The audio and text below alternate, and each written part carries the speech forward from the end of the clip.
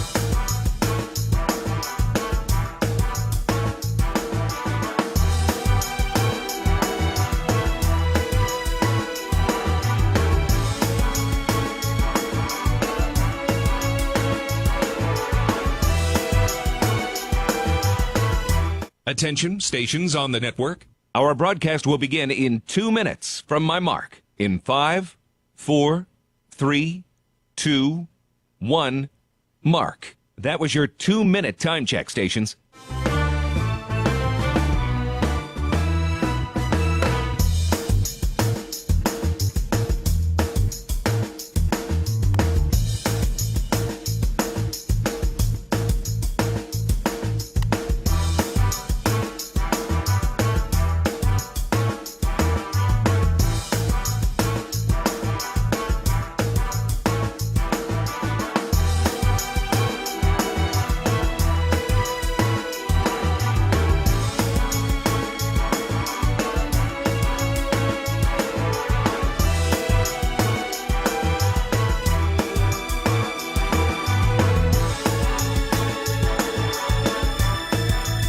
Attention, stations on the network.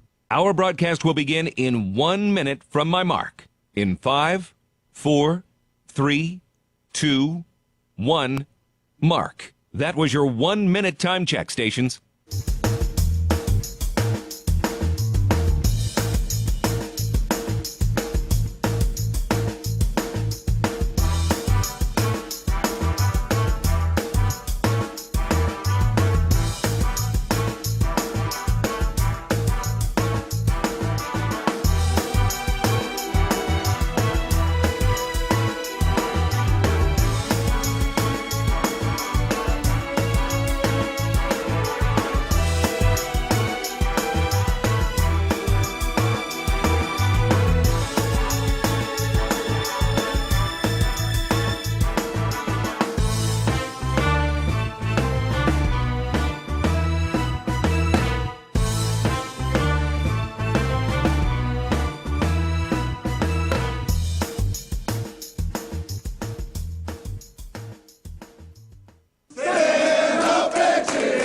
On the Bobcat Sports Network from Learfield, Bobcat football is on the air. There's no reason we can't be in position to go out there and win every time we take the field. Blown up in the backfield. What a big-time hit. Run, hit, finish. Runs over a man at the 5, and he powers into the end zone. Touchdown, MSU. These guys, they want it. From Butte to Bozeman, and the Bobcats strike first. We're not done yet. Angling to the right sideline, the 20, to the end zone. Touchdown, Bobcats. Go, Cats, go! Bobcat football is brought to you by Montana State University, Mountains and Mines, Ag West Farm Credit, grounded by tradition, inspired by possibility, and by First Interstate Bank, built for you. This is Bobcat Pregame. It's a beautiful gray day in the Gallatin Valley as the second season commences. Today, it's the second-seeded Montana State University Bobcats hosting the Yale Bulldogs coming out of the Ivy League as we get ready to go for the Bobcats' 2025 playoff run. Hello, everybody. My name is Keaton Gillogly. A pleasure to be with you on this gray, cloudy, and soon-to-be wet Saturday afternoon at Bobcat Stadium. Today, we're going to talk to head coach Brent Vigen in a little bit. We're going to talk a little bit about how he's handling some of the natural distractions that start to come through in the month of December and how they're kind of keeping everybody insulated as well as getting into some of the nitty-gritty matchups between these two teams. We're also going to talk to offensive coordinator Pete Sturbick, talk a little bit about how he developed that quarterback battle way back in fall camp, which led to Justin Lamson becoming the QB1 this season, and then also get into some of the X's and O's. We've got our Hall of Famer from Chinook, Dan Davies, joining us with the Kendall Ford keys to the game a little bit later. And to my right of the Peconi people, a two-time Big Sky champ, Leo Davis. Leo, how we doing? How we feeling, man? Keaton, brother, man, I'm feeling great. It's a great day for Bobcat football, and it's always a beautiful day to be a Bobcat. How you feeling? I'm feeling great, man. It is a beautiful day. The lights are on. The clouds are hanging low, just tipping and hovering over the top of the Bridger Ridge on the opposite side of the stadium. We got a great matchup today between the second-seeded Montana State University Bobcats coming in at 10-2. They're the Big Sky champs. They're 8-0. That's back-to-back Big Sky championships for the Montana State Bobcats. And today they take on the 24th-ranked Yale University Bulldogs. They come in at 9-2, 6-1 out of the Ivy League. They've won 7 straight now, and they shared the title, but really won the title of the Ivy League with their win against Harvard at the end of the regular season. And then they just had a miraculous comeback last week from down by 28 points with about 6 minutes to go in the third quarter to beat Youngstown State, their first postseason win in almost 100 years, and their first ever win by an Ivy League team in the FCS Playoffs, as this is the first year they have accepted the automatic bid into the playoffs. Harvard also made the playoff, but they lost in their first-round game. All right, Leo, let's get into this Yale squad a little bit. What do we need to know about the Yale Bulldogs today? Well, they're tough and they're gritty. And they're running back. Everything lies on his shoulders. Pitzenberger, and he's just amazing. Once he gets open, he has a bit of acceleration to him for his stature. He's pretty big. But also, too, they're anchored by two first-team all-conference center and a right tackle. But they kind of showed last week they could be porous in the pass rush game, so it's going to be interesting to see. And I think once again it's going to come down to the line of scrimmage and come up front between their offensive line and our defensive front. Yeah, they did allow 4 sacks in that win against Youngstown State. Last week, Nico Brown, their leading wide receiver, first-team all-conference, is expected to be back today. He missed that game against Youngstown State. And Jackson Santiago is going to be questionable today. He had a monster game with 9 catches for 104 yards last week, but he is TBD going into this one. All right, we're going to take a break, but when we come back, we'll get you caught up on the other scores from around the rest of the FCS playoffs. It's also Championship Saturday at the FBS level. We'll get you all up to date on that in just a bit. But first, a timeout as we get ready for Montana State and Yale today. Back with more after this. You're listening to Bobcat Football, presented by Learfield. Your fitness journey is your own, and at The Ridge, we're here to meet you wherever you're at with expert trainers, clean and spacious facilities, and amenities for the whole family. Fitness finally fits into your life. Whether it's lifting, swimming, playing, or just finding time to breathe, The Ridge Athletic Clubs are your place to grow stronger inside and out. Stop by one of our convenient locations or visit ridgeathletic.com to learn more. Bozeman strong, Ridge strong. Go Bobcats!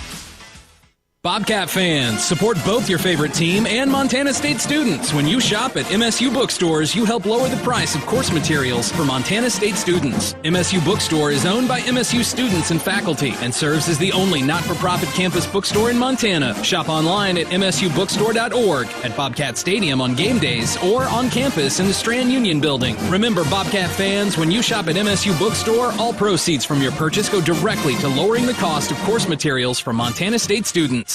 At Jersey Mike's, watching them freshly slice the meat and cheese for my sub is a sight to behold. The layers of ham, salami, and pepperoni are even more glorious than the pink and orange layers of a sunrise. Yeah, the sun's pretty and all that, but in about 7 billion years it's going to explode, obliterating the earth and every living thing on it. And if there's no sun, there's no subs. Meanwhile, the only thing a sub ever obliterated was my hunger. Freshly sliced right in front of you. It's a Jersey Mike's thing. A sub above. The Gallatin Valley is thriving, and Bozeman is not only a destination for families to live, work, and play, it's also a destination for businesses. The Bozeman Area Chamber of Commerce is a great way to get involved in Bozeman's thriving business community. The Bozeman Chamber Economic Partnership assists existing businesses through expansion, grows new companies in our community, and attracts fresh opportunities for Gallatin County. Bozeman, our community, a jewel among the Northern Rockies. For more information, go to bozemanchamber.com. Your Montana Chevy dealers, home to powerful trucks like the legendary Chevy Silverado. With 9 trims and 4 powertrains to choose from, you'll find the perfect blend of capability and efficiency that's right for you. Plus, for a long day of towing, Silverado offers advanced camera tech so you can feel confident every mile of the way. From hitching to driving to parking. Test drive the Chevy Silverado and check out current offers at your Montana Chevy dealers. Proud sponsors of your Montana State Bobcats.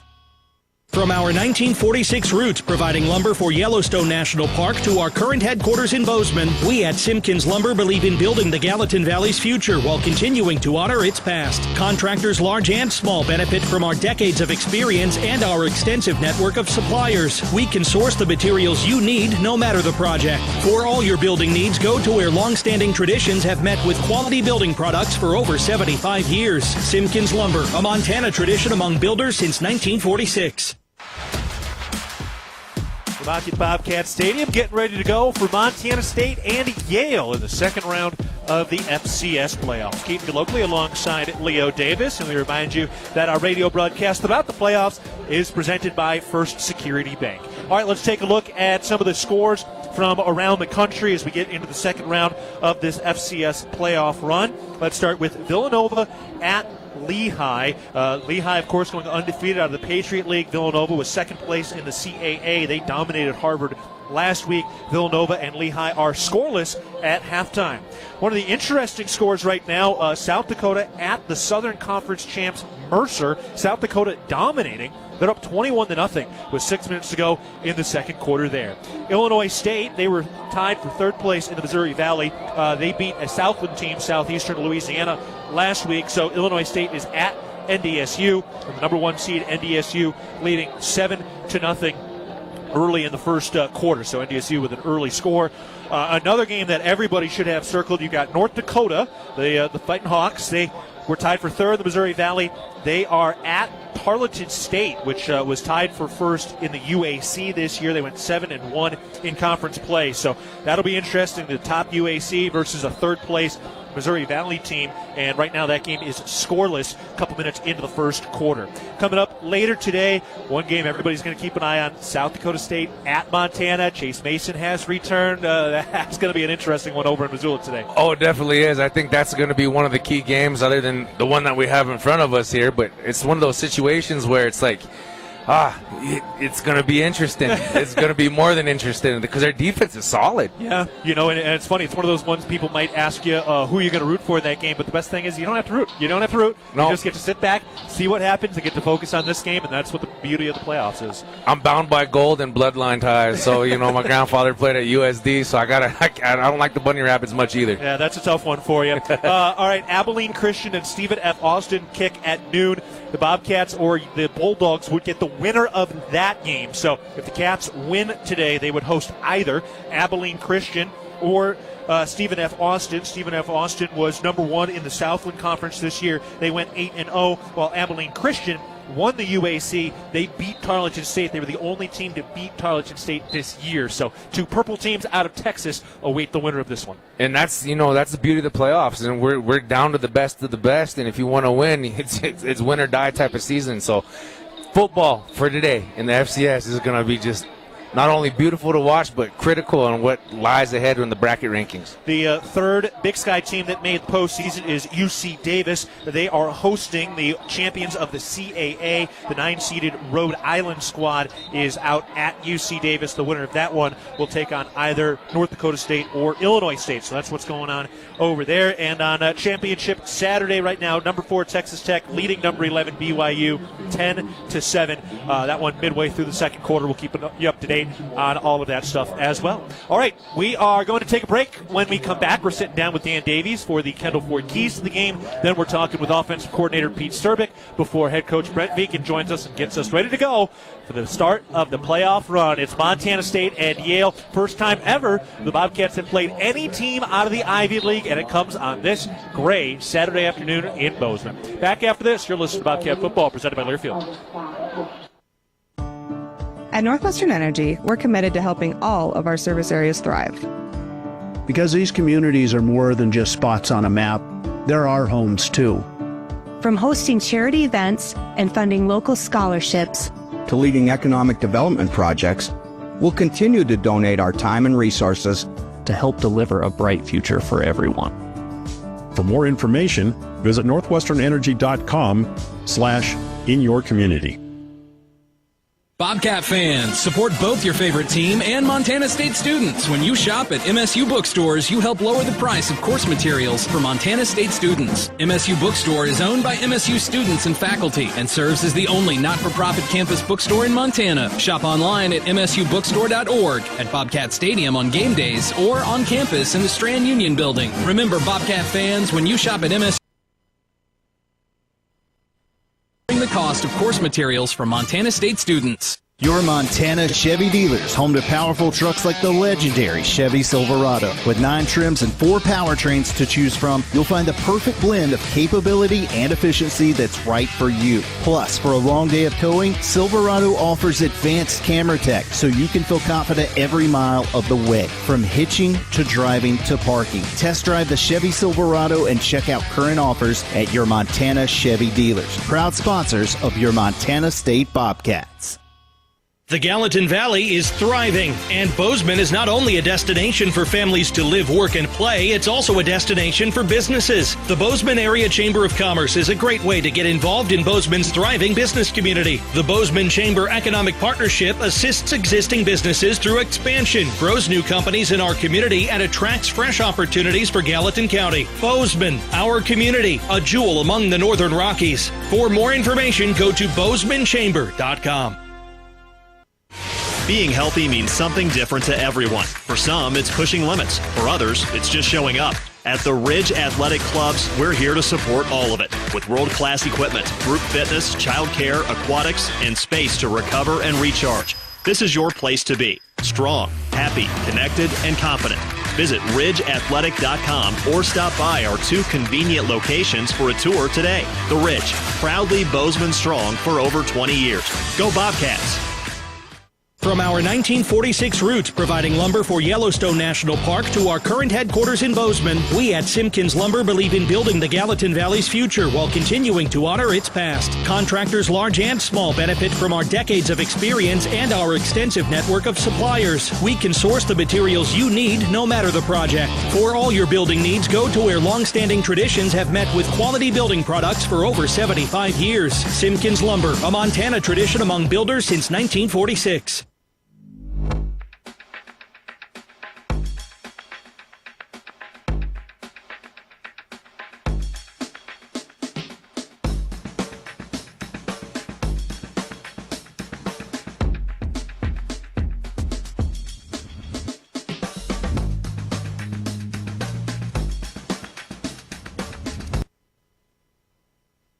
Chalet Sports, locally owned and operated in downtown Bozeman since 1953, was founded by Swiss native Gus Ganin, who helped introduce skiing to the Gallatin Valley. Chalet Sports has deep roots in Montana's outdoor community, specializing in ski and bike gear, outdoor apparel, and accessories for every season for the whole family. The Chalet Sports team is passionate about the outdoors. Where your adventure leads, it starts at Chalet Sports, corner of Main and Wilson. Proud of our Bobcat Nation. Go Cats!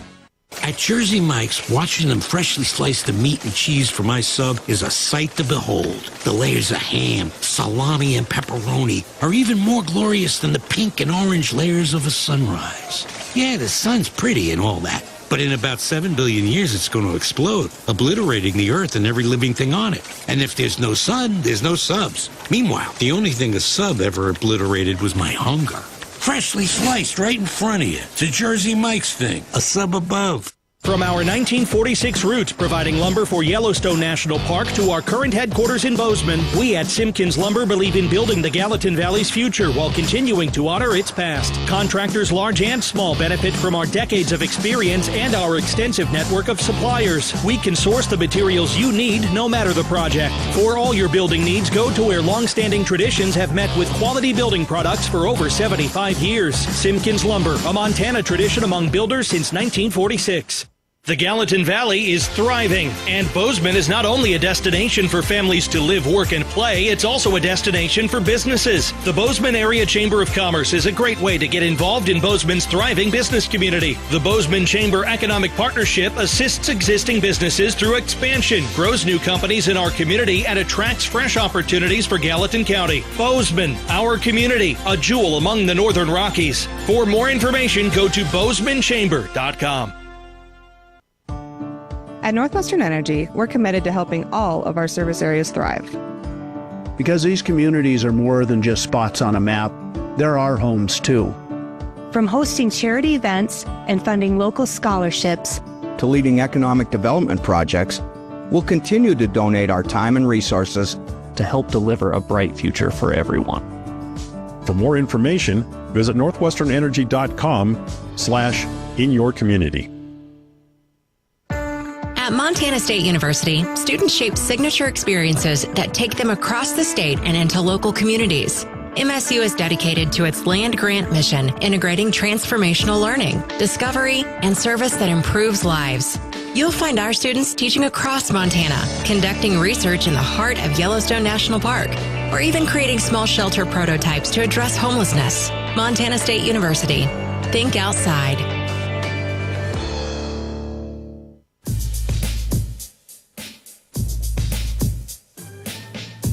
We're back on the pregame show, getting ready for Montana State and Yale in the second round of the FCS Playoffs. And the Bobcat radio broadcast throughout this playoff run is presented by First Security Bank. We're going to talk with head coach Brent Vigen in just a bit, but first, we are joined now by offensive coordinator Pete Sturbick. Hi, Coach. How are we doing so far? How's the season been in your perspective? It's been good. I think it's been progressive. I feel like we've improved every week in some facet. Still feel like we haven't played our complete best game yet. I feel like our guys are hungry to keep getting better. It probably sounds really simplistic, but that's kind of been our outlook, and just trying to take a step each week. And obviously you get to this point, you know, it's lose or out, so you want to just keep winning so you can keep playing. Yeah, you mentioned maybe not feeling like you've played a totally 100% complete game yet. Where is the ceiling? Where is that next continued growth that you guys are focused on? Man, I don't know if it's anything super specific. It's just the ability to execute each play as it comes in, and we have opportunities, make the plays that are there in front of us. I think we've missed some things here and there, which is part of football. It's hard to be perfect. You're not going to be perfect, but we're shooting for it. And it's just our guys mastering their craft and the game plan and the situational part of it. So I don't know if it's like a specific, goal that we're shooting for, a set amount of yards or points. But we're just trying to execute at the highest level that we possibly can. Well, for you personally, your first year here, you've got some experience as a head coach as well. Why make the move from head coach to offensive coordinator and come here and do what you're doing? Well, I love calling plays from the box. That was one thing for me that I kind of missed doing. The ability to, the chance to take a step up level-wise, to work for Coach Vigen, who I did not know before, but instantly connected with, and we have, he's from the Upper Midwest, and I have a lot of Upper Midwest ties, and so it's kind of a bunch of things. And then being in the state of Montana, having been at Montana Tech and Butte, always loved coming over to Bozeman, so our family being back in the state, so it's kind of a combination of a bunch of things. But and the chance to win a national championship, which I've coached in 2 of those games, and I think we've got a pretty legit shot to get it done here, and I want to be a part of that. Yeah, what do you take from some of those other playoff runs that you've had into this playoff run and are focused on? Yeah, the urgency aspect is huge. I remember when we first got going with those playoff runs at Mines, how crazy everything seemed, but then the more experience we got with it, being a second-round team to semifinal and then back-to-back championship appearances, it kind of felt like the norm, that urgency, that chaos. You welcome it and you love it, just the quick turnaround, getting ready for that next team and the adrenaline rush. And it's incredible. And so it's pretty awesome to be able to do that here. Yeah, we're getting set and ready to get into this thing. For you, your offensive style, what you like to see in the offense, how did you blend what you like versus what Coach Vegan wants? Well, the run game is phenomenal here, has been. And so those are huge pieces I wanted to carry, and then just, get into some run-pass option type of things where we're running some of the same run plays, but then maybe we have more of a bubble possibility or a slant possibility based off that. And then just maximizing our skill and being able to distribute the ball to, an array of players, in the run and the pass game. And so it's kind of an organic thing. I think a lot of it's player-driven. I started with Taco in my mind of how can I get this guy involved and get him the ball. And then, we got a great group of tight ends. We got multiple running backs. The receivers, I think, have come a long ways since the spring. Guys like Dane Steele, has had a great year for us. Jabez Woods, Ryan King, Chris Long, those guys have really, stepped up along with Taco. And I think we're hard to defend because of that. I want to be able to do a lot of different things, but you have to have the personnel to do that. And Justin being able to handle the offense and the different ways we're trying to get the ball moved around to different people is huge. So it's kind of a combination of a lot of things, but it really just always goes back to the players and who we're playing and how we can strike the balance of what we do well versus what can work against them. All right, we're going to take a quick timeout, but when we come back, we'll rejoin our conversation with offensive coordinator Pete Sturbick and get into how he developed the quarterback battle all the way back in fall camp that helped lead Justin Lamson into that QB1 position and the newcomer of the year in the Big Sky Award after his dynamite regular season campaign. More of the pregame show coming up after this timeout as we get ready for Montana State and Yale in the second round of the FCS Playoffs. You're listening to Bobcat Football, presented by Learfield. Montana is built on strong, vibrant, healthy communities. From our smallest towns to our largest cities, Stockman is committed to taking care of the people of Montana. Every employee, customer, and neighbor matters to us. That's why our donations stay in Montana to work for Montana. From keeping the Friday night lights shining to supporting the prosperity of Montanans, we don't just believe in local, we are local. We are Stockman Bank, Montana's brand of banking. Member FDIC.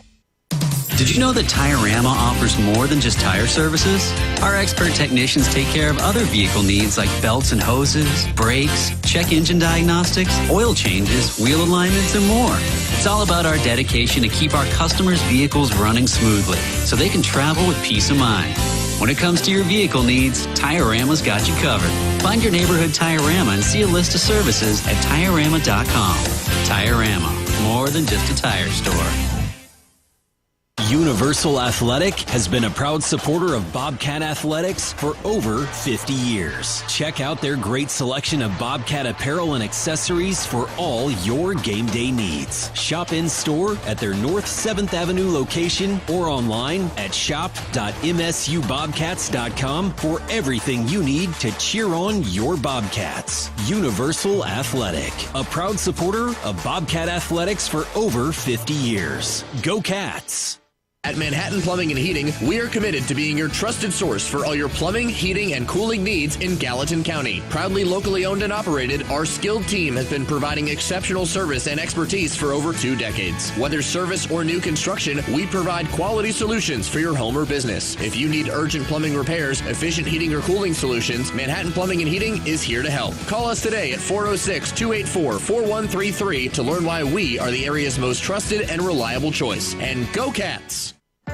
At Montana State University, students shape signature experiences that take them across the state and into local communities. MSU is dedicated to its land grant mission, integrating transformational learning, discovery, and service that improves lives. You'll find our students teaching across Montana, conducting research in the heart of Yellowstone National Park, or even creating small shelter prototypes to address homelessness. Montana State University. Think outside. Northern States Fishing Tools, a proud sponsor of the Montana State Bobcats, has been serving the eastern Montana and western North Dakota oil fields since 1978. We are here to provide you with the best tools and services, all at competitive prices. Northern States Fishing Tools services the Williston Basin with fishing and rental tools, along with downhole tools that include packers, plugs, and through tubing equipment. We have the expert knowledge to give you satisfying results based on your specific needs. Go Bobcats!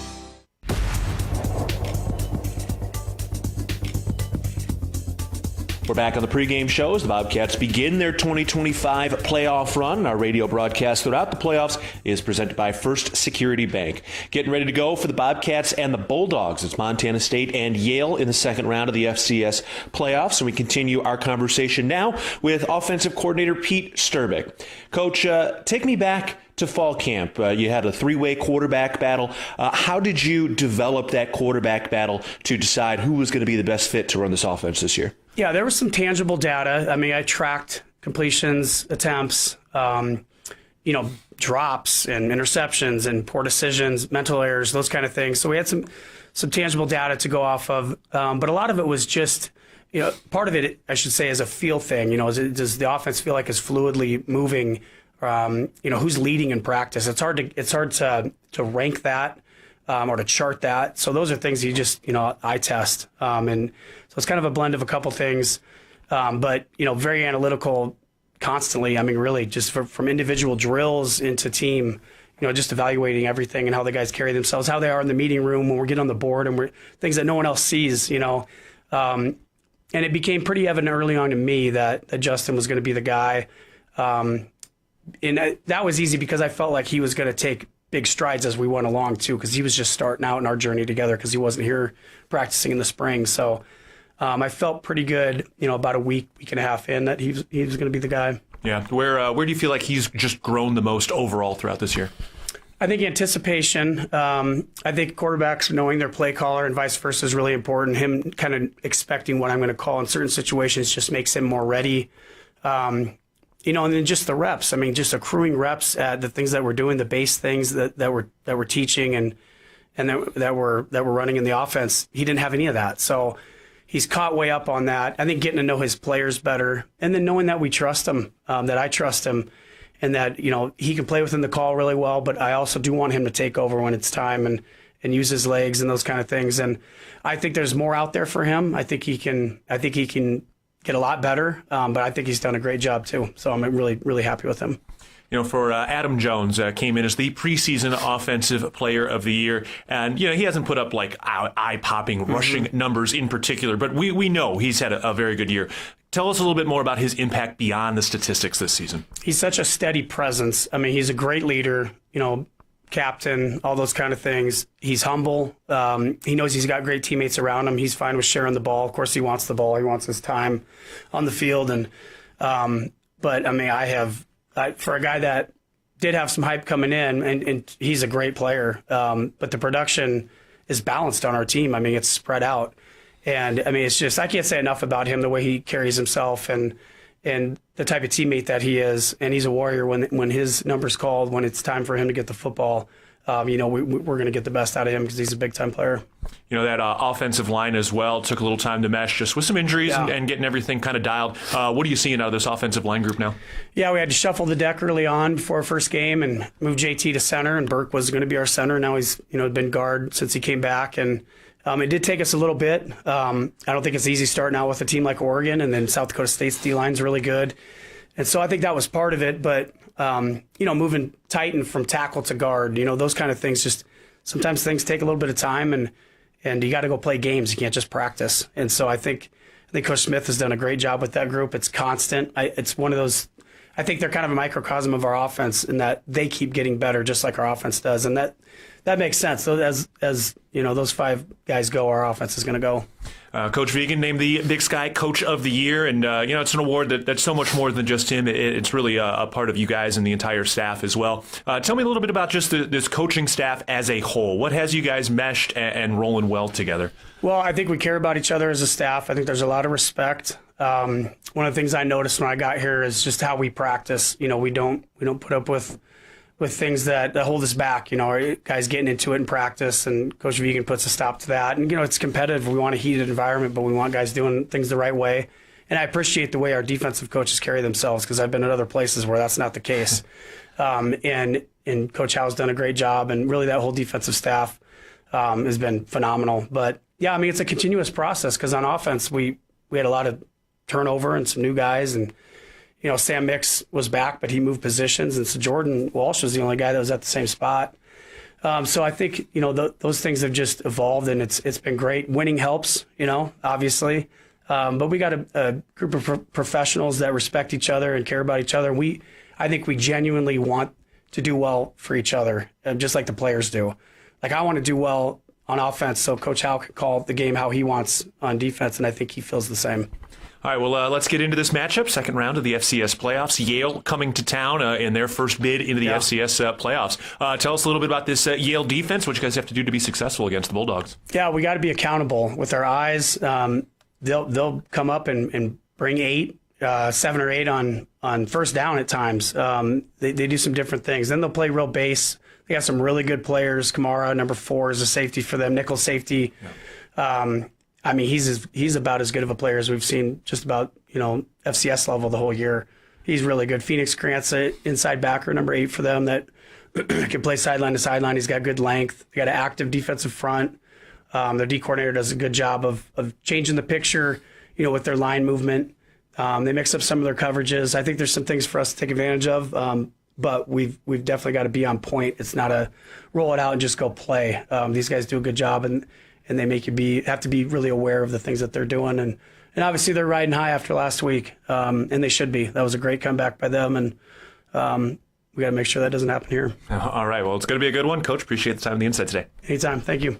All right, we appreciate the time from offensive coordinator Pete Sturbick. We're taking a break. On the other side of this timeout, we're sitting down with head coach Brent Vigen as we get ready for the first ever matchup between Montana State and Yale, and it comes in the second round of the FCS playoffs today. Back after this with more.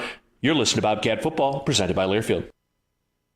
No matter how far you may go, there's always one just down the road. Town Pump, who pump it up, pump it up. If you want variety, great prices, and sales, stop by your local Town Pump. Coors and Miller 18-pack cans and bottles, $18.99. Pump It Up members save an additional $2, only $16.99. Town Pump, convenient and right down the road. Town Pump, right down the road. Pump it up, yeah. The Gallatin Valley is thriving, and Bozeman is not only a destination for families to live, work, and play, it's also a destination for businesses. The Bozeman Area Chamber of Commerce is a great way to get involved in Bozeman's thriving business community. The Bozeman Chamber Economic Partnership assists existing businesses through expansion, grows new companies in our community, and attracts fresh opportunities for Gallatin County. Bozeman, our community, a jewel among the Northern Rockies. For more information, go to bozemanchamber.com. It's the season of home improvement, and Williams Plumbing will help you tackle the big stuff. Are old roots clogging your sewer line? Williams has the tools to fix it. Have you checked your septic system lately? We have the knowledge and experience to maintain or repair it. Looking to install a yard hydrant? We'll do it promptly and professionally. Don't sweat the big stuff. Call Williams Plumbing today.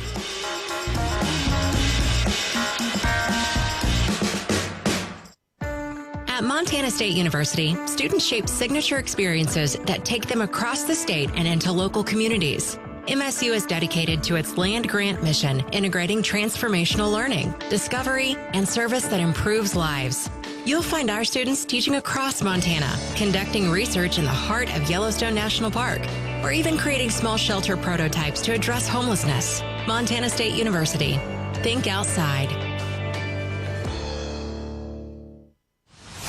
Your fitness journey is your own, and at The Ridge, we're here to meet you wherever you're at. With expert trainers, clean and spacious facilities, and amenities for the whole family. Fitness finally fits into your life. Whether it's lifting, swimming, playing, or just finding time to breathe, the Ridge Athletic Clubs are your place to grow stronger inside and out. Stop by one of our convenient locations or visit ridgeathletic.com to learn more. Bozeman strong, Ridge strong. Go Bobcats! Streamline your business finances. At First Security Bank, we believe in the power of small businesses. That's why we have created tailored products just for you. From free business checking to smart banking tools, we provide the help you need to succeed. Call a relationship manager today. First Security Bank. Success together. Member FDIC. Other fees such as overdraft, continuous overdraft, etc. may apply. See fee schedule for details. Bank rules and regulations apply.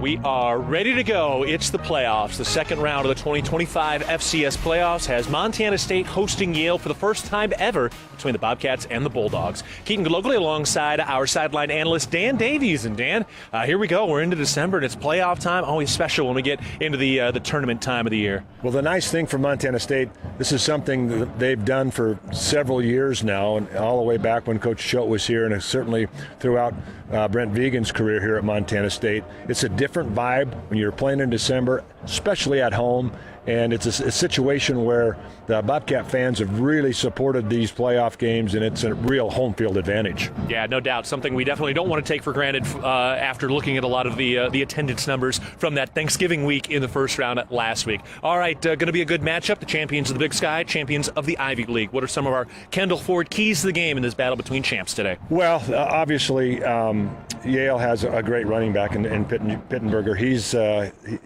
a load. He's fast. He's strong. He's big. But I'm sure he's been starting to wear down a little bit as we're playing into December. Yale in the Ivy League has not been in the playoffs and played this many games, especially in December, because they haven't been in the playoffs until this year. So I would think with the travel and some of the things that could wear down on this Yale team that the Bobcats should be ready to go. Yeah, it'll be interesting to see how they stand up in the fire. You mentioned their running back. He's got about 70 carries combined over the last 2 weeks. All right, Dan, we'll touch base again just before we get ready for our kickoff, but beautiful day to be in Bozeman. Man, it's the weather's going to be nice today here, and it's going to be great football weather in December. Love it. All right, we're going to take a break. When we come back, we're sitting down with offensive coordinator Pete Sturbick, and then later we've got head coach Brent Vigen as we get ready for this kickoff between Montana State and Yale at Bobcat Stadium. Back after this, you're listening to Bobcat Football, presented by Learfield. The Northern Pulse Growers Association encourages industry professionals and growers of dry peas, chickpeas, lentils, and fava beans to become members in 2024. Members gain access to cutting-edge research, expert training, market insights, and connect with a Pulse-passionate community. Visit northernpulse.com to join the Northern Pulse Growers Association. Together, we're sowing the seeds of success. At Montana State University, students shape signature experiences that take them across the state and into local communities. MSU is dedicated to its land-grant mission, integrating transformational learning, discovery, and service that improves lives. You'll find our students teaching across Montana, conducting research in the heart of Yellowstone National Park, or even creating small shelter prototypes to address homelessness. Montana State University. Think outside. Northern States Fishing Tools, a proud sponsor of the Montana State Bobcats, has been serving the eastern Montana and western North Dakota oil fields since 1978. We are here to provide you with the best tools and services, all at competitive prices. Northern States Fishing Tools services the Williston Basin with fishing and rental tools, along with downhole tools that include packers, plugs, and through tubing equipment. We have the expert knowledge to give you satisfying results based on your specific needs. Go Bobcats!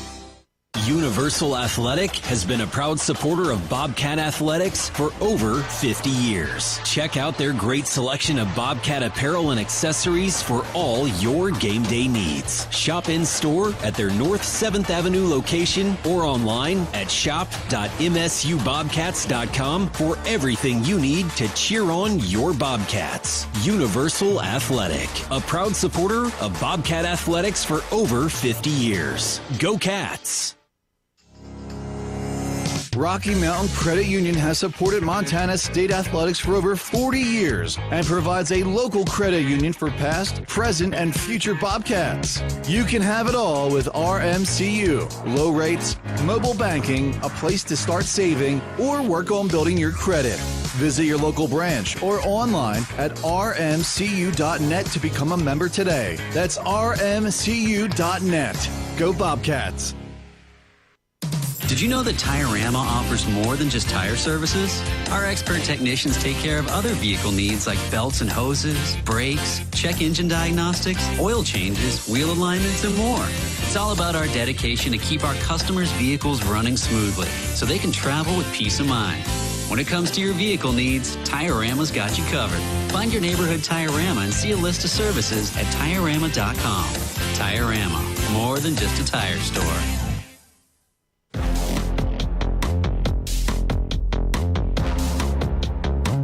We're back on the pregame show, and we are getting set for the second round of the FCS Playoffs. It's Montana State and Yale for the first time ever at Bobcat Stadium. I'm Keaton Gillogly alongside head coach Brent Vigen. And coach, first and foremost, a week like this, feeling pretty grateful for an indoor facility as you get ready for a playoff run like this? Yeah, we've seen a little bit of everything this week. A couple mornings where the field was challenging, that we were able to stay inside. But we were also able to practice in a field, that wasn't exactly clean too, in case we get in that situation. So the indoor does give us great flexibility that we've been longing for, and I'm really appreciative of the fact that that's in play now. Also this week, it was a chance for the National Signing Day, get a lot of new and future Bobcats into the mix, 20 total guys coming here and 10 from the state of Montana. Overall, what just has you excited about this next bunch of Bobcats? Well, I said it in the press conference. I think for us to continue the level of success, it does start up front on both sides. So 4 on each side of the ball. 4 of those guys are Montana guys at the same time, guys with bright futures, guys that can develop. I think we've continued to recruit a higher level of skill player at the same time too. And running back, receivers, DBs really feel good about the talent that we're bringing in there, talent and size and speed and all that. So I think while a little smaller in number, high quality in this group. Well, excited to see how those guys develop over the coming years. As we get ready to go for this game today and another playoff run for you as well, are you doing anything different in terms of just preparing the team for this, keeping some of the distractions out? I know this is a time of year that can certainly breed a lot of distractions as you get into this thing. Yeah, I do think December is maybe just a little cleaner this year. The transfer portal doesn't open until January. It doesn't mean there's not a lot of activity probably going on behind the scenes right now, but I think that's the biggest thing right now is to get this team focused at the task at hand, the team that they are part of right now. And at the same time, I think we got a university and a level of support from our boosters that is allowing us to have a little different conversations with our current players too, because retention is one thing. Keeping guys focused at the task at hand is one thing. And if a guy feels like, this is where he's going to be, I think, the level of focus we'll get out of him through this month is different. So I think it's tricky. I do think the calendar sets up a little bit better this year, but again, it doesn't mean that we don't have guys on this team that are getting of plenty eyes on them. Well, part of the reason you do that is because the guys have been playing well. I want to talk about one interesting thing in that Colson Kuhn and Dane Steele on special teams. They've had a couple of really big hits. They look like incredible tacklers. Dane Steele had the touchdown and then a tackle right after that. What's it like watching those offensive guys get out there and make some big-time hits on special teams? Yeah, those two are a special breed. I know they both come from the same place, Sheridan, Wyoming, and both were great wrestlers.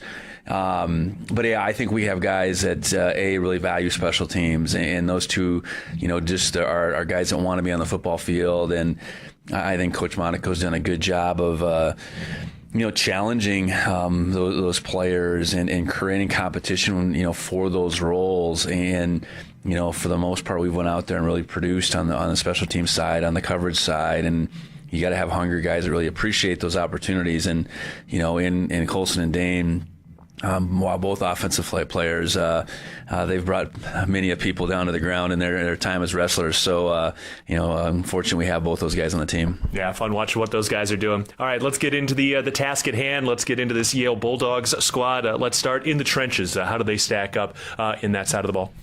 Well, I think that'll be interesting. You watch film, I think, for the regular season schedule, I do think their offense and defensive lines were strengths of theirs. I think at times you watch the Youngstown game and they were maybe at a disadvantage, and that's why the score got the way it did. So, I think it's clearly an area on both sides of the ball that we need to gain an advantage, and the game will play out, and we'll see. I think it's a real challenge, for our guys to understand on both sides of the ball.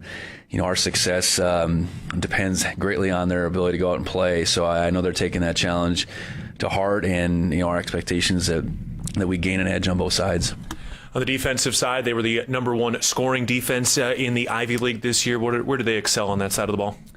Well, they play a lot of guys up front. They have had times when they've been really aggressive with how they've gone after things. I think the best crew for them is their linebacker crew, including their nickel. I think those three players, in our eyes, are the best three players, and that's where you want to be good. There's a lot that goes into playing those spots as far as stopping the run and defending the pass and just leading the charge. So I know for our running backs, do they get chances in the second level to be matched up with them?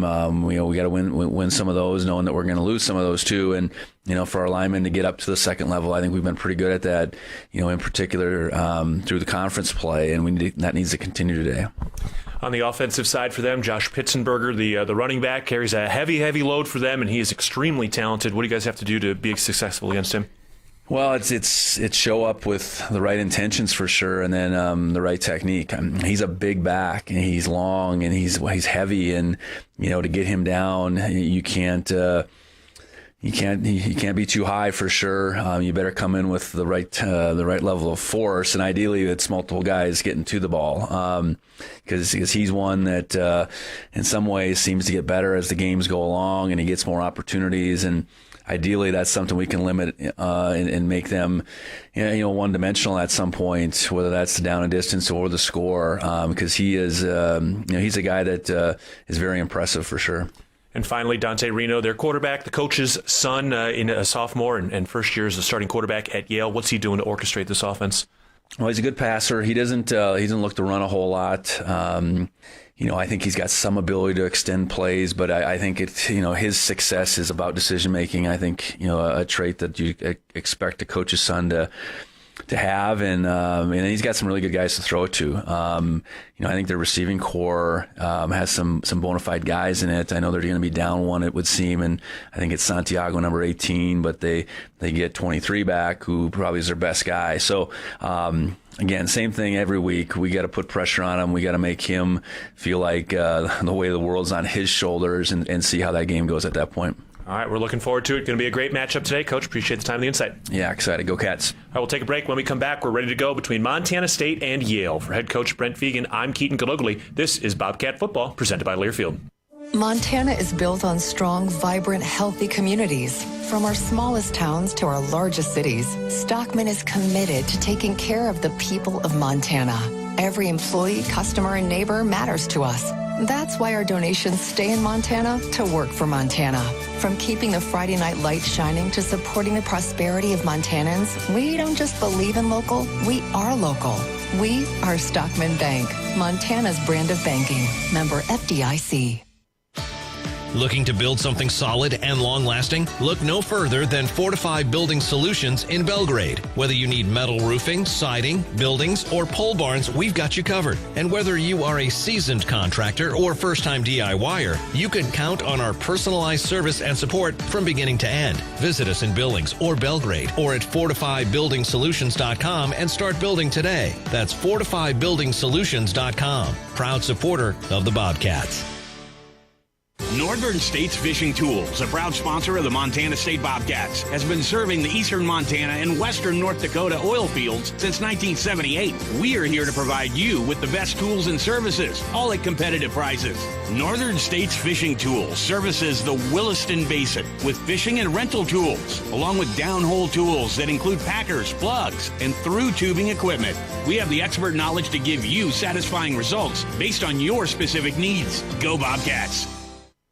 The values that built this state are the same that forged Montana State University in 1893 and molded our agricultural landscape. At Montana Farm Bureau, we stand for those same ideals of grit, hard work, determination, and individual freedom. Montana Farm Bureau is the trusted grassroots voice, shaping policy to safeguard Montana agriculture and cultivating a prosperous network that invigorates rural communities. Your Farm Bureau membership is an investment in keeping Montana, Montana. Join us today at mfbf.org and go Bobcats! At Manhattan Plumbing and Heating, we are committed to being your trusted source for all your plumbing, heating, and cooling needs in Gallatin County. Proudly locally owned and operated, our skilled team has been providing exceptional service and expertise for over 2 decades. Whether service or new construction, we provide quality solutions for your home or business. If you need urgent plumbing repairs, efficient heating or cooling solutions, Manhattan Plumbing and Heating is here to help. Call us today at 406-284-4133 to learn why we are the area's most trusted and reliable choice. And go Cats! Bobcat fans, support both your favorite team and Montana State students. When you shop at MSU bookstores, you help lower the price of course materials for Montana State students. MSU Bookstore is owned by MSU students and faculty and serves as the only not-for-profit campus bookstore in Montana. Shop online at msubookstore.org, at Bobcat Stadium on game days, or on campus in the Strand Union building. Remember, Bobcat fans, when you shop at MSU Bookstore, all proceeds from your purchase go directly to lowering the cost of course materials for Montana State students. On the Bobcat Sports Network from Learfield, Bobcat Football is brought to you by Town Pump, the exclusive sponsor of the Brawl of the Wild. Builder's First Source, leading supplier of professional-grade building materials. And by DoorTech. DoorTech is raising the door on quality. It's all about us. All we got is all we need. Caden Dowler, 80-plus yards on the pick six. 11 guys doing the lifting. Keep on punching. He's under pressure, and Kenny Adam got him. The senior DN. Lay it out there for your brother. 90 yards, and Taco Dowler takes it to the house. Pour everything we have into this opportunity. High steps over a man to the 5. Dives into the end zone. Touchdown, Montana State. Finish the day. The 2025 undefeated Big Sky champs. We are all Montana State. Live from Bobcat Stadium, the Bobcats, the Bulldogs. This is the FCS Playoffs. Bobcat Bell! From the First Interstate Bank broadcast booth, here's the voice of the Bobcats, Keaton Gillogly. It's the championship tournament, and today it begins for Montana State. We've got the champions, the undefeated title holders of the Big Sky Conference, taking on the Ivy League champs, the Yale Bulldogs. Hello, everybody. Keaton Gillogly with you. A pleasure to be with you on this Saturday afternoon in early December. Montana State comes into their playoff run ranked number 2 in the nation after their 3-point win, the Brawl of the Wild 2 weeks ago, to secure back-to-back undefeated Big Sky championships under fifth-year head coach Brent Vegan. Bobcats come in at 10-2. They are 8-0 in Big Sky play, and they are riding their 7th ever 10-game winning streak in program history. Today they take on the 24th ranked University Yale Bulldogs.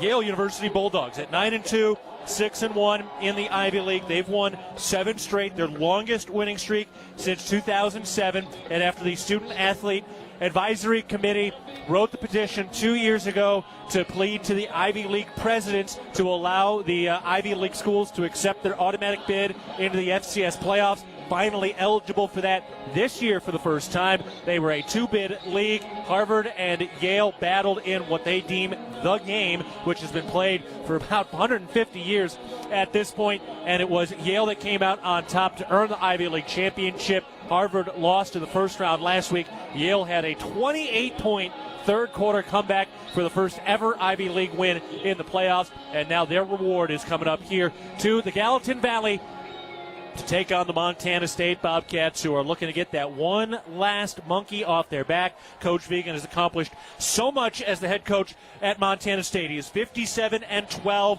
He's got a pair, really 3 perfect Big Sky championships in 2022, 24, and 25. He has made the NCAA championship game twice, but he has not yet won that national title, and this is a Bobcat team certainly good enough to do that, but a lot of work to do to go down to Nashville this year, where the FCS Championship will be hosted for the first time at Vanderbilt University. Frisco is renovating Toyota Stadium, so Vanderbilt hosting the FCS Championship game on January 5th, another Monday night game. The Bobcats hoping to be playing for that. We remind you that our radio broadcast throughout the playoffs is presented by First Security Bank. Also, Northern States Fishing Tools is a proud sponsor of Montana State Athletics. Visit us at northernstatefishingtools.com.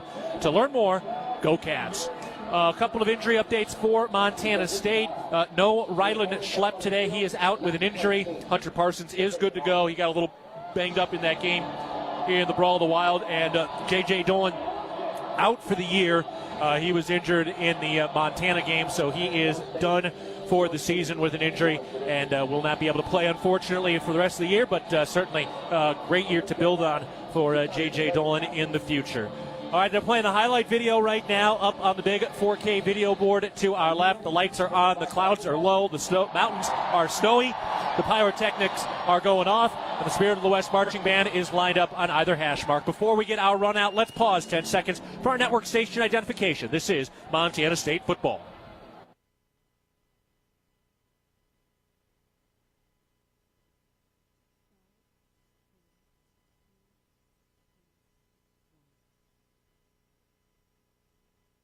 Davis. Dan Davies is down on the field as our sideline analyst. Dylan McPhail is our on-site engineer today, and Kelly Freeman is our producer back in the studios today. The pyrotechnics shooting off, those shots of flame going up in a pyramid formation in the end zone to our left. The rodeo team all dialed up and ready to go on the far side. The Bobcats are all underneath that Bozeman Health touchdown terrace, and they are ready to take the field. And here comes the rodeo team down the middle of the field at Bobcat Stadium. They spell Bobcats out in navy blue flags with the gold lettering. The blue and gold fireworks shoot off into the air. The Bozeman native Ken Iden carrying out the state of Montana flag, and it is J.T. Reed, the Bobcats center, carrying out the American flag. Yale on their way out now from right to left. They carry out a white Yale football flag that is in navy blue, outlined in white, and says football down at the bottom of that Y. And we are just about ready to go. Dan Davies is the third member of our team down on the field right now. Dan, how we doing? How we feeling? It's a beautiful day for some football. I'll come back to him in just a second, but Leo, here we go, man. We are ready to rock. This is going to be a fun one today. Oh, it really is, and there's no better place than to play at home. I had the privilege of playing in 2 playoff games here in front of our home crowd. The energy is something different than the regular season. There's something at stake. There's something on the line, and he's got to look at the eyes of these young men out there during warm-ups. I'm getting goosebumps thinking about it, channeling that energy, and it's been a beautiful, beautiful blessing to be able to host another game here in the Gallatin Valley. And we are getting ready to go. And Dan, we ready to rock? How Guys, we feeling, I'm back. It's a wonderful December 6th down here on Bobcat Stadium on the turf. We got to give so much shout out to the grounds crew that got this stadium ready to go. It's remarkable on how this surface is going to be so playable today. Right. Congratulations to those guys that can make it happen. Yeah, no doubt. And it wasn't just the grounds crew and members of the athletic department, but also members of the community that get in there and help shoveling things out. And the indoor facility, a big boost for this Bobcat team. They mostly have split practice. They start kind of in the indoor facility, and then as the sun rises around 8 a.m., that's when they kind of head out onto the field, get a feel for some of the icier conditions, and just get out there once they've gotten loose. But, Leo, could you imagine having an indoor facility going through the playoff runs? You know, going back to my senior year, the night before our last playoff practice, before we headed down to Texas, it snowed, one of those heavy, wet 18-inch dumpers, and it was it made it interesting, to say the least, for a 12-period practice. But for the most part, it would have been phenomenal to be able to practice indoors. Yeah, Dan, you think about what that's going to do for this Bobcat team to be able to practice indoors at times. They still go outside plenty, but to have that indoor facility has got to be a big advantage for this team this season. All right, we are just about ready to go. The Bobcats and the Yale Bulldogs sending out their captains. Yale has one captain. It is Josh Pittenberger, Maryland native, the Offensive Player of the Year in the Ivy League. He walks out all by himself in the road white uniforms with the navy blue. They call it Yale blue as they head out onto the field. And the Bobcats have four of their captains down the field right now. My name is Zach Urban. I'll be your referee. David Castillo is our umpire. The red side is the head. The blue side is the tail. The red's the head. The blue's the tail. You're the visitor. Tail, sir. He calls tails. Red, it's the head. Montana State, you won the toss. You want the football. Which way do you guys want to kick? You guys want to flip, come over here? You go over here? Montana State won the toss. They deferred their option to the second half. Yale will receive. Gentlemen, shake hands. Have fun today. All right, there we go. So the Bobcats will be kicking it away. Montana State coming off an undefeated Big Sky season. They went 8-0 in conference play. They were number one in conference games in points per game. They were number one in points per game allowed on the defensive side. They were the best offense in terms of total yardage. They were the best defense in total yardage allowed. They have the Big Sky Defensive Player of the Year in the Billings native Keaton Dowler. They've got the newcomer of the year in Justin Lamson at quarterback today, and the three-time Big Sky Coach of the Year is Brent Vegan, now in his fifth season, a three-time Big Sky champ, two-time national runner-up. Trying to change that narrative as they begin the second season of the playoffs today. It's Montana State and Yale. All right, Leo, here we go, man. What a crowd, what an atmosphere, and something not to be taken granted of, because not a lot of programs across the country get this type of support once you get to the postseason. No, not at all. It takes a village, community members coming out helping shovel. It takes everybody in the whole beautiful city of Bozeman to be able to provide hospitality for our out-of-town fans. And it's a beautiful atmosphere regardless. But this is quite the sight for the oculars, man. You got winter gear, the snow in the mountains. You got the team out there ready to roll, and it's just a beautiful atmosphere. Man, there's nothing better in college football, in my opinion. And I know I'm heavy on the blue and gold, but this is the best place to be on a Saturday like today. Brent Vegan has 8 playoff victories. That is most by any head coach in program history. The Bobcats have made the semifinals in 4 of the last 5 seasons played. They look to continue that, but this year they will have home field advantage as long as they keep winning, with Nashville awaiting the last 2 teams standing to open up 2026 in January. But a long life to live before we get to the Music City. Montana State ready to kick it off. Dan, what do you got? Guys, I'm back after some technical difficulties. I'm with you. All right, we're ready to rock. Dan's our eyes and ears on the field. Leo up to my right. And everybody packed in to the corner of 11th and Kagi at Bobcat Stadium between 2 historic FCS programs. Colby Froker, the true freshman, ready to go, approaches the football. His right-footed end-over-end kick is back toward the goal line and caught at about the 2-yard line. Taken out there at the 10 along the right hash and brought down right away. And then that ball is loose, but they're going to rule him down. Brendan Ross came in for the hit. The ball popped out. First and 10.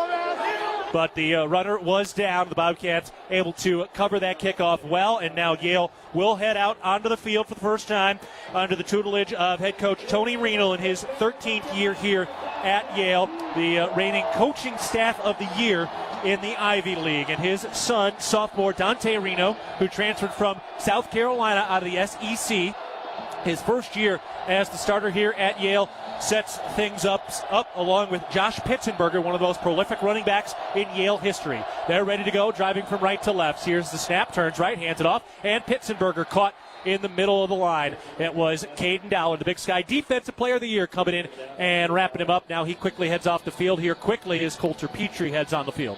Looks like an equipment type of malfunction. Hopefully he's doing okay, but Yale runs a simple inside zone one-on-one with the alley player, which would be Keaton Dowler. Textbook classic football. So Petrie and Meredith are the safeties right now. Carson Williams and Jason McMillan start at cornerback. Cole Taylor, second team All Big Sky, along with Bryce Grebe at the linebacker spot. Here's the snap. The throw by Reno. Off the mark to the near side, looking for Lucius Anderson, and that'll bring up 3rd and 7. On the Bobcat D line, Hunter Parsons is starting along with Alec Eckert, Paul Brott, and Ken Iden, although they now bring in Dom Solano and Zach Cruz to mix up that shooter package on the D line. And Taden Gray in it. Nickel just became a father over the last 2 weeks. His partner welcoming in newborn over that Thanksgiving week. So here we go. Early 3rd and 7 as Yale works at their own 20-yard line in the first minute of the first quarter. Big time 3rd down situation. 2 receivers right, 2 to the left. Here's the snap. Reno looks to throw, pressured, hit as he delivers, and that ball is caught on the near side, hauled in by a diving, twirling Nico Brown. Dante Reno took a hit, and Nico Brown, his number 1 target on the season, makes a terrific catch on the near side, just shy of the 40-yard line. Quickly to the line for the Yale offense now at 1st and 10.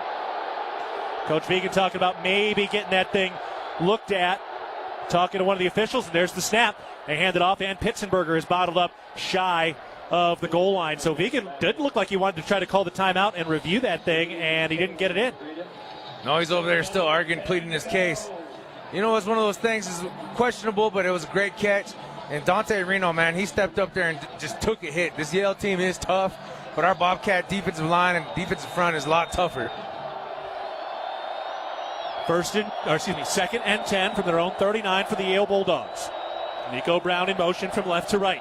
Reno out of the shotgun, takes the face-high snap. He looks right, now throws. It's caught by Brown in the slot, turns inside between the hash marks, and dives with first down and picks it up, getting to the 50-yard line. 1st and 10 in this Yale offense, clicking early with a couple of first downs.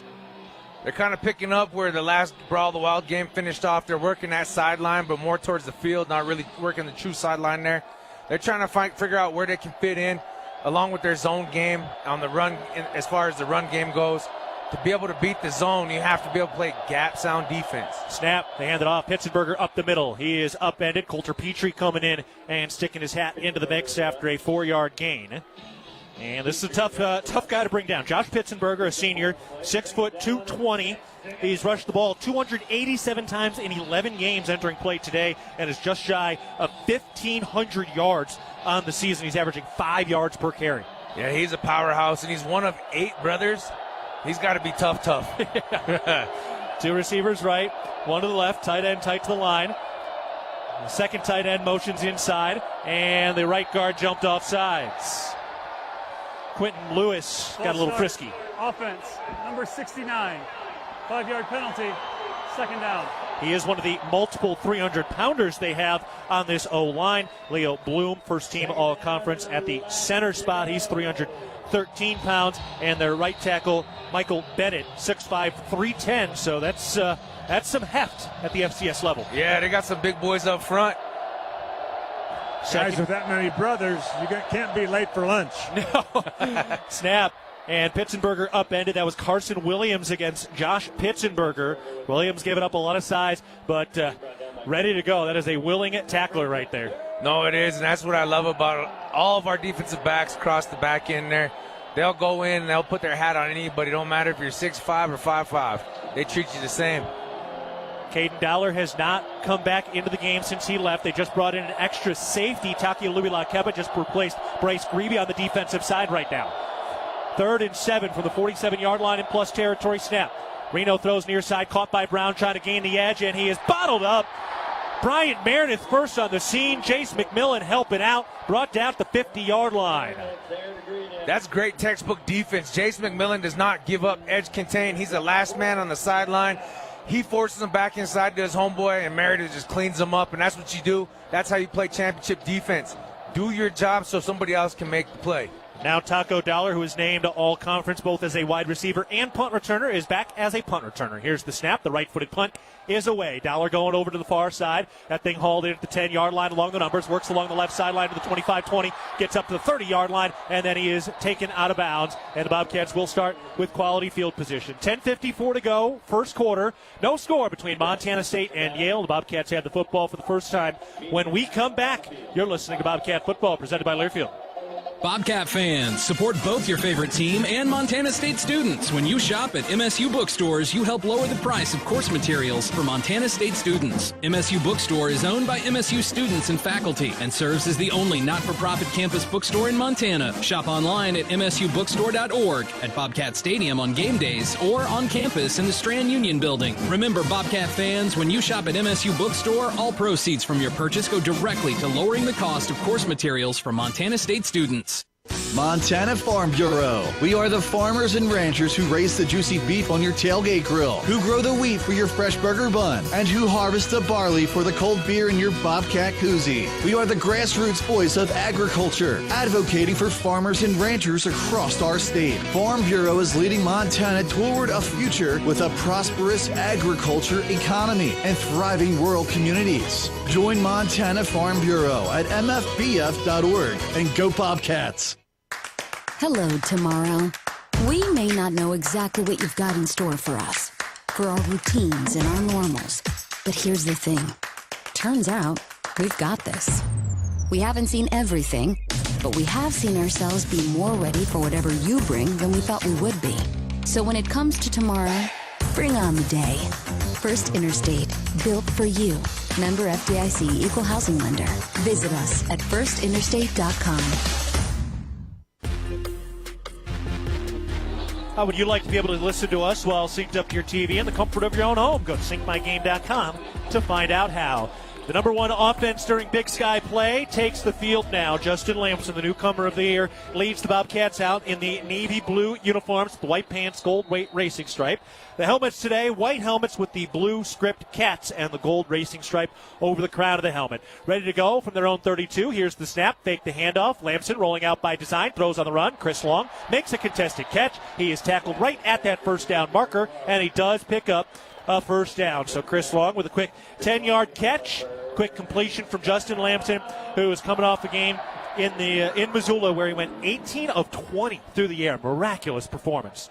And Yale's doing a good job watching their film. They're really respecting Lamson's feet, which allowed Chris Long to be able to get wide open there. Pistol formation. Here's the snap. Lamson fakes the handoff. He throws to the slot. Caught by Taco Dollar. He's on the positive side of the 45, just shy of the 50. They give him the 48-yard line. That'll bring up second and short. Two quick completions by Justin Lamson, who was the most efficient and accurate passer in the Big Sky this season. You know, second and short, middle of the field. This is a great opportunity to maybe take a shot, see what this defense is ready for or not. I'd be, especially with our receiving package out there right now, it would be interesting to see what we do here. This was the number one scoring defense in the Ivy League this year. Here's the snap. Lamson hands it off. Davis looking for room, and he is wrapped up. Maybe a yard, and he got caught by Shaber, one of the defensive tackles. He's brought down by Shaber. 9:41 to go and running in the first quarter. Bobcats have 3rd and 4 in the middle of the field, their own 48-yard line. No score between the Bobcats and the Bulldogs. Got to be able to take care of level 1, take level 1 to level 2. That's 4 yards of pop right there. Adam Jones and Dane Steele spread out to the left side. Dollar and Long to the near right side. Jones in motion. Now here's the snap. They hand it off on the read. Jones trying to get to the outside, and he is stopped. That was a big-time hit. I think it was J.P. Schmidt, one of the safeties out of Elmhurst, Illinois, and he built the wall right there. The Bobcats will punt out of the middle of the field. Yes, and Coach Vegan's very animated right now. He's just saying we got to go.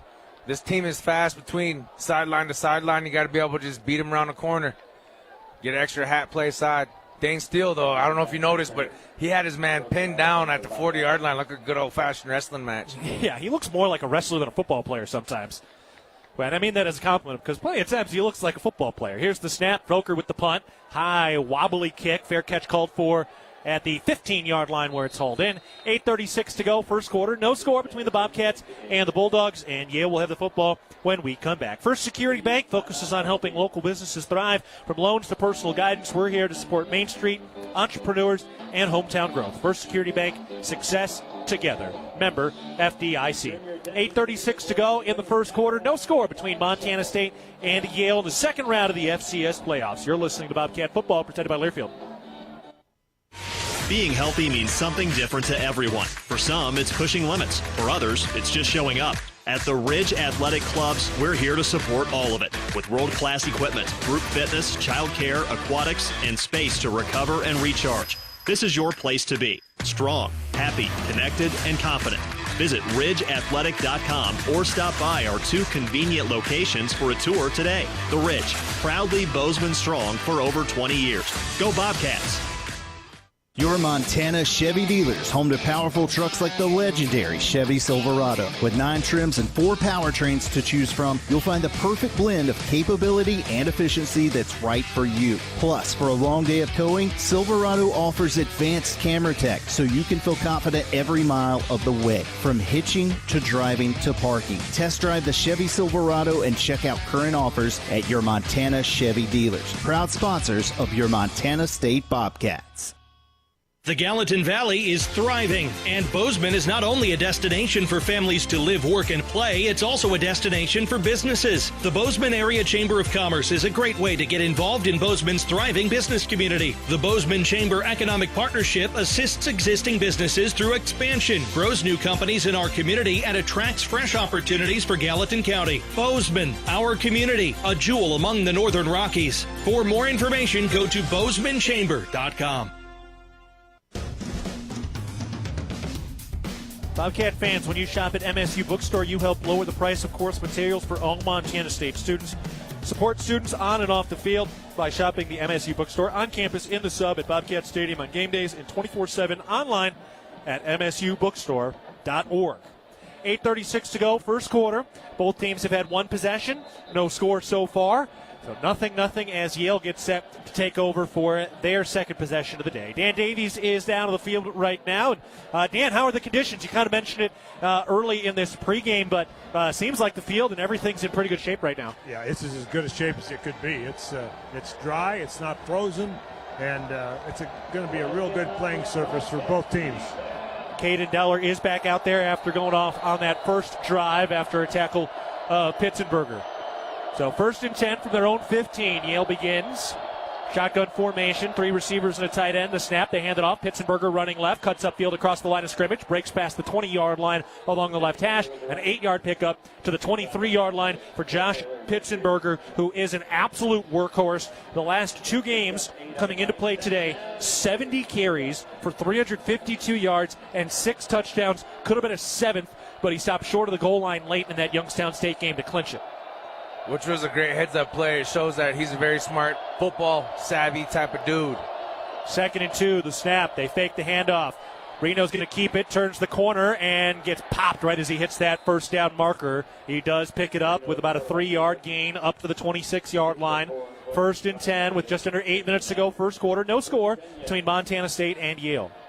Those shots on the quarterback are going to be crucial as the game continues to go on. But they like to use that lead tight end. He's more of a fullback. He's lined up in between the tackles in front of the running back. They really lean heavy on him to gain an extra blocker to the play side. You got to be able to up in that, get inside, and make a tackle. Yeah, Reno doesn't run a ton, but he did on that play. Here's the shotgun snap, fakes the handoff, throws far side. That's caught by Brown, makes a man miss, and dives across the first down marker. And the Bobcat fan base oohing and eyeing. Bobcats almost jumped that route for a pick 6. Oh, that was so close. I mean, just a second sooner, Seth Johnson would have been walking in for 6. But here we go. Just got to be able to make plays when they come your way. So Yale's picked up a couple of first downs here. Got another one now, working at their own 39-yard line, going from right to left with just under 7 minutes to go. First quarter, no score between the Bobcats and the Bulldogs. It's Montana State and Yale. Reno takes the snap. Cats bring a little pressure. Hit as he throws down the right sideline and incomplete. Paul Brott came in and delivered the shoulder right in the chest of Reno, who's a little slow getting up. Paul Brott with a big-time hit, and Reno just now getting up onto the field, and he is not looking right. No, he's not. Timeout for an injured offensive player.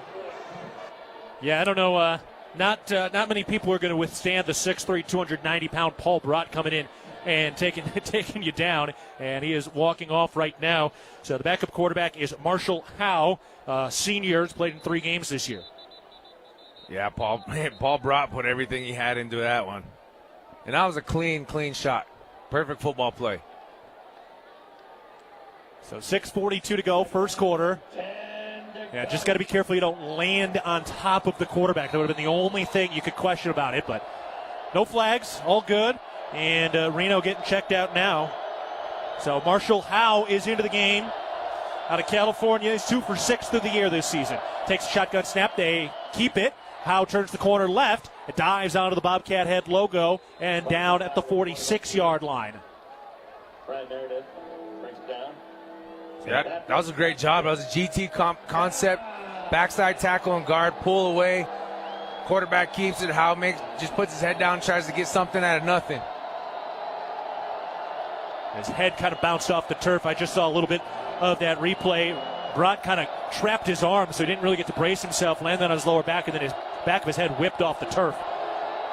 3rd and 3 from the 46-yard line. Yale in their own territory with just under 6 minutes to go, first quarter. Shotgun snap, turns left, hands it off. Pitzenberger up the middle, and he is right at that first down marker. He got it, just barely. Kind of spun around, and a generous spot gets him a fresh set of downs. Very generous spot indeed, but Paul Brott did what he could. Met him at the back of the line. He just kind of rolled over top of the big body of Brott for the first down. Yeah, that was that extra yard as he was laying on top of Brott before he hit the turf.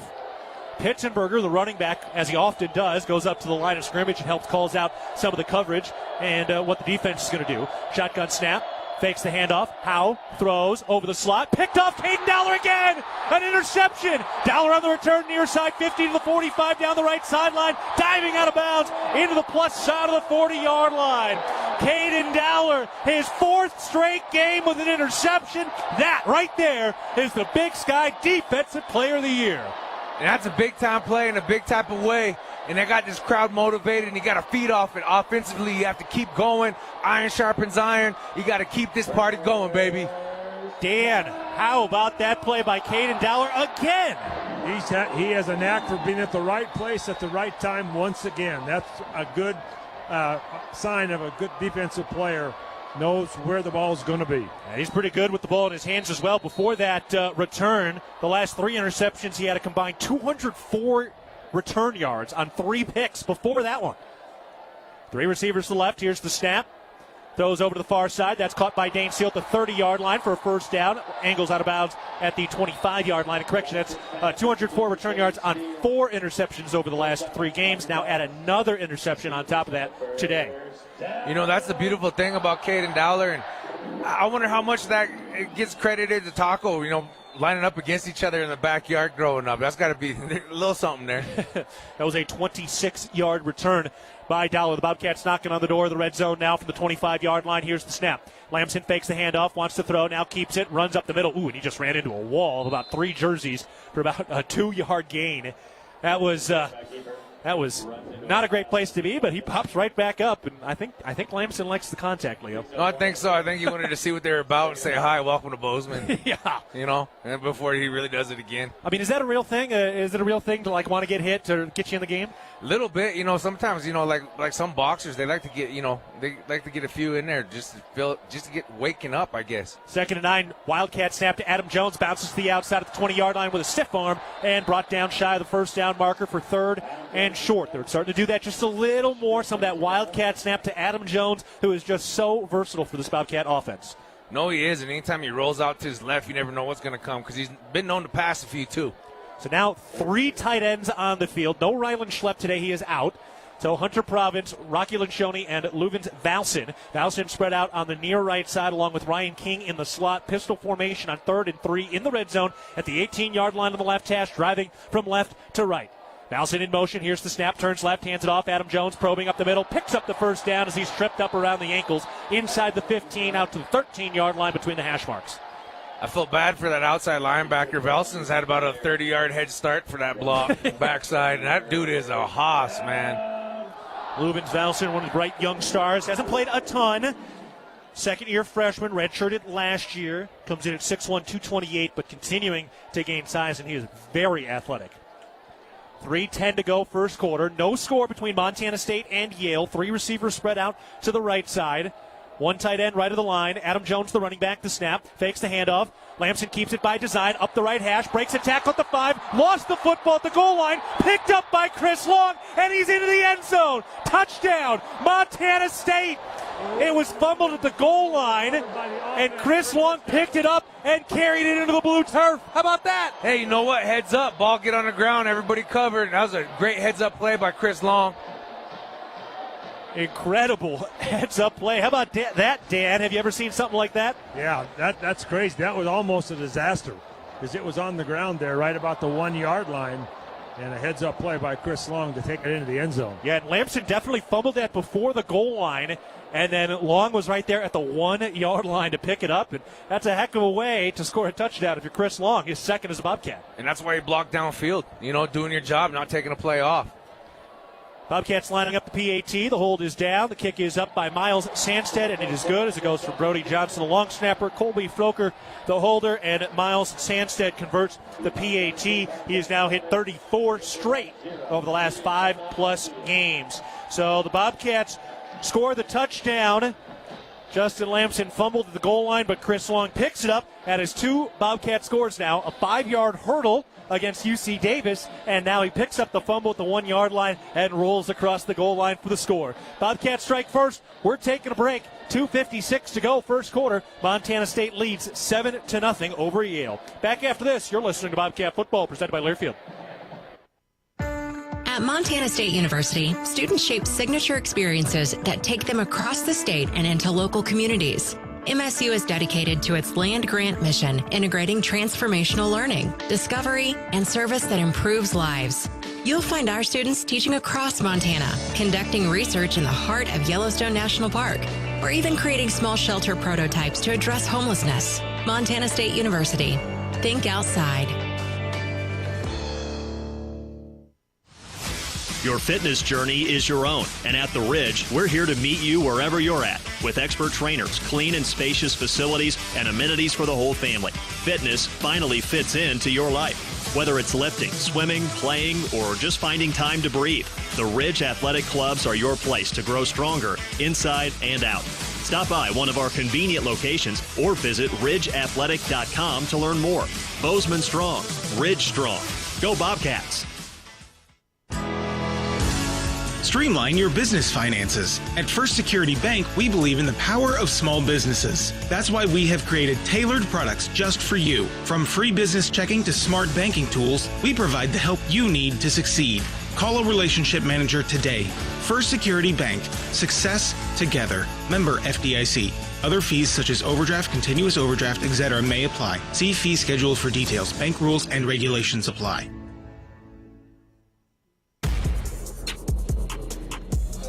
Northern States Fishing Tools is a proud sponsor of Montana State Athletics. Visit us at northernstatesfishingtools.com to learn more. Go Cats. For the second round of the FCS Playoffs, the Bobcats score first. They're up 7-0 over the Yale Bulldogs. 5-play, 40-yard touchdown drive over 2 minutes and 20 seconds. It was Chris Long who gets actually credited for a rushing touchdown because it was a fumble. And he picked it up to score the touchdown, and all of that was set up by the Caden Dowler interception. Here's the kickoff by the Bobcats.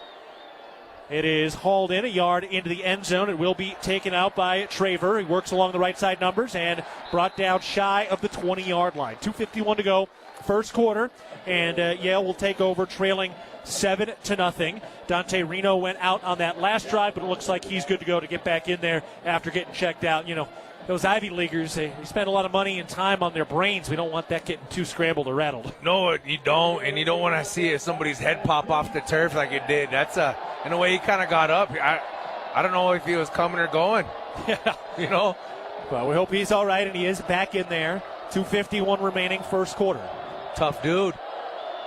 Yeah, this is a tough Yale team, especially you can see that come through when they're down 28 in the third quarter and come back to win at Youngstown State. Here's the snap, pop pass to Brown, and he is dropped. Whoa! Takialui Lakepa came in and blew him up. What a straight-up tackle. Bryant Meredith was in the mix there, taking on one of his blockers and pancaked a man. Yeah, that was like role reversal. You know, he just straight up just put him in the turf. But Taki, man, I love seeing him back out there. I'm glad he's 100% healthy. And that's the beauty of this defense, the depth, the experience, and the want to. There's no substitute for want to, and you don't ever lose on effort. 2:18 to go first quarter. Here's the snap. Handoff. Pitzenberger with room across the 20 to the 25 and tackled across the first down marker to the 30-yard line. First down for Yale. And they have done a nice job picking up a couple of first downs in their own territory here. No, they really have. They're really relying heavily between that right tackle and that right guard. Michael Bennett, first team all-conference, 6'5", 315 pounds. He's very athletic. He's the one that ran out with that flag, and I was watching him run down the sideline. And dude's an athlete, so and able to beat that, you have to get underneath him and make him play on his heels. Shotgun formation, 1st and 10 at their own 29-yard line. Snap, turns right, hands it off. Pitzenberger up the middle and dives forward out to the 33-yard line. So 4-yard gain for Pitzenberger, who's also over 3,000 career rushing yards. Came in with 3,311 and 40 rushing touchdowns, both top 5 in program history. And this year, the 152nd team in Yale history. It's crazy to compare different running backs that we see for that build. He's not quick, but he's 0 to 60 in a snap of a finger. 3 receivers right, 1 to the left. Shotgun formation on 2nd and 6. Snap. Turns left. Reno fakes the handoff, throws near side. Caught by Brown with 2 hands over his right shoulder. And then out of bounds, standing shy of the 45. They give him the 44-yard line as they pick up another first down. And no surprise, Nico Brown, the guy getting a lot of coverage here. He missed the last game, but in 9 games overall before today, 60 catches for 978 yards and 10 touchdowns. He's over 1,000 receiving yards now with his performance early on today. 2 receivers right, 2 to the left. That's Brown in motion from left to right. Snap. They hand it off. No. Reno keeps it and bottled up. The helmet goes flying. His head is not in it. Zach Cruz was there, and he just got a little bit crunched, so now Reno will have to come off the field again as Howe comes into the game. Yeah, Zach Cruz just crunched him, and it looked like his offensive guard there. Mr. Joseph Nash is the one that finished it. He kind of got pushed up into him. Winding down toward the end of the first quarter. Play clock and game clock almost identical right now. 2nd and 11. Yale at their own 43-yard line, so should be the final play of the first quarter. 2 receivers right, 1 to the left. Snap, turns right, hands it off to Pitzenberger, and he is bottled up. About a 2-yard gain up to the 45-yard line, and that's how the first quarter comes to a close. At First Security Bank, we believe we succeed when our communities succeed. We're deeply committed to the prosperity of this place we all call home. First Security Bank, success together, member FDIC. Bobcats lead it 7-0 after 1 quarter of play. Keaton Dowler's interception sets up Chris Long's fumble recovery rushing touchdown to put Montana State up. Again, it's Montana State 7, Yale 0, heading to the second quarter. You're listening to Bobcat Football, presented by Learfield. At Manhattan Plumbing and Heating, we are committed to being your trusted source for all your plumbing, heating, and cooling needs in Gallatin County. Proudly locally owned and operated, our skilled team has been providing exceptional service and expertise for over 2 decades. Whether service or new construction, we provide quality solutions for your home or business. If you need urgent plumbing repairs, efficient heating or cooling solutions, Manhattan Plumbing and Heating is here to help. Call us today at 406-284-4133 to learn why we are the area's most trusted and reliable choice. And go Cats!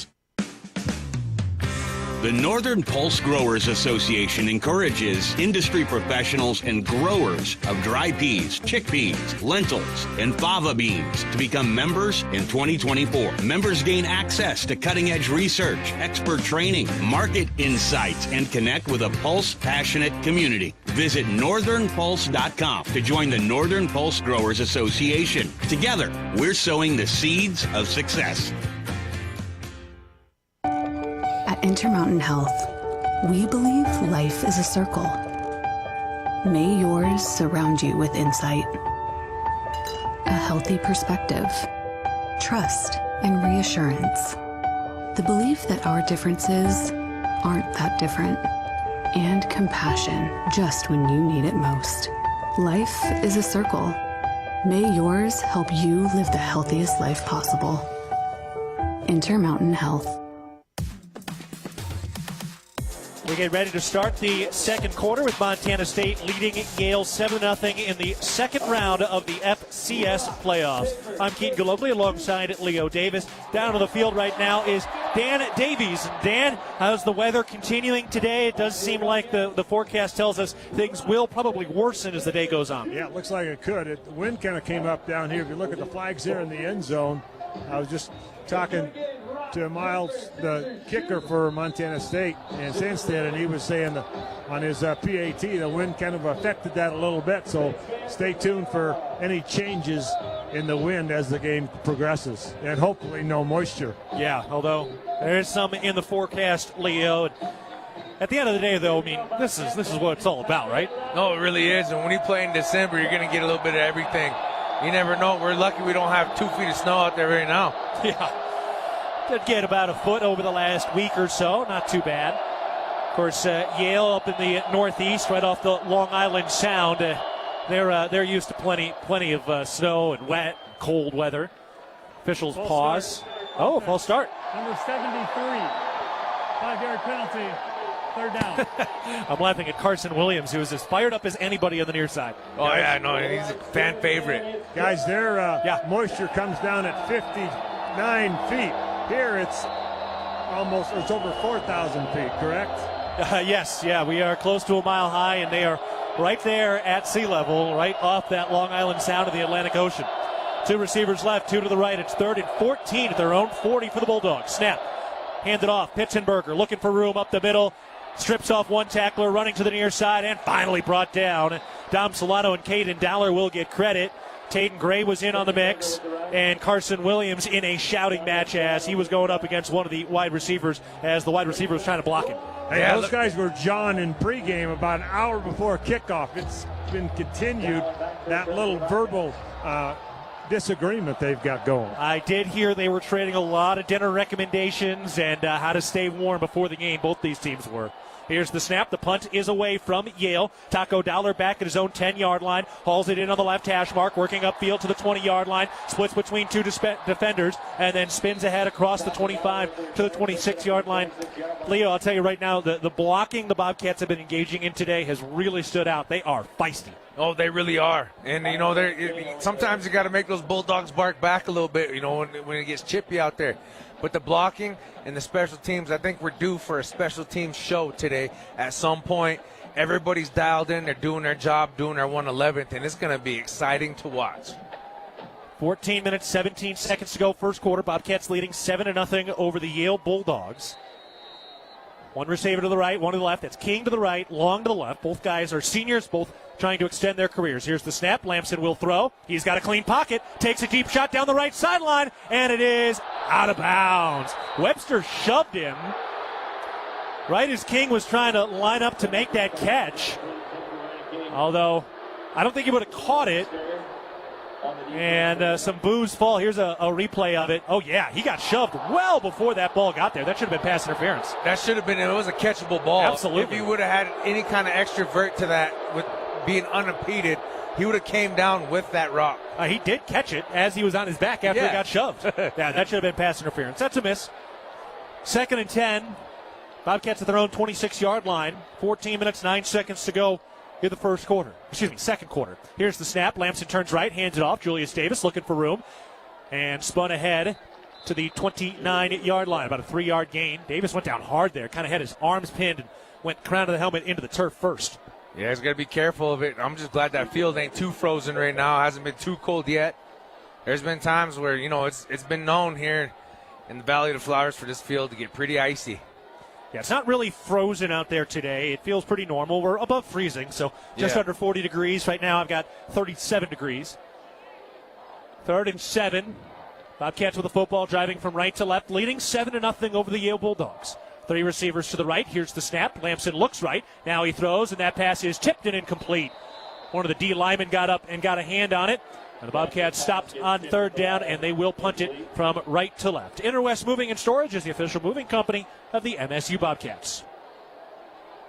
Bobcats lone score today, coming on a short drive thanks to the Caden Dowler interception.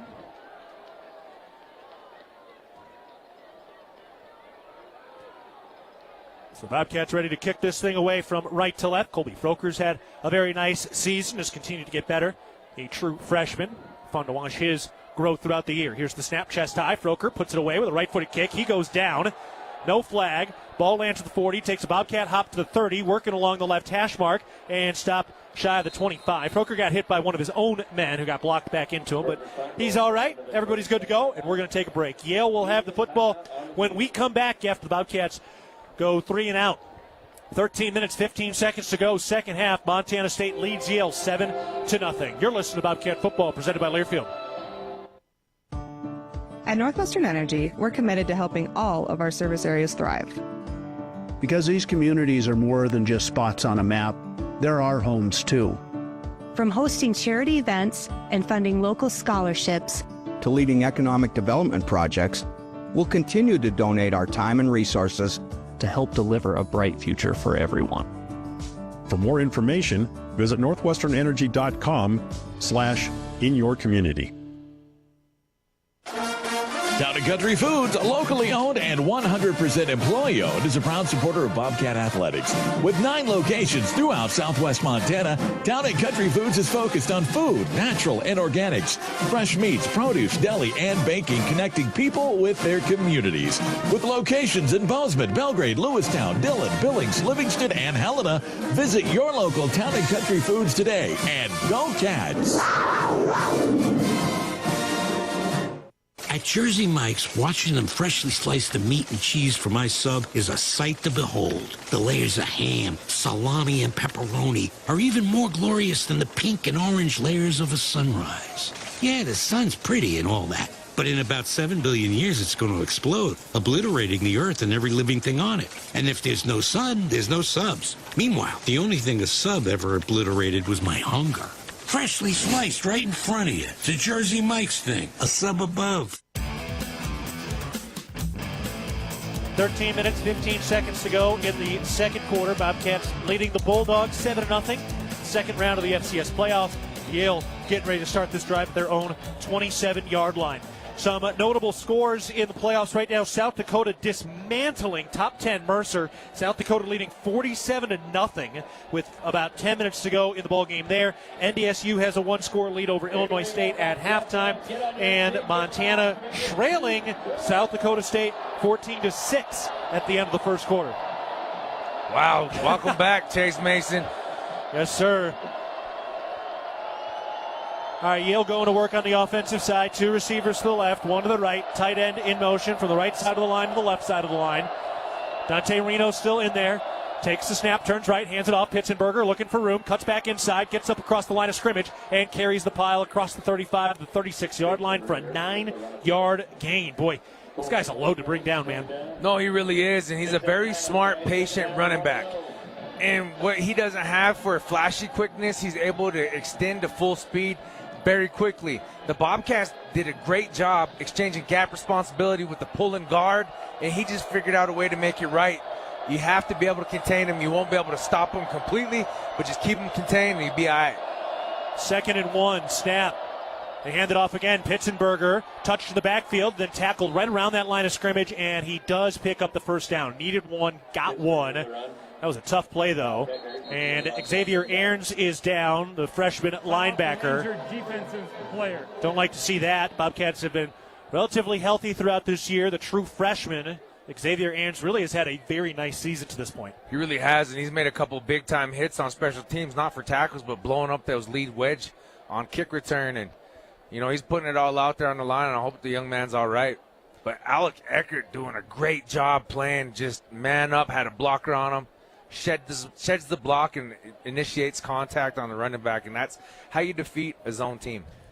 Now, remember, with the redshirt rules, so you get to play 4 games during the regular season. Now, Xavier Aarons did not redshirt this year. Today is his 13th overall game, played in all 12 games during the regular season. But if you played 4 games in the regular season, you can redshirt and play as many games in the postseason as you want. So that does mean guys like Tim Thomas, who will probably get into the game a little bit. He played 4 games, true freshman out of Houston, especially with the injury to J.J. Dolan. And then Josiah Oswega, also true freshman, played 4 games, one of the D linemen. We could see him get in there a little bit today as well. But, Dan, how would you feel about that? You get to play 4 games and then as many as you want in the playoffs. You can end up playing 8 games and still get a red shirt. Yeah, without a doubt. And the other thing that happens is your statistics, your yardage and tackles and all that stuff carries over. So that really can benefit as you have a great 5-year career, so to speak, with a lot of statistics that years ago you only got 4 years. So those are a little bit skewed as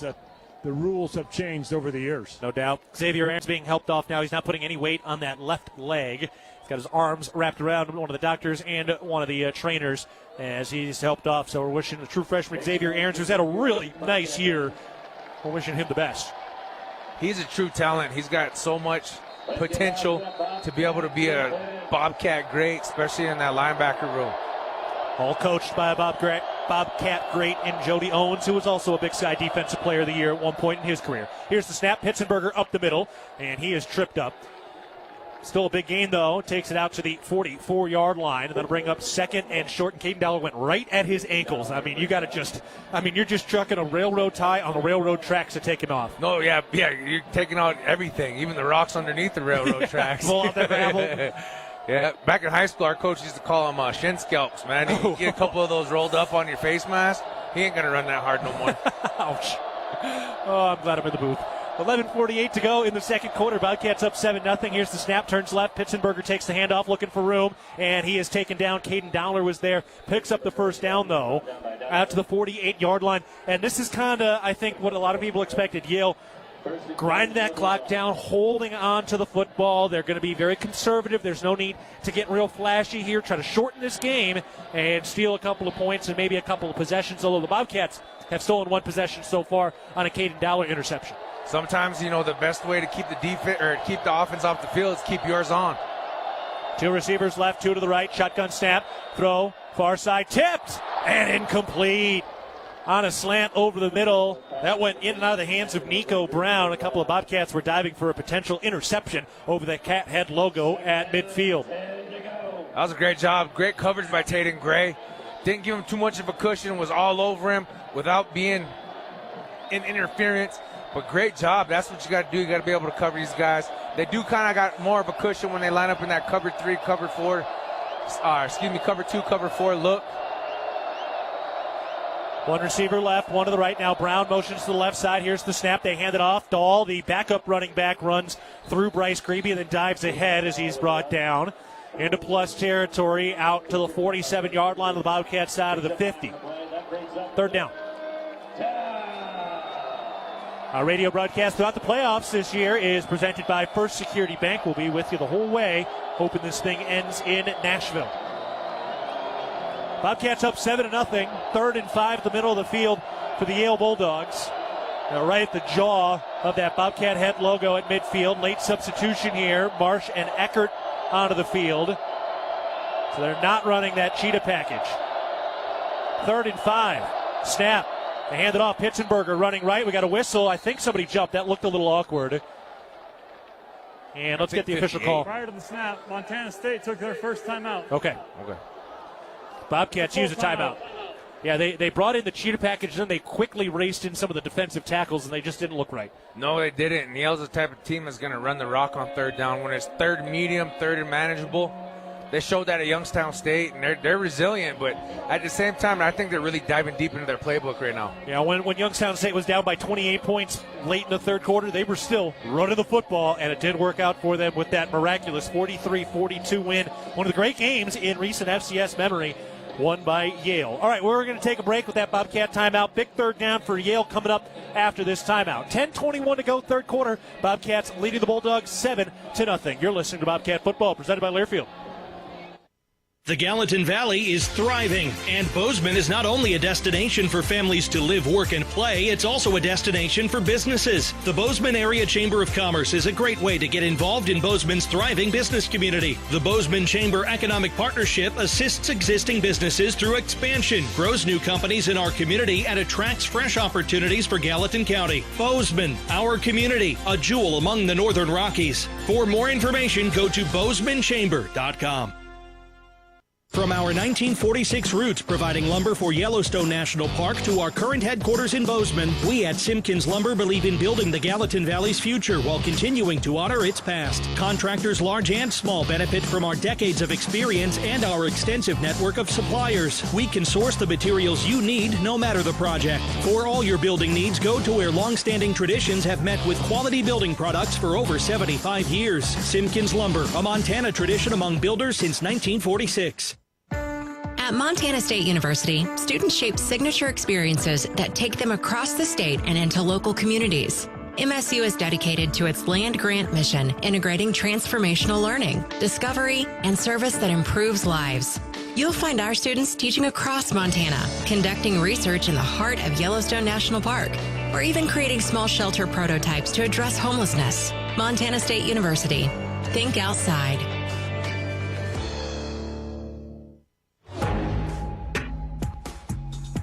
Big third down for Yale, facing 3rd and 5 on the plus 47, trailing 7-0 with 10:21 to go, second quarter. Bobcats and the Bulldogs in the second round of the FCS Playoffs. Snap. Reno will throw on third down. Looking left, takes a deep shot down the left sideline for Brown. Incomplete, overthrew him. Nico Brown had a step on Tate Gray, and that was just a little bit too far. Yeah, that was scary. He was wide open. And nobody over the top. Bobcats catch a bit of a break. Reno went just an extra step or two on Nico Brown, who had some separation. I was open too. I got it on one hop. Attaboy. Still got those hands. Here's the snap for the punt. Near side, spiral kick, heading out of bounds. See where it does go out of bounds, and they called a touchback. That was close. The official was right there, though.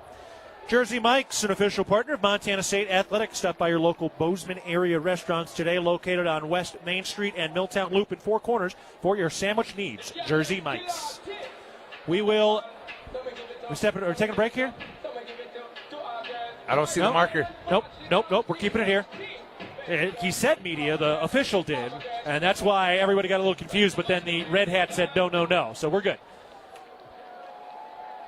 10:09 to go. We're in the second quarter.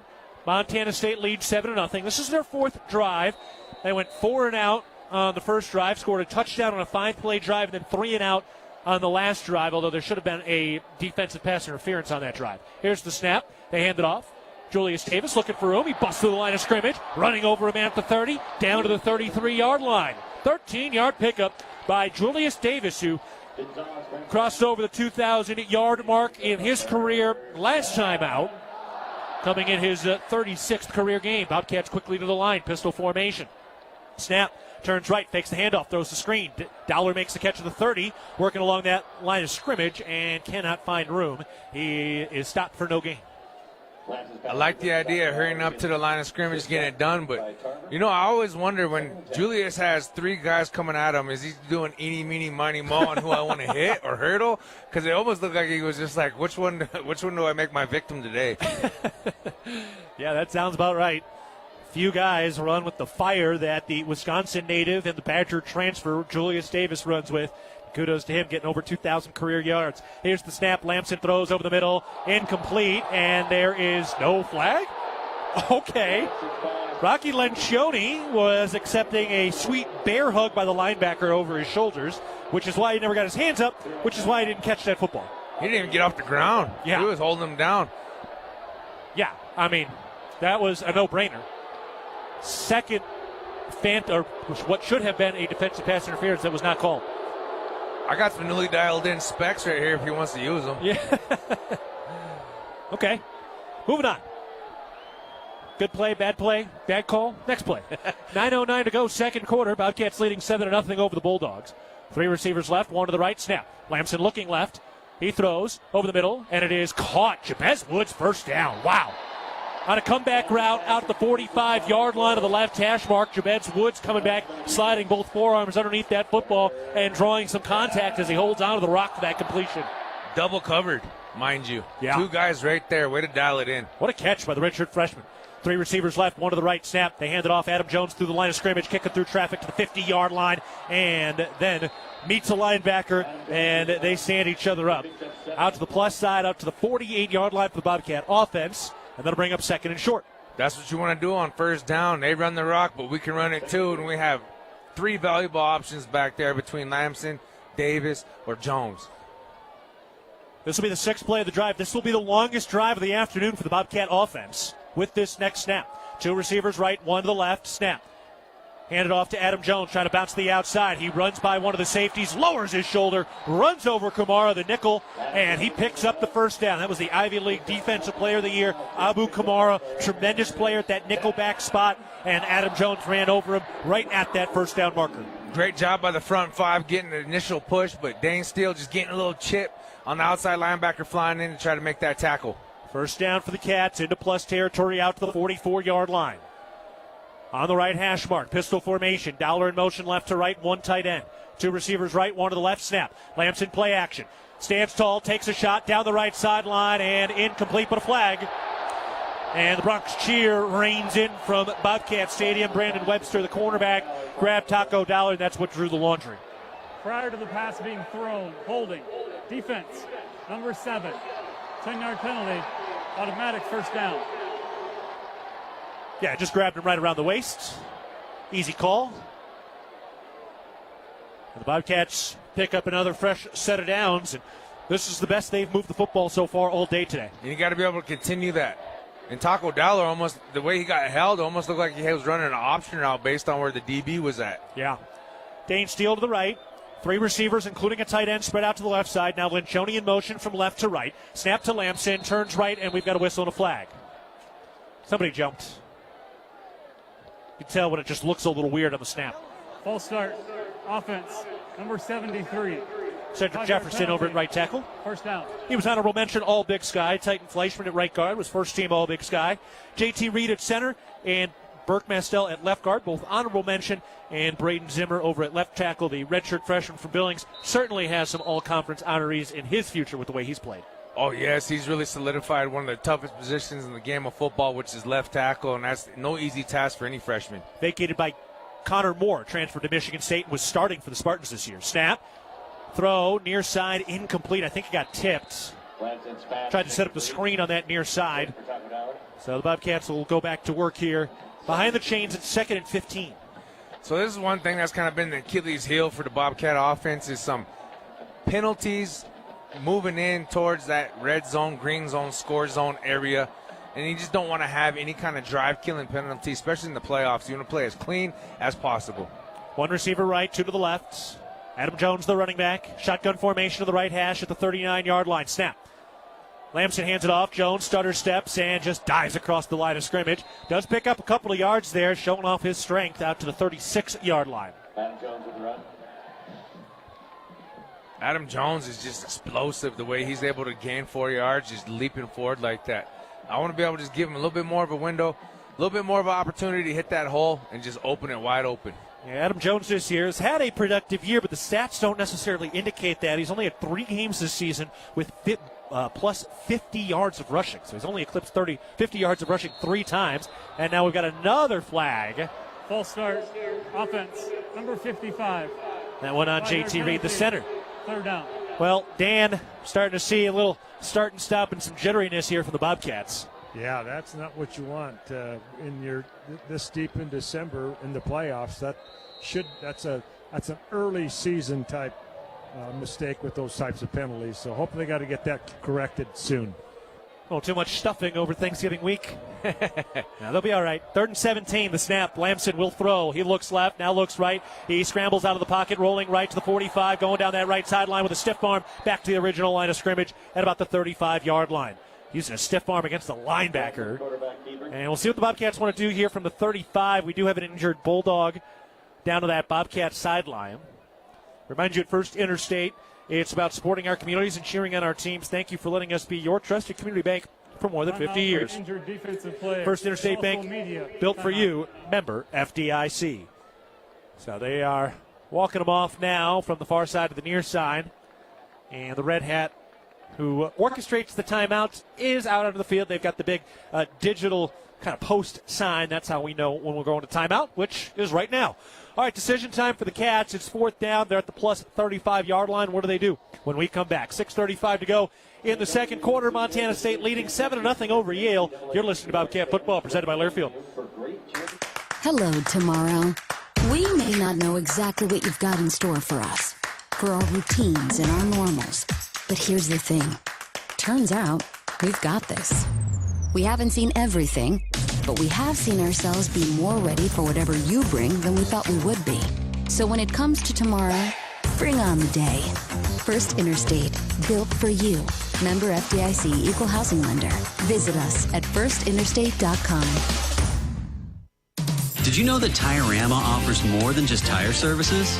Our expert technicians take care of other vehicle needs like belts and hoses, brakes, check engine diagnostics, oil changes, wheel alignments, and more. It's all about our dedication to keep our customers' vehicles running smoothly so they can travel with peace of mind. When it comes to your vehicle needs, Tiorama's got you covered. Find your neighborhood Tiorama and see a list of services at Tiorama.com. Tiorama, more than just a tire store. Northern States Fishing Tools, a proud sponsor of the Montana State Bobcats, has been serving the eastern Montana and western North Dakota oil fields since 1978. We are here to provide you with the best tools and services, all at competitive prices. Northern States Fishing Tools services the Williston Basin with fishing and rental tools, along with downhole tools that include packers, plugs, and through tubing equipment. We have the expert knowledge to give you satisfying results based on your specific needs. Go Bobcats! Are back at Bobcat Stadium. Apologies, there was a snap there. We'll tell you what just happened. Holding offense, number 66. 10 yards. So we apologize for missing that. We got deked. You heard us talk about the timeout official going out on the field, calling the timeout, and then they, in the middle of that, just went back off the field. So we apologize, but that was totally out of our control. The Bobcats faked the field goal attempt. Colby Froker, the holder, took it, went around the right side, got tackled out of bounds after picking the first down, but a flag and holding on Montana State backs them up, and now they will punt. So they picked up that first down on a fake field goal, and it comes back on holding. So another penalty hurts the Cats, and now they will punt on a very short pooch here. Snap from the 50-yard line. Froker puts it in the air, end over end, short kick as designed, and caught by Taco Dowler at the 2-yard line. So nicely done, Taco Dowler. Kind of turned around and set himself up as a punt returner there. Yeah, how often do we say Taco Dowler catches the punt on the punt team? So now they're going to go to the timeout. We're going to keep it here after they made the mistake and took us to break when we were not supposed to. And, one thing to remember, football is a team game. There's so many moving parts. Everybody needs to be doing their job in order for things to go smoothly. And it's unfortunate that they did not do their job correctly. So we went to break when we were not supposed to. But it's all good. So we're going to keep it here during this timeout. And hopefully the timeout officials start to get into their rhythm and somebody's coaching them up on how to do their job. 6:07 to go in the second quarter. Montana State leading 7-0 over Yale. Keaton Gillogly alongside Leo Davis. Dan Davies is down to the field right now. And Dan, the special teams has been such an interesting storyline to follow throughout the year. Colby Froker, extremely athletic. They've used him on some fakes. He's gotten better over the course of the year. And Sandsted's been very steady lately. Well, without a doubt. And how about Taco Dowler down there to down that inside the 5-yard line? But it really shows how much emphasis that Coach Vigen and his staff put on special teams, because that can win you a lot of ball games, and it has for the Bobcats over the years.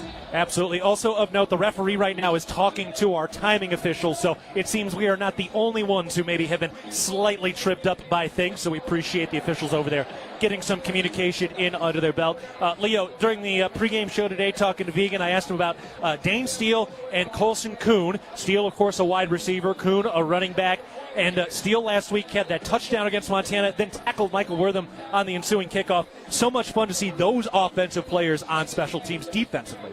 Especially at the skilled position, when you're a guy that's going to go out there play receiver, a lot of times people kind of write you off as just somebody that catches the ball and flashy.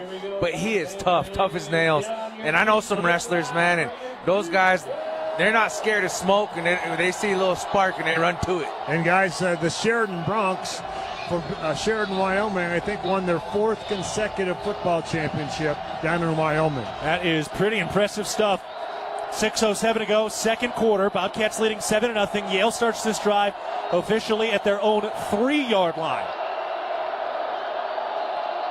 From his end zone, Dante Reno on a hard snap, or hard count rather, now makes a change at the line. Still 12 seconds on the play clock. Shifts his running back, Dole, to his right hip.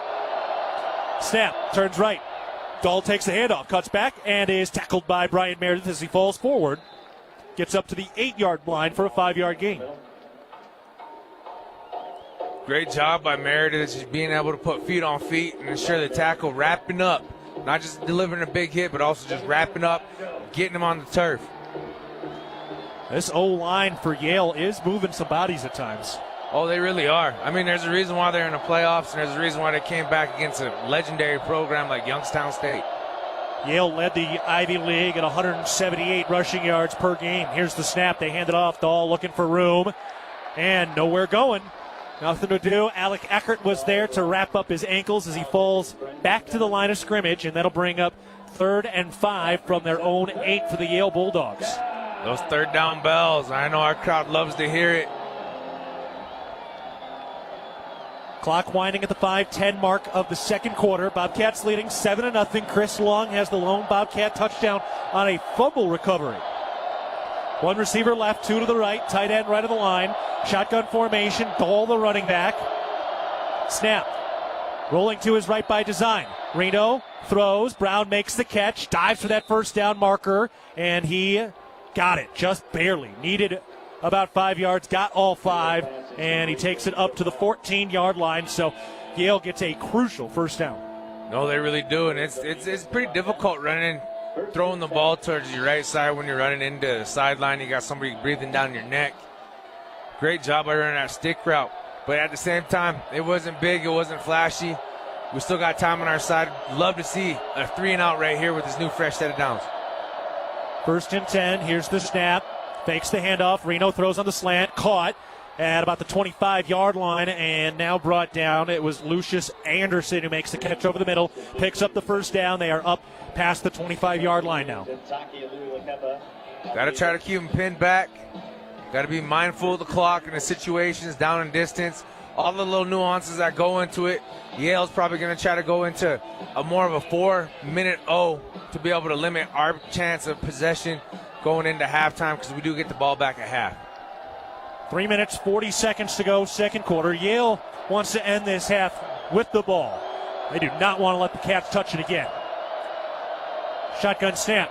Hands it off. Dahl looking for room and upended after a 1-yard gain. Tripped up by Jace McMillan coming in from that right side of the cornerback spot.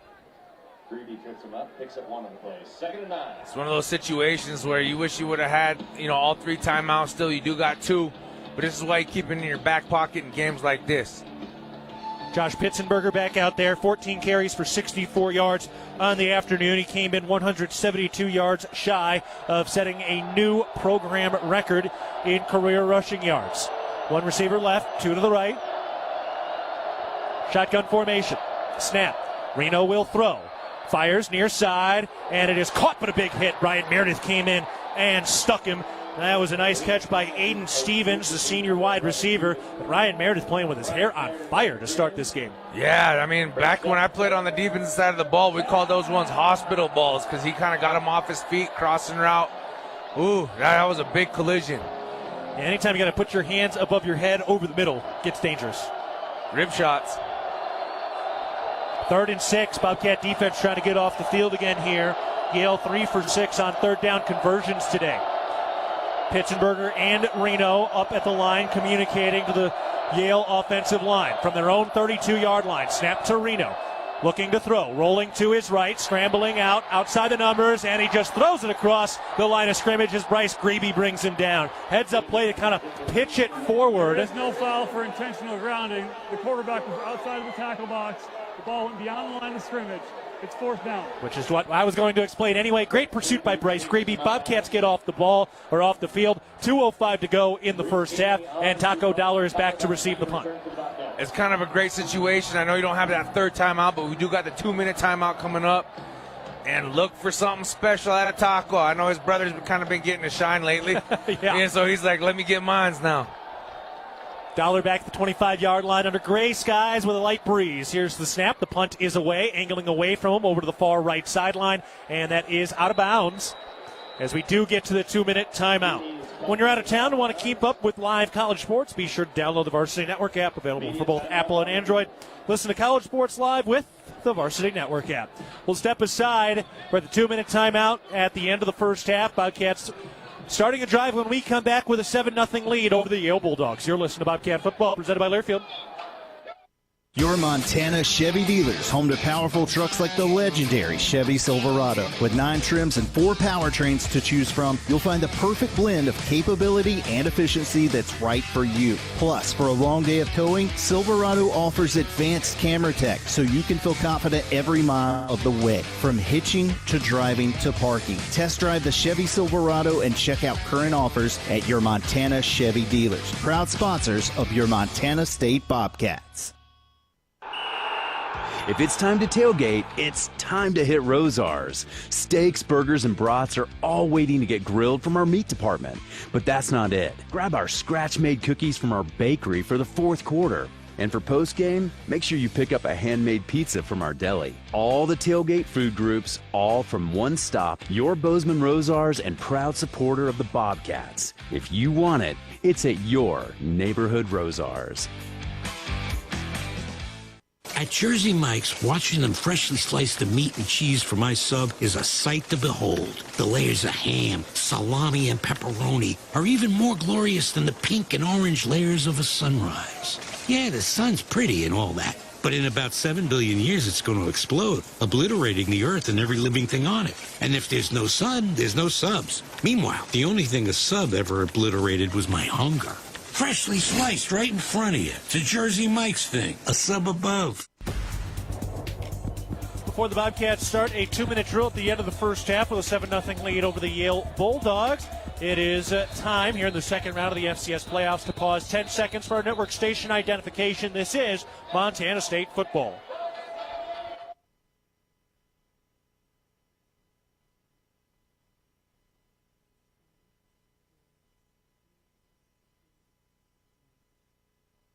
Gillogly alongside Leo Davis with Dan Davies down on the sideline. The Bobcats begin this drive with 1:58 on the clock at the end of the second quarter, up 7-0. They start their own 30-yard line with 2 timeouts in their pocket. Let's see what they can do here. They've been very good in these situations. Snap, Lamson hands it off. Adam Jones busts through the line of scrimmage, spins off a man across the 35-yard line on the right side numbers, and he is stopped officially at the 36-yard line. Clock winding. The Bobcats get organized without a huddle. Hand the ball to the official is very crucial so they can set it down, establish the line of scrimmage, and go. 2 receivers left, 1 to the right, tight end left of the line. The snap, turns left, hands it off. Adam Jones up the middle, cuts back to the right side, breaks off a tackle 45-50, working along the right sideline, and runs over a linebacker to the 45-yard line. Pause the clock, and a hearty run by Adam Jones. Great block by Dane Steele on the outside. So much fun watching him go to work blocking on the outside. I would hate to have him trying to block me. Man, oh man, yeah. He'd be a mess. Boy, he is a feisty man and not a very big package. Snap. Lamson looks right, looks left, still standing tall, now rolling out to his left. He's going to tuck the football, trying to bounce it to the outside, get to the sideline, cannot. and he will get stopped for no gain. Boy, that used a lot of time for no gain. 2nd and 10 at the 45-yard line in plus territory. No huddle here from the Cats offense. Lamson usually has a step on those linebackers, but Kamara is just so quick sideline to sideline. Snap, Lamson looks, those over the middle. Jabez Woods makes the catch in traffic at the 40-yard line. Actually mark him at the 41. Still the clock winding, 50 seconds to go in the half. 2 timeouts here for Montana State. They do sub Adam Jones in at the running back spot. Chris Long, Jabez Woods to the left. Adam Jones, Dane Steele, the twins, almost. They look almost identical, out to the right side. Snap. Lamson under pressure, throws. That pass tipped it incomplete. Kamara came in unblocked out of that nickel spot and had his hands up to get a piece of it. That brings up 4th down. And the Bobcats unable to get this thing going. The end of the first half. Cats up 7-0. It's good defense Yale has. Yeah, very good defense. They did a great job pressuring Lamson, but at the same time, what they brought with pressure, they had Dane Steele and Taco both open on that out route. Lucius Anderson is back to receive this punt with 35 seconds to go in the half. 3 timeouts for Yale, which trails 7-0. Bobcats get the football to start the second half. Here's the snap, waist high. Froker steps into it, right-footed kick, end over end. Fair catch called for, and Anderson hauls it in. Running along those right side numbers, shy of the 15. They give him the 14-yard line. Which schools will win the Learfield Directors Cup for the top college athletic programs for the upcoming year? Check out how your favorite school is doing at L Directors Cup on the X platform or online at thedirectorscup.com. Winners announced in June 2026. The Learfield Directors Cup, powered by NACDA, the crowning achievement in college athletics. Let's get loud for your Bobcat. All right, let's see what Yale wants to do here. They don't have much time to work with. 29 seconds to go in the half. They do have 3 timeouts, but they're backed up at their own 14-yard line. Pitzenberger is the running back in a shotgun formation. 2 receivers left, 1 to the right, and a tight end left of the line. Snap. Hand it off. Pitzenberger looking for room up the middle and tackled across the line of scrimmage out to the 18-yard line. Nobody's in much of a hurry. Everybody flapping some jaws right at each other. Cole Taylor is one of the guys who's kind of the point of the spear at times. And the clock continuing to wind with 10 seconds to go in the half. We will hear from head coach Brent Viken going into the locker room with Dan Davies here in just a second, and that will be the final play of the first half. So Yale outgains Montana State 162 yards to 144, but the Bobcats lead it 7-0. Caden Dowler's interception set up Chris Long's fumble recovery touchdown, and that has Montana State up 7-0 in the second round of the FCS playoffs. So the Bobcats, again, will get the ball to start the second half. Dan Davies is down in the end zone right now, and he's ready to talk to Coach Vigen, who first has a few words with Justin Lamson, and now Dan is ready with Brent. Dan? Coach, offensively, trying to get some traction going consistently. Honestly, we're really struggling, and that's not being able to put plays together and too many penalties. We get a fake field goal, we get a penalty on that too. It's really disappointing performance, and we got to figure it out. We got the ball coming out of the half, and look forward to offense right the ship. What do you think about the defense so far in the first half? They got 0 on the board. I guess they got to be happy with that, but we're not making maybe hard enough on them as I'd like to be. So better effort in the second half, and just after football, we're up 7-0, and we got to step on our foot. All right, thanks. Good luck second half.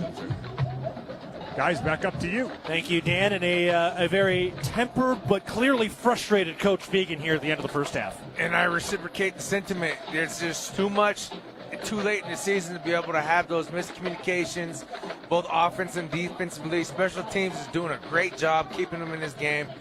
But penalties and putting the ball on the ground, those are some things that are very uncharacteristic. But, hey, that's the first half. It's put it away. We get the ball back out. In the second half, let the O-show go. At the end of the day, the Bobcats still up by a score at the end of the first half. We'll step aside. We'll get you up to date on some of the other playoff scores and the championship games at the FBS level as well. We'll get you some stats from that first half as the Bobcats lead it 7-0 over the Yale Bulldogs at the end of the first half of the second round of the FCS playoffs. Our radio broadcasts throughout the playoffs are presented by First Security Bank. Back after this, you're listening to Bobcat Football presented by Learfield. Hey Bobcat fans, if you're planning a building project, Builders First Source can help. If you're building a garage, a shed, a pole, a barn, or even an entire home, Builders First Source can assist with the design materials, delivery, and so much more. No project is too big or too small. Builders First Source expertise can transform your vision into a dream come true. Builders First Source is a leading supplier of professional-grade building materials and a proud supporter of Bobcat Athletics. Find one of 10 Montana locations at buildersfirstsource.com. And go Bobcats! Hello, tomorrow. We may not know exactly what you've got in store for us, for our routines and our normals. But here's the thing. Turns out, we've got this. We haven't seen everything, but we have seen ourselves be more ready for whatever you bring than we thought we would be. So when it comes to tomorrow, bring on the day. First Interstate, built for you. Member FDIC, Equal Housing Lender. Visit us at firstinterstate.com. The power of we believes in you. It advocates for you. It completes your circle. It makes sure you have the strongest circle possible. And with Intermountain Health in yours, you'll always have the care you need to live the healthiest life possible. That's the power of we. Intermountain Health. Universal Athletic has been a proud supporter of Bobcat Athletics for over 50 years. Check out their great selection of Bobcat apparel and accessories for all your game day needs. Shop in store at their North 7th Avenue location or online at shop.msubobcats.com for everything you need to cheer on your Bobcats. Universal Athletic, a proud supporter of Bobcat Athletics for over 50 years. Go Cats! The values that built this state are the same that forged Montana State University in 1893 and molded our agricultural landscape. At Montana Farm Bureau, we stand for those same ideals of grit, hard work, determination, and individual freedom. Montana Farm Bureau is the trusted grassroots voice, shaping policy to safeguard Montana agriculture and cultivating a prosperous network that invigorates rural communities. Your Farm Bureau membership is an investment in keeping Montana, Montana. Join us today at mfbf.org and go Bobcats! At Manhattan Plumbing and Heating, we are committed to being your trusted source for all your plumbing, heating, and cooling needs in Gallatin County. Proudly locally owned and operated, our skilled team has been providing exceptional service and expertise for over 2 decades. Whether service or new construction, we provide quality solutions for your home or business. If you need urgent plumbing repairs, efficient heating or cooling solutions, Manhattan Plumbing and Heating is here to help. Call us today at 406-284-4133 to learn why we are the area's most trusted and reliable choice. And go Cats! Bobcat Football is brought to you by First Interstate Bank, built for you, Montana State University, Mountains and Mines, and by Ag West Farm Credit, grounded by tradition, inspired by possibility. This is Bobcat Halftime.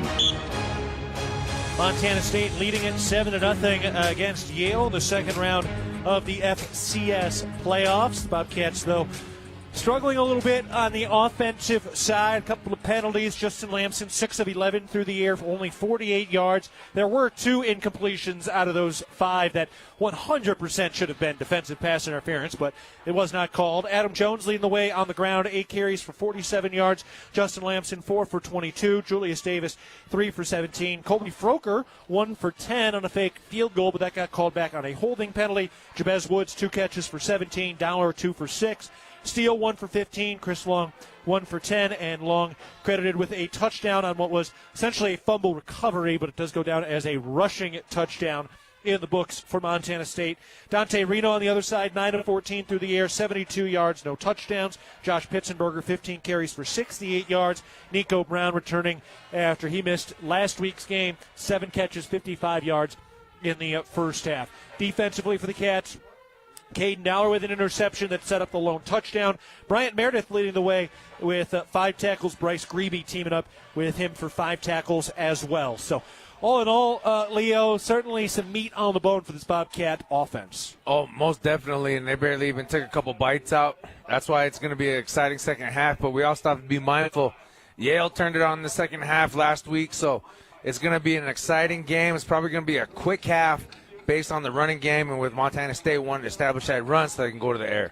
I imagine for Yale, the shorter they can make the game, the better. The longer you can hang around as the underdog, the more it tends to swing in your favor, and that's what's on the plate for them. All right, let's take a break. We still got about 13 minutes before the second half begins. Montana State leads 7-0 over Yale. We'll be back after this timeout. You're listening to Bobcat Football, presented by Learfield.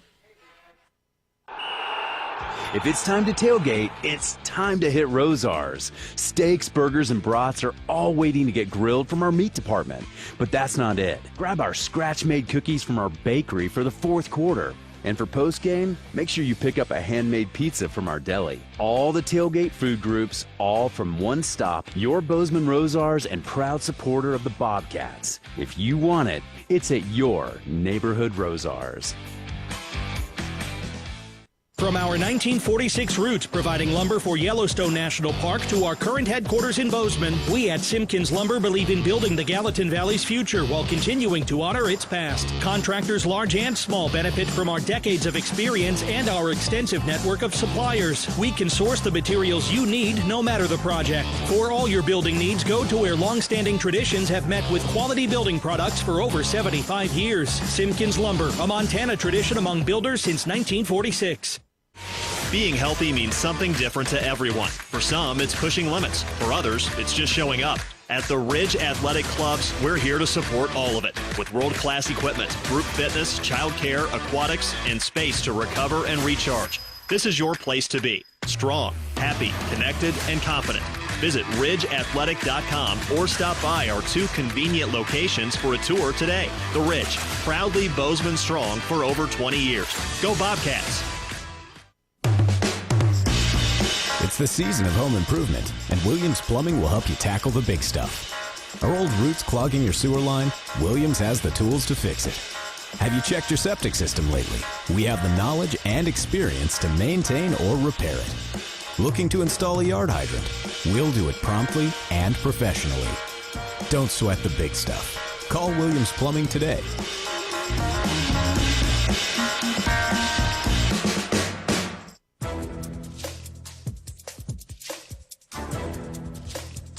This copyrighted broadcast is an exclusive presentation of Learfield under the broadcasting rights granted by Montana State University. Reuse of this presentation is prohibited without the expressed written consent of the university and Learfield. Announcers are provided by Learfield and approved by the university.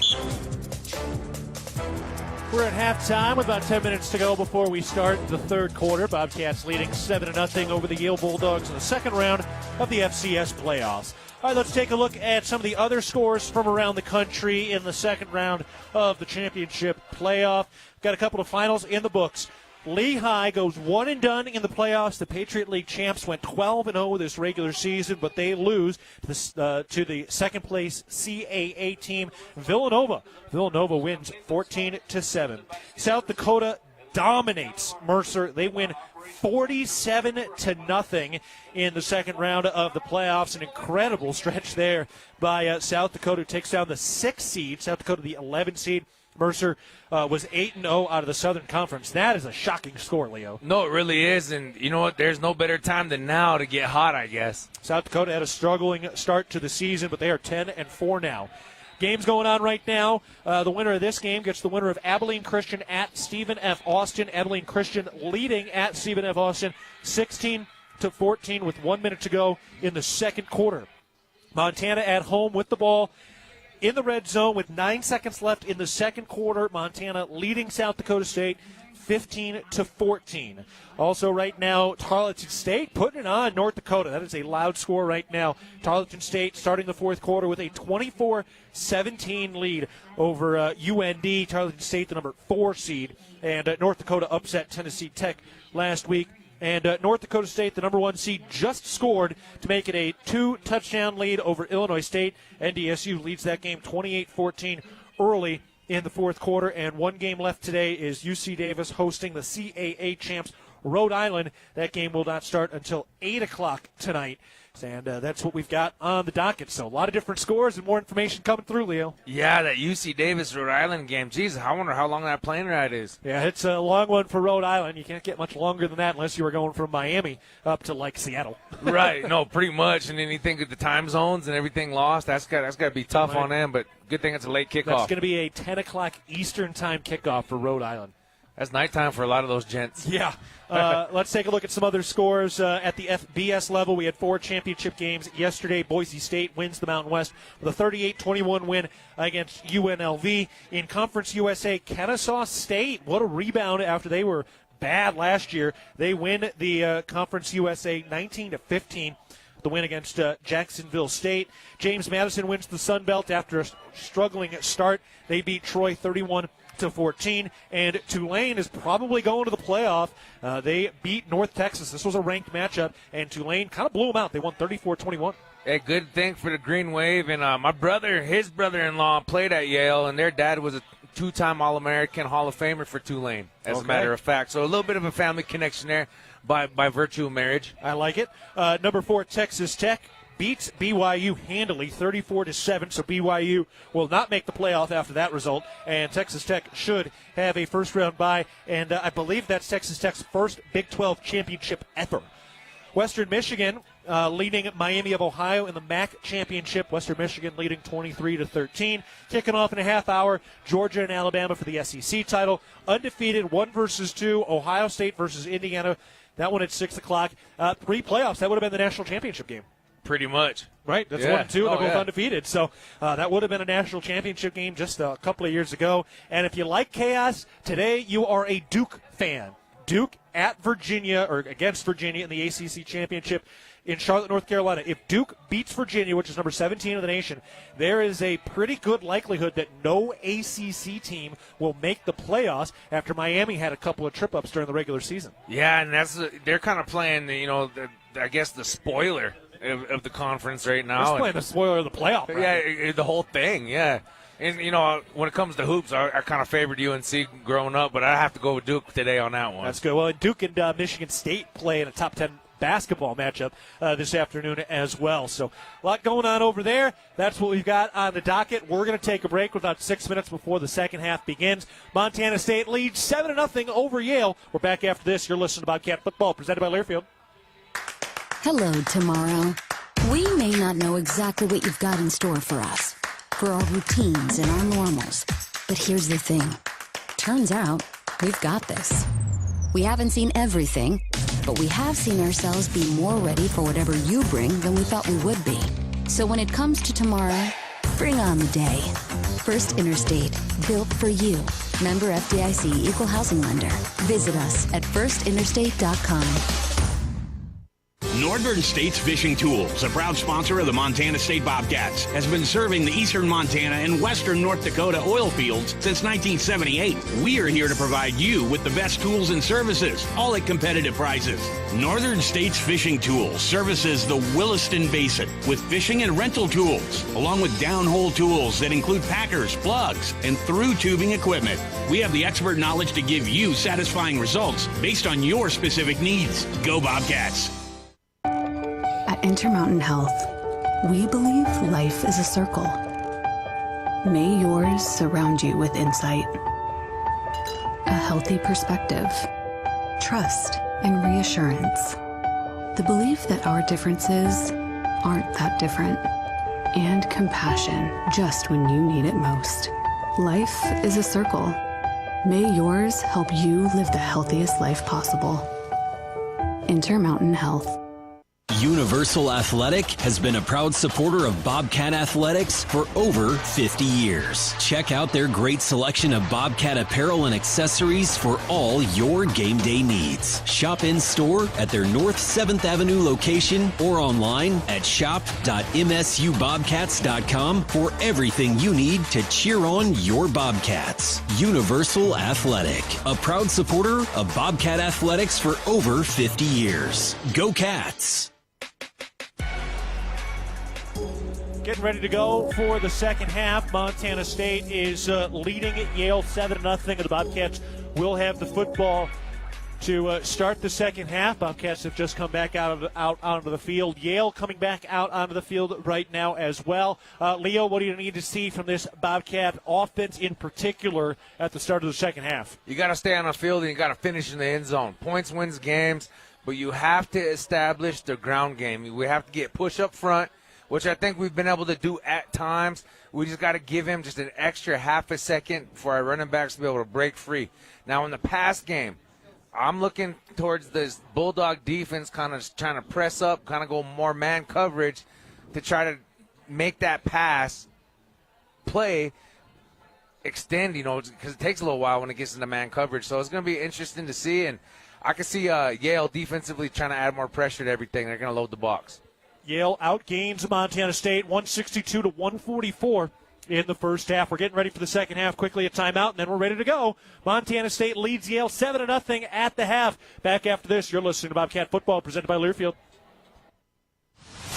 Your fitness journey is your own, and at The Ridge, we're here to meet you wherever you're at with expert trainers, clean and spacious facilities, and amenities for the whole family. Fitness finally fits into your life. Whether it's lifting, swimming, playing, or just finding time to breathe, the Ridge Athletic Clubs are your place to grow stronger inside and out. Stop by one of our convenient locations or visit ridgeathletic.com to learn more. Bozeman strong, Ridge strong. Go Bobcats! It's the season of home improvement, and Williams Plumbing will help you tackle the big stuff. Are old roots clogging your sewer line? Williams has the tools to fix it. Have you checked your septic system lately? We have the knowledge and experience to maintain or repair it. Looking to install a yard hydrant? We'll do it promptly and professionally. Don't sweat the big stuff. Call Williams Plumbing today.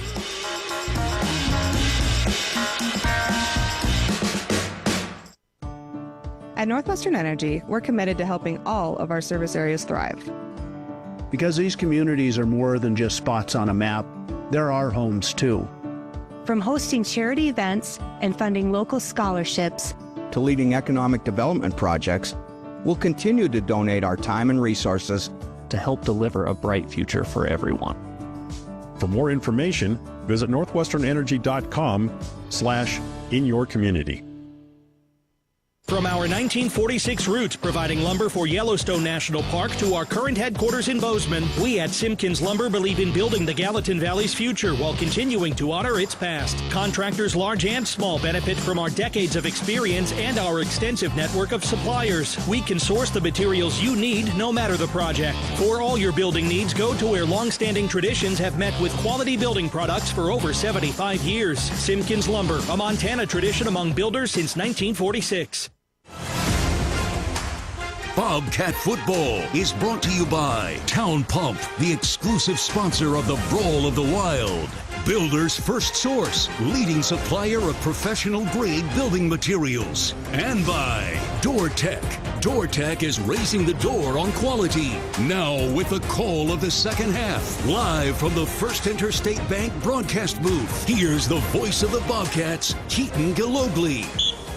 Bobcats hoping to make a long run into January again. They've got a 7-0 lead as we get ready for the second half between Montana State and Yale. The Bobcats have home field advantage through the playoffs. They're the number 2 seed, and they get the football coming out of the break. I'm Keaton Gillogly alongside Leo Davis. Dan Davies is down on the field right now.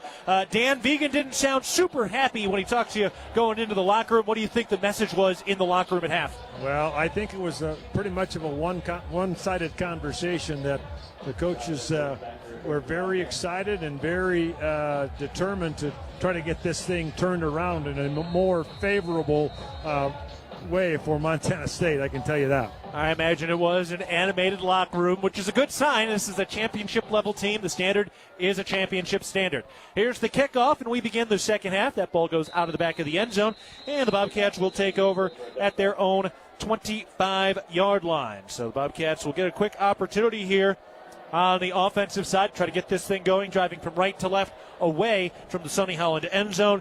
And the winner of this one gets the winner of Abilene Christian and Stephen F. Austin, which is currently tied at 17 at halftime. So the Bobcats head out onto the field and ready to go here to start the second half. Time for the O-show to let this thing go. Starts up front. You got to get all 5 guys to play like a fist, an iron fist at this point. Chris Long, the lone Bobcat score today. Here's the snap. They hand it off. Julius Davis bouncing to the outside, running left. Gets to the numbers with a stiff arm. Turns upfield along the left sideline. And he's across the 30, out to the 37-yard line, or 36 or so. Yeah, 37-yard line. Brandon Webster, the cornerback, went right up into the grill of Julius Davis after to have a heated conversation. Yes, sir. But the young man out there getting it done, Mr. Braden Zimmer, just point of contact, driving his man 7 yards downfield, and that's how you get 7 yards a pop. Zimmer listed at the beginning of the year at 6'6", 240. He's got a lot of room to add a lot of size. He's going to be dynamite for this Cats O-line. Here's the snap. They hand it off, and Julius Davis tackled right at about that first down marker. It's a yard shy. And Ezekiel Larry, who did not play last week, one of the D-ends, kind of looks like more of a linebacker, but does play that kind of rush edge position with the tackle. 3rd and 1. That's a big play right It's here. a very big 3rd down. Usually we're saying this for the defense, but offensively we know what it's like about that 1 yard situation again. And we haven't been seeing it since the last time we played. Here's the snap, turns right, hands it off. Julius Davis up the middle and dives across the first down marker. He does pick it up after a 2-yard gain to the 36-yard line. Need a yard, you got to get a yard. That's football, baby. You got to put the ball down and go. Ryan King and Taco Dowler spread out to the right side. Chris Long to the left. Rocky Lencioni, the tight end. No Rylan Schlepp today. He is out with an injury. Shotgun formation. Here's the snap. Lamson fakes the handoff. Rolls out to his right by design. He's under pressure. Hit as he throws. And it's incomplete. Kamara got in and got a hand on that. And that is incomplete. That's tough because that's a situation you don't want your quarterback in. He's bringing all of his full force into that throwing arm. It could jam up his hand, his elbow, or his shoulder. I'm glad he's okay. Now that gets dangerous fast. 2nd and 10 for the Bobcat offense at their own 36-yard line against the Yale Bulldogs, leading 7-0. First drive of the second half here. Lamson with 2 running backs takes the snap, fakes the handoff, keeps it on the read, runs around an Adam Jones block, lowers his shoulder and runs over a safety shy of the first down marker out to the 44-yard line. A bruising run by Justin Lamson. Yeah, I would have thought they would have spotted the ball a little further down, closer to that first down mark, because he laid out. It's almost like they spotted it at the point of contact instead of where he fell down, but I digress. Again, Lamson's one tough competitor, and each and every Saturday we get to watch him play and call his name. He proves it over and over again. He does have 1 more year of eligibility left. Snap. Lamson turns right, hands it off. Adam Jones runs into a linebacker, and he is shy. Picked up 1 yard when he needed 2. It's 4th and 1 at the 45-yard line in the middle of the field, and the Bobcats have the offense remaining on the field for now. Here we go. Gotta will it. It's amazing how much weight these 4th and 1s have had since the Cats were stopped in double overtime in the loss against South Dakota State, and now the Bobcats will run the kicking unit out. What do you think, Leo? You're on your side of the 50. Defense has been doing pretty well against the run. You're not really getting enough push at the point of attack. You got to play analytics at this point. Yeah, you don't want to play desperate. Here's the snap. Froker steps into it. Line drive, right-footed kick. Fair catch called for, but it bounces at the 20, then to the 15. And it sits the 15 as the long snapper Brody Johnson picks up the football to down it. Our radio broadcast throughout the playoffs is presented by First Security Bank, and Builder's First Source is the leading supplier of building materials.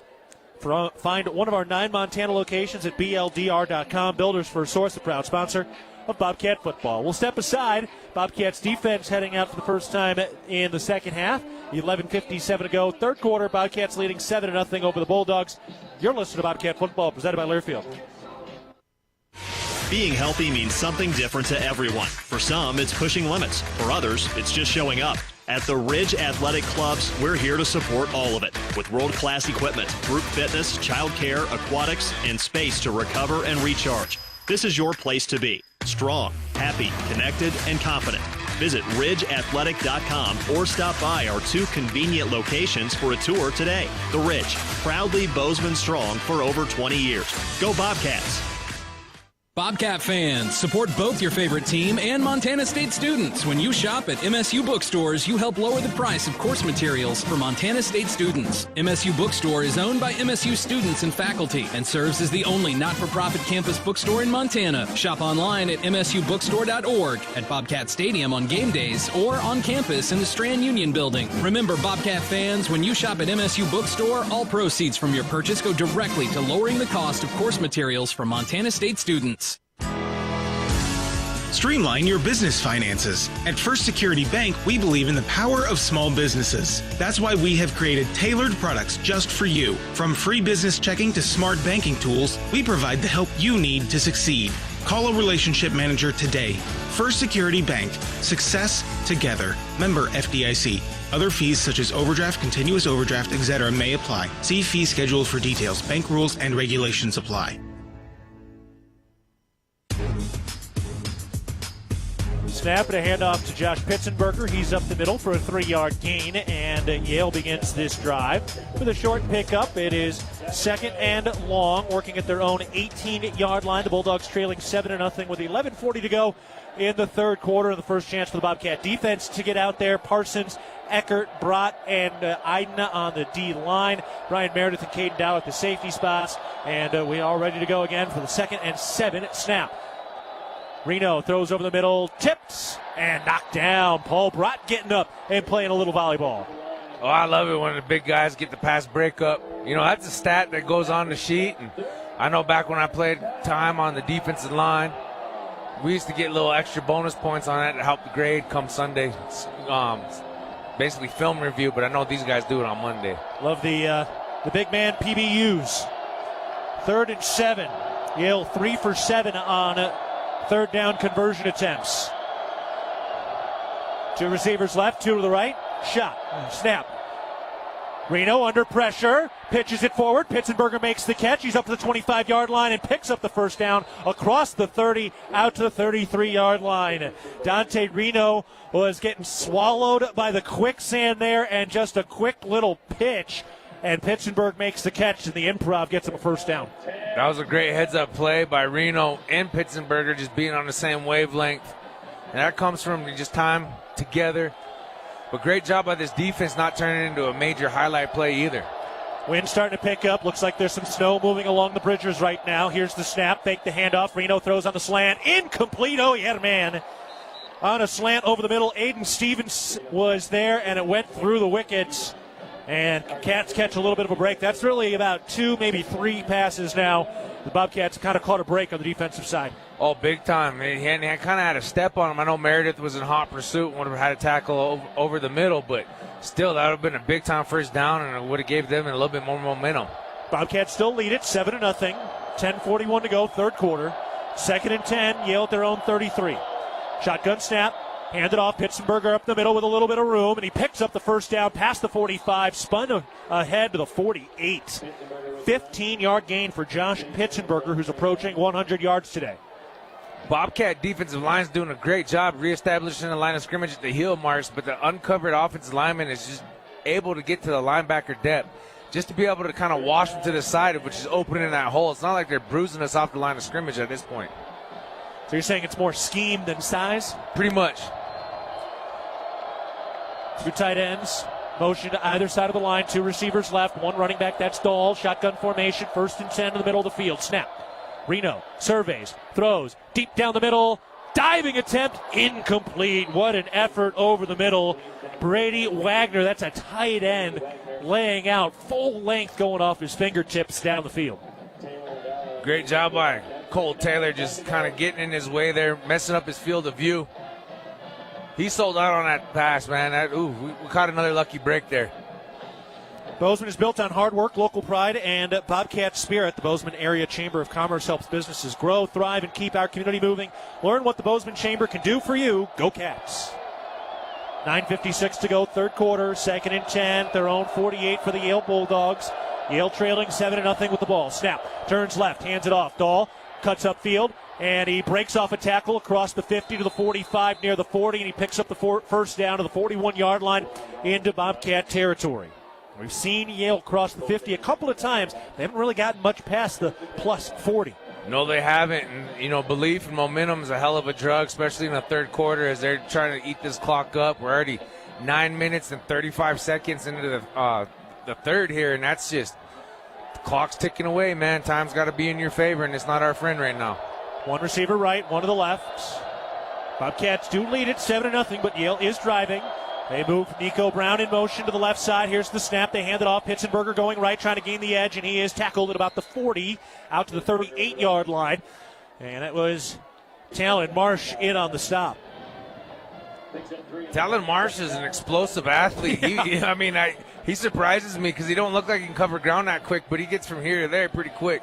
Yeah, that long 90-yard interception return for a touchdown didn't prove it to you that well. Oh, yeah, for sure. That one definitely did. 2nd and 7. So one of Yale's better drives so far. It's about to be their 9th play of this drive. 2 receivers left, 2 tight ends right. Pitzenberger on the left hip of Reno from the right hash mark. 2nd down snap. Fakes the handoff, throws over the middle, and it is caught by the tight end for the first down, carrying a cornerback to the 20, and then tackled down inside the red zone. That was the tight end, Graham Smith, with the catch. Another first down, and Yale into the red zone. You got to bend, you can't break, you got to stop the bleeding at all costs at this point. You got to grit your teeth and just will it out of them. First trip to the red zone for Yale today. Snap. Reno will throw, fires over the middle, caught by Pitzenberger, and he is tackled. What an open field tackle by the second team All-Big Sky member Cole Taylor. Cole Taylor, the man from Great Falls CMR, comes from a legendary program. A lot of great linebackers came out of that unit. Different coaching staff than what I played against in high school and what I played with here at Montana State, but nonetheless, it's starting to show itself, and he's really kind of itching his way towards one of those greats, another great in the linebacker room. Seth Johnson checks in at corner to join Chase McMillan at that spot. 2nd and 9 at the 17-yard line of the red zone for Yale, driving into the Sonny Holland end zone. Shotgun snap. They pitch it out to the left side. Pitzenberger turns upfield, the numbers to the 15, running through the pile to the 10, approaching the first down marker, and he is down near the first down marker. Let's see where the spot is, and he got it. So Pitzenberger gets the first down inside the 10. It'll be 1st and goal to go for the Yale offense, trying to tie this thing up. By no means is their run game flashy, but it's effective, and you have to be able to have gap integrity. The defensive line's doing what they can, but this offensive line and tight end group for Yale right now is doing a great job of getting to the linebacker group, level 2. 2 receivers to the right, pair of tight ends right of the line. Dahl, the backup running back, into the game. 1st and goal to go from the 8. Under 7 to play in the third quarter. This is the first drive of the second half for Yale. Snap, turns right, hands it off. Dahl looking for room, met at the line of scrimmage and tripped up. Quick stop at that time. Taden Gray came in and got him around the ankles. We got a Bobcat on the ground. Zach Cruz slow to get up, holding that right arm. And he's protecting that right arm. It's so dangerous, you're in those piles, you're reaching out with your arms, and there's a lot of different forces going either way. And Cruz goes to a knee and now trying to come off the field. At Montana State University in Bozeman, we like to think outside, but not just because we have access to some of the best outdoor recreation on the planet. We like to think outside because we are creators, researchers, artists, and thinkers breaking boundaries in over 250 fields. Montana State University, mountains, and mines. All right, we're going to take a break. 6:34 to go, third quarter. Bobcats leading the Yale Bulldogs 7-0, but Yale in the red zone and battling when we come back. You're listening to Bobcat Football, presented by Learfield. At Montana State University, students shape signature experiences that take them across the state and into local communities. MSU is dedicated to its land-grant mission, integrating transformational learning, discovery, and service that improves lives. You'll find our students teaching across Montana, conducting research in the heart of Yellowstone National Park, or even creating small shelter prototypes to address homelessness. Montana State University. Think outside.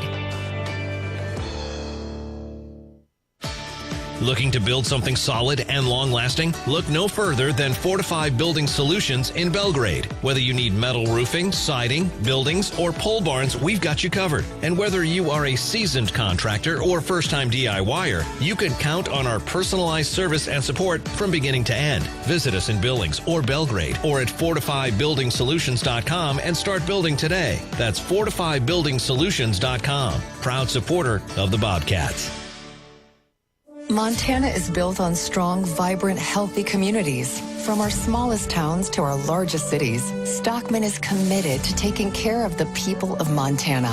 Every employee, customer, and neighbor matters to us. That's why our donations stay in Montana to work for Montana. From keeping the Friday night lights shining to supporting the prosperity of Montanans, we don't just believe in local, we are local. We are Stockman Bank, Montana's brand of banking. Member FDIC.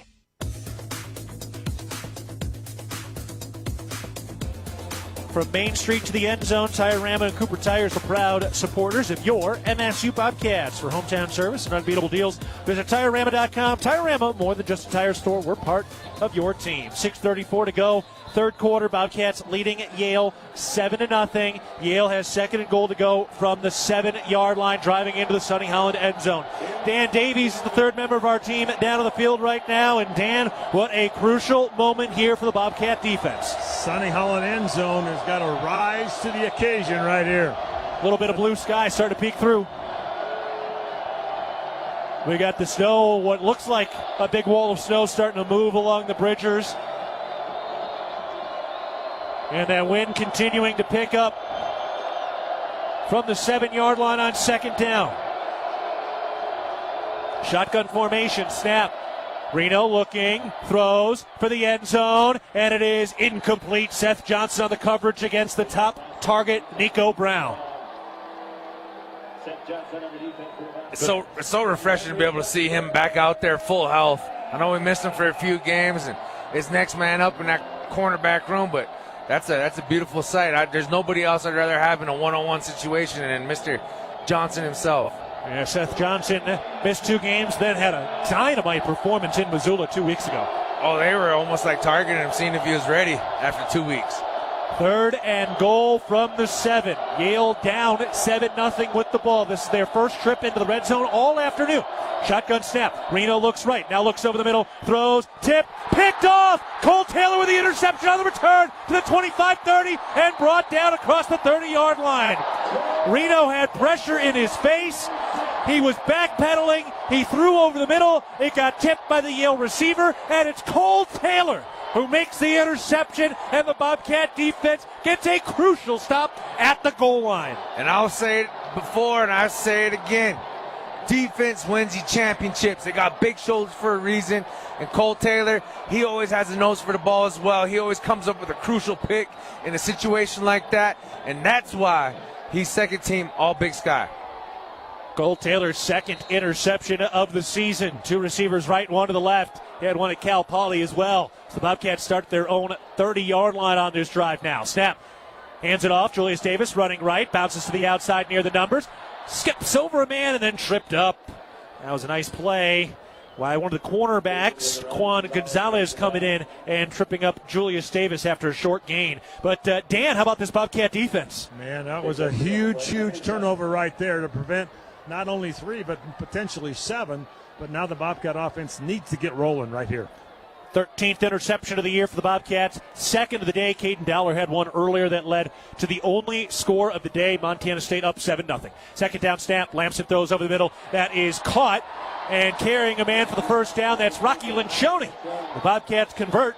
And a new set of downs after a contested catch by Rocky Lencioni, the former Bozeman Hawk wide receiver, showing off the hands at tight end now. Oh, yes, sir. And he's still got a little bit of that speed. Kid's hella windy when he wants to be. Pistol formation snap. Lamson hands it off. Adam Jones looking for room. He runs up the middle, runs right into the linebacker for a 5-yard gain. That is a bruising 5 yards. That'll bring up 2nd and 5. That's what you like to see. That's what I love to see, especially up front. It's getting testy. It's getting physical. Now with them having the pressure on, you got to remember, keep your composure. It's going to get chippy out there. Bobcats leading 7-0. Hasn't been the cleanest game. This is a very good Yale defense, and they have stood up tall on the road today. 3 receivers to the right. Here's the snap. Lamson looks left, throws. Adam Jones makes the catch, and he's across the first down marker as he's tackled out of bounds on the positive side of the 50. Adam Jones makes a tough catch, and Montana State converts another fresh set of downs into plus territory across the 50-yard line. He is sure-handed. That's one thing I love about this Missoula Bobcat. He can run, he can catch, and he can also pass. Adam Jones came in with 25 catches for 200 yards on the season. That was his first catch today for 7 yards. Snap. They hand it off to Jones again. Breaks off a tackle in the backfield. Breaks one more tackle and falls forward out to the 42-yard line along that left hash mark. Adam Jones, man, running on fumes. His jersey's all ripped down over his left shoulder pad. That is a man on a mission. Yeah, and it looks like his leggings got some holes in them. He's got rhythm right now. Yeah, he does. He's got the mojo, baby. Yeah, the jersey is pulled all the way down. Like the neckline is pulled down over that left shoulder right now. You can see his shoulder pad. Dowler in motion, right to left. Snap, pitch it to Jones, running to his right, turns upfield inside the numbers to the 40, 45, picks up the first down, carrying a man ahead, shy of the 30. What a tough run, Adam Jones. Oh, I would not want to meet that type of Adam Jones in a dark alley. No, but I'd walk down a dark alley with that kind of Adam Jones any day. For Adam Jones, over 50 yards now. Just the fourth time all year he has eclipsed 50 rushing yards. 3 1/4 to go in the third. Bobcats up 7-0 and driving, and they're doing it on the ground. Snap. This time they hand it off to Julius Davis. Hurdles over a man, gets across to the 25, cuts back to his right to the 20, to the 15, and he's dropped at the 10. What an elusive run. Julius Davis showing off his track and field skills, jumping over a downed lineman and then cutting back inside for a little more room, like he was jumping the turnstile to get on the subway without paying a fare. Oh, man, that's a good visual right there, Keaton. I'm not from the city like you are, but I've seen it on YouTube a couple times. I believe that's heavily frowned upon. Well, not if Julius Davis is doing it like that for a first down. First and goal now from the 10-yard line in between the hash marks. Adam Jones back in there this time.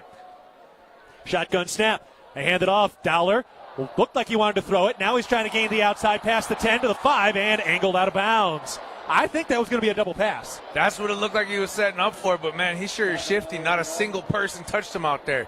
Still turned into a 6-yard gain, so down, or 7-yard gain down to the 3-yard line. Can't touch this. Boom. Second and goal from the 3. Dan Davies down on the sideline right now. Dan, this is the drive the Cats have been waiting for. Without a doubt. Capitalized on that turnover. They were certainly looking for Hunter Parsons that time in the end zone. Taco Dowler was. This is the 9th play of the drive, set up after the Cole Taylor interception. Valson, the tight end, in motion from left to right. Shotgun snap. Lamson hands it off on the read. Julius Davis bouncing to the outside, and he is in. Touchdown, Montana State. Julius Davis completes the 9-play touchdown drive. It's his 17th career touchdown on the ground, and the Bobcats make it a 2-score game late in the third. He prances in scot-free. And that drive is kind of like your favorite cousin at Turkey Day. You just wait till he kicks in that door. He's a little late, but when he shows up, man, it's a heck of a time. Ezekiel Larry, the defensive end, turned around and had his palms up like, where is my help? Seemed to be a bit of a mistake over on that side. Bobcats dialing up the PAT now. Brody Johnson snaps the football. The hold is down from Froker, and Stanstead puts it up and in. Looked like he hit that just a little bit, but he does get it through. He's 2 for 2 today, and he's 35 for his last 35. The Bobcats complete a 9-play, 70-yard touchdown drive that takes 4 minutes and 18 seconds, and it's Julius Davis in from 3 yards out, and it was all set up by the Cole Taylor interception. 1:51 to go in the third. Bobcats 14, Bulldogs nothing. You're listening to Bobcat Football, presented by Learfield. At Jersey Mike's, watching them freshly slice the meat and cheese for my sub is a sight to behold. The layers of ham, salami, and pepperoni are even more glorious than the pink and orange layers of a sunrise. Yeah, the sun's pretty and all that, but in about 7 billion years it's going to explode, obliterating the earth and every living thing on it. And if there's no sun, there's no subs. Meanwhile, the only thing a sub ever obliterated was my hunger. Freshly sliced right in front of you. It's a Jersey Mike's thing, a sub above.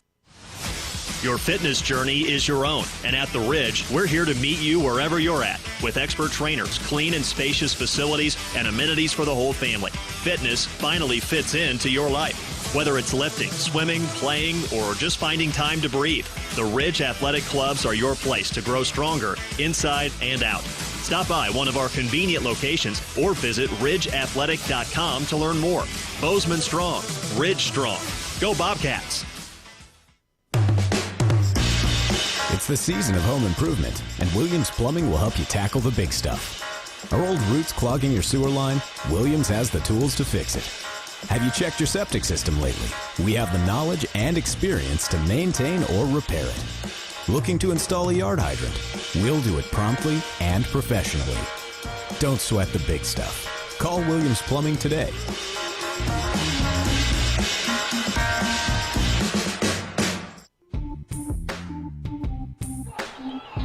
Bobcats leading at 14-0 over the Yale Bulldogs in the second round of the FCS Playoffs. 2 interceptions have led to 2 touchdown drives for the Bobcat offense. 1:51 to go in the third quarter. We owe you a top of the hour ID. We'll get you that in just a moment. First, the Bobcats are ready to kick this thing away. Colby Froker ready to go. Checks both sides. Now approaches the football, kicking from right to left. High arcing kick. Hauled in on the far side, outside the numbers of the 5, working up to the 10, and then 15 and 20. Breaks off one tackle to the 25, breaks another tackle to the 30, and carries the pile across the 35, and finally taken down shy of the 40. All right, let's pause 10 seconds for our network station identification. This is Montana State football.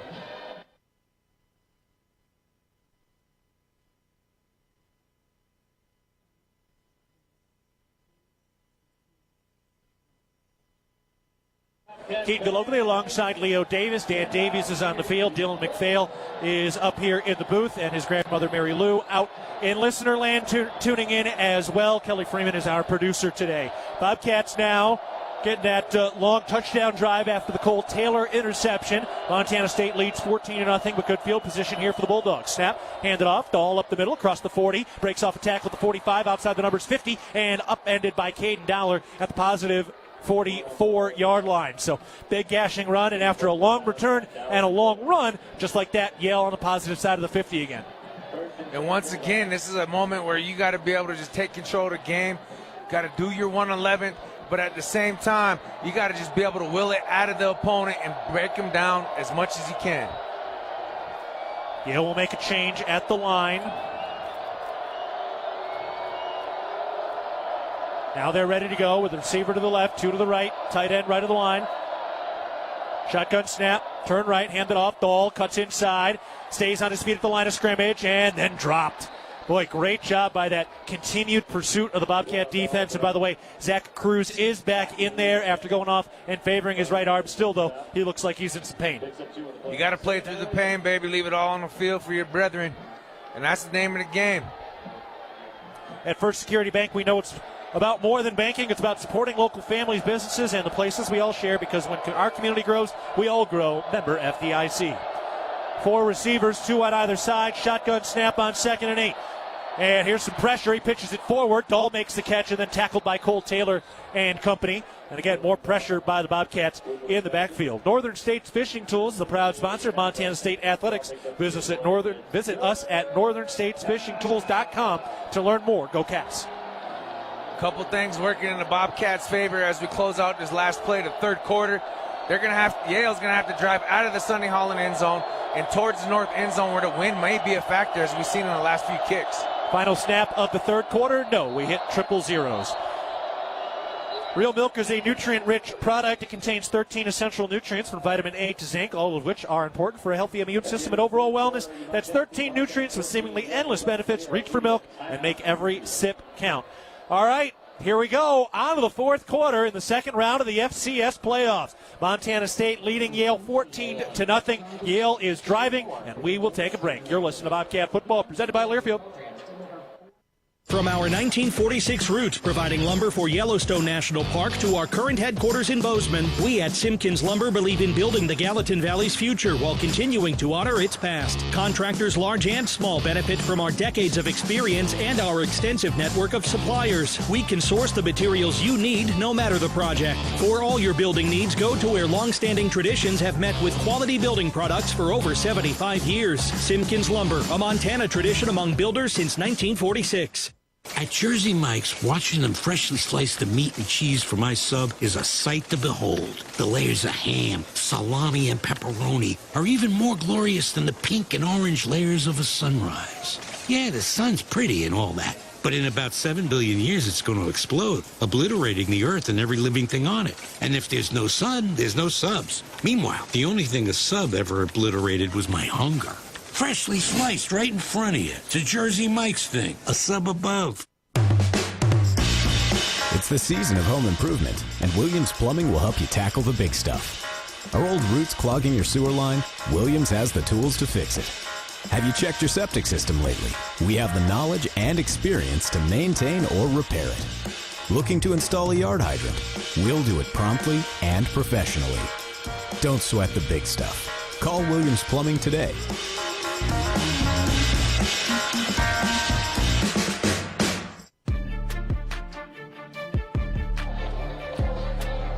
Fun day at the Yard. Start the fourth quarter.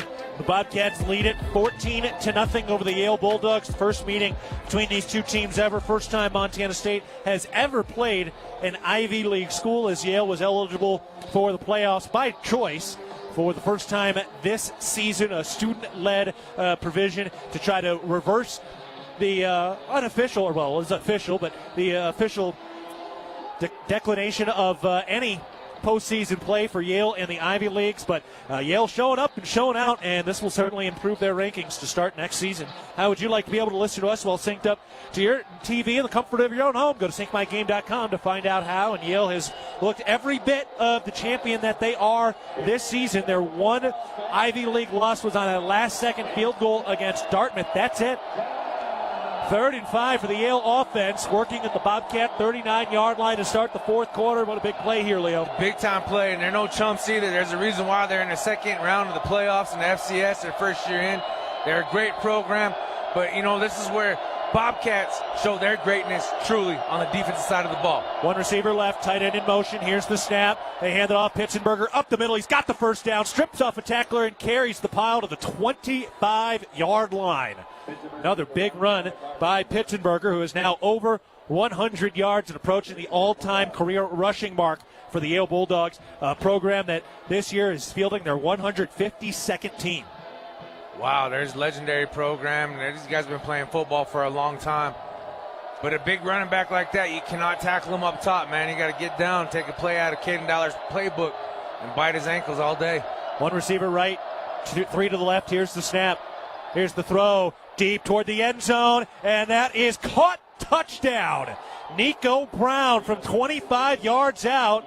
That was a dime from Dante Reno, his 21st passing touchdown of the year. We got a one-score game. What a pass. Yeah, he put that ball just perfectly in between Taylor and Louis LaKepa there. Yeah, and credit the scheme for Yale. They found a way to get their leading receiver guarded by a linebacker in Cole Taylor, and now Yale's going to go for 2 here. They went for 2 early in their 28-point comeback last week against Youngstown State, and that was the difference. They won 43-42. See if the Bobcats can get this stop. Up 14-6. 3 receivers left. 1 to the right. A single running back. Snap. Reno keeps it, now gives it to Brown on the reverse, cuts back upfield, going back to his left, back to the 10-yard line, thought about throwing it, and then he's tackled in the backfield by Takialui Lakepa. Wow. What a play. That's huge. Yeah. That's big time. You don't sleep on them. I'll tell you what, Dan, that is an aggressive play by Yale as the underdog, and the Bobcats' discipline stood tall there. Yeah, I mean, you would think if it was going for the tie or going to go ahead, that's one thing, but now that's a big discrepancy right now. That's what they did last week, and it worked out for them. Did not work out there. We will take a break.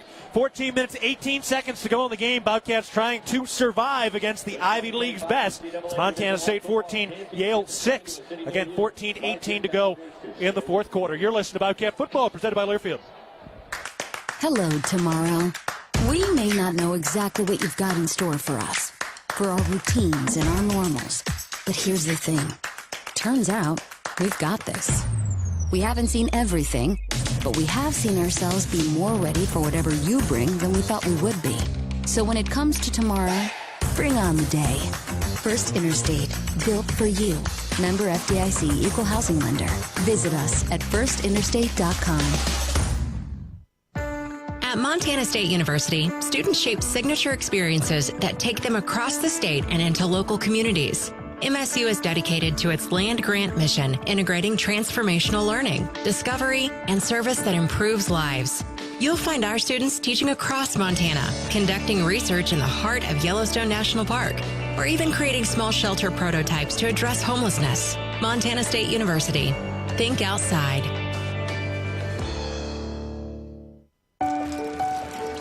The power of we believes in you. It advocates for you, It completes your circle. It makes sure you have the strongest circle possible. And with Intermountain Health in yours, you'll always have the care you need to live the healthiest life possible. That's the power of we. Intermountain Health. Kohl's has the back-to-school styles that'll spoil them and prices that'll spoil you, from jeans and tees to sneakers and more, which means you can do it all without overdoing your budget when you shop at Kohl's and Kohl's.com.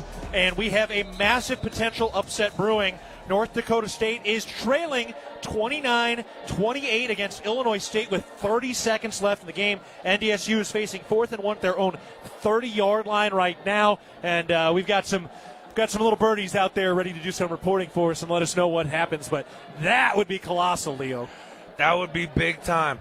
And a Missouri Valley Conference foe to boot.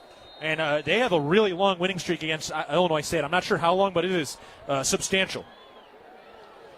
Just over 14 minutes to go in the game here. Bobcats up 14-6. Here's the kickoff. Jabez Woods hauls it in at the 5-yard line on the left. Numbers 10, 15, 20. Cuts inside to his right at the 25 and stopped on the Big Sky logo across the 25-yard line. Hey, Bobcat fans, your support through the Bobcat Collective powers NIL opportunities for our Bobcat student athletes, helping them thrive on and off the field. Join today and make a real impact. NDSU did convert driving with 20 seconds left in the game. They only need a field goal. Oh, man, the number 1 seed in trouble at home. Meanwhile, here, the Bobcats is the 2 seed. I don't know if trouble's the right word, but they have been outgained by almost 70 yards today, Leo. Yeah, they have, but you know what? They're in the driver's seat right now. Ball's back in the hands of Lamson. They have 2 backs in the backfield with Davis and Jones. And I tell you what, things are going to get magical. Adam Jones motions out of the backfield. Here's the snap. They hand it off to Julius Davis. Dives into the line of scrimmage, carrying the pile to the 30-yard line. 3-yard gain, 2nd and 7 on the left hash. This is the type of situation where you kind of use that play clock to your advantage, especially in the run game like that. Get up kind of slow, get your calls, make sure you get your checks and reads right. Get up to the line of scrimmage and snap it with about 2, maybe 1 seconds left on the clock. Run your play. 2 receivers to the right. It's Long and Dowler. Dane Steele to the left. Jones and Davis, the running backs. And now we got a flag. What do we got? Lamson looks confused. He's talking to the officials. Vegan is a step or two out onto the field. The officials discussing things right now. The play clock inadvertently reset to 25. We'll set it to 25. It'll start on my signal. Okay. So just a little miscommunication there on the play clock. Bobcat fans, when you shop at the MSU bookstore, you help lower the price of course materials for all Montana State students. Support students on and off the field by shopping the MSU bookstore on campus, in the sub at Bobcat Stadium on game days, and 24/7 online at msubookstore.org. Snap. Lamson will throw. Fires far side. Adam Jones makes the basket catch at the 50, 45, 40, out of bounds. Into plus territory. Huge gashing play from Justin Lamson on the completion to Adam Jones. I love the schematics of that. Great job. Adam Jones with the big-time wheel route out of the backfield. He's got a step on everybody. Great job. Way to flip the field. This is exactly what you want out of this offense at this time. No better time to get hot than late. Let's go. Absolutely perfect throw by Justin Lamson. Dowler and Steele to the left. Long to the right. 1 tight end left of the line. Now Dowler in motion, left to right. First down snap. On the read, they hand it off. Dowler sweeping to his left, turns upfield to the 40, and tiptoes out of bounds after picking up a nice chunk on first down. Where did he go out of bounds? They mark him at the 37-yard line. 2nd and medium for the Bobcat offense in Yale territory with a 14-6 lead. This is where your playbook kind of opens up a little bit. You're heading towards the green zone. You want to get another touchdown to definitely ensure this game is more out of reach than it is. We're only up 8. This team can put points on the board too. So let's go ahead and eat that clock, stay ahead of the sticks, and finish with 6. Got an update on NDSU here for you. Here's the snap. Handing it off on the read. Julius Davis falls forward for only a yard. So now big-time 3rd down for the Bobcat offense. Working on the left hash mark. It's 3rd and 3 at the 36-yard line in Yale territory. And I think people are reacting now as North Dakota State has lost. North Dakota State has been eliminated from the playoffs in the second round, and I think that's what some of that reaction from the crowd was right now. I think so. They flashed the score up on the board. All right, Bobcats are the highest seed left. Shotgun snap on the read. Lamson bottled up in the backfield, and Montana State's offense has just not been clicking against this Yale defense. And now what do the Bobcats want to do on 4th and 3 in the middle of the field? Wow. It looks like they're keeping the offense on there. So previous play, the mesh kind of took a little bit longer to develop. Just got to be able to trust your gut, make your read and go. You've been doing it all year. The second time, offensive line kind of got pushed back on their heels quite a bit. 2 receivers right, 2 to the left. Cats going for it on 4th and 3 from the 36-yard line in Yale territory.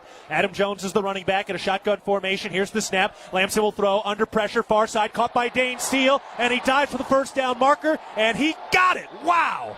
Tough catch. Looked like he kind of bobbled it as he was turning upfield, but he was able to keep his mitts underneath the rock, and the Bobcats convert on 4th down.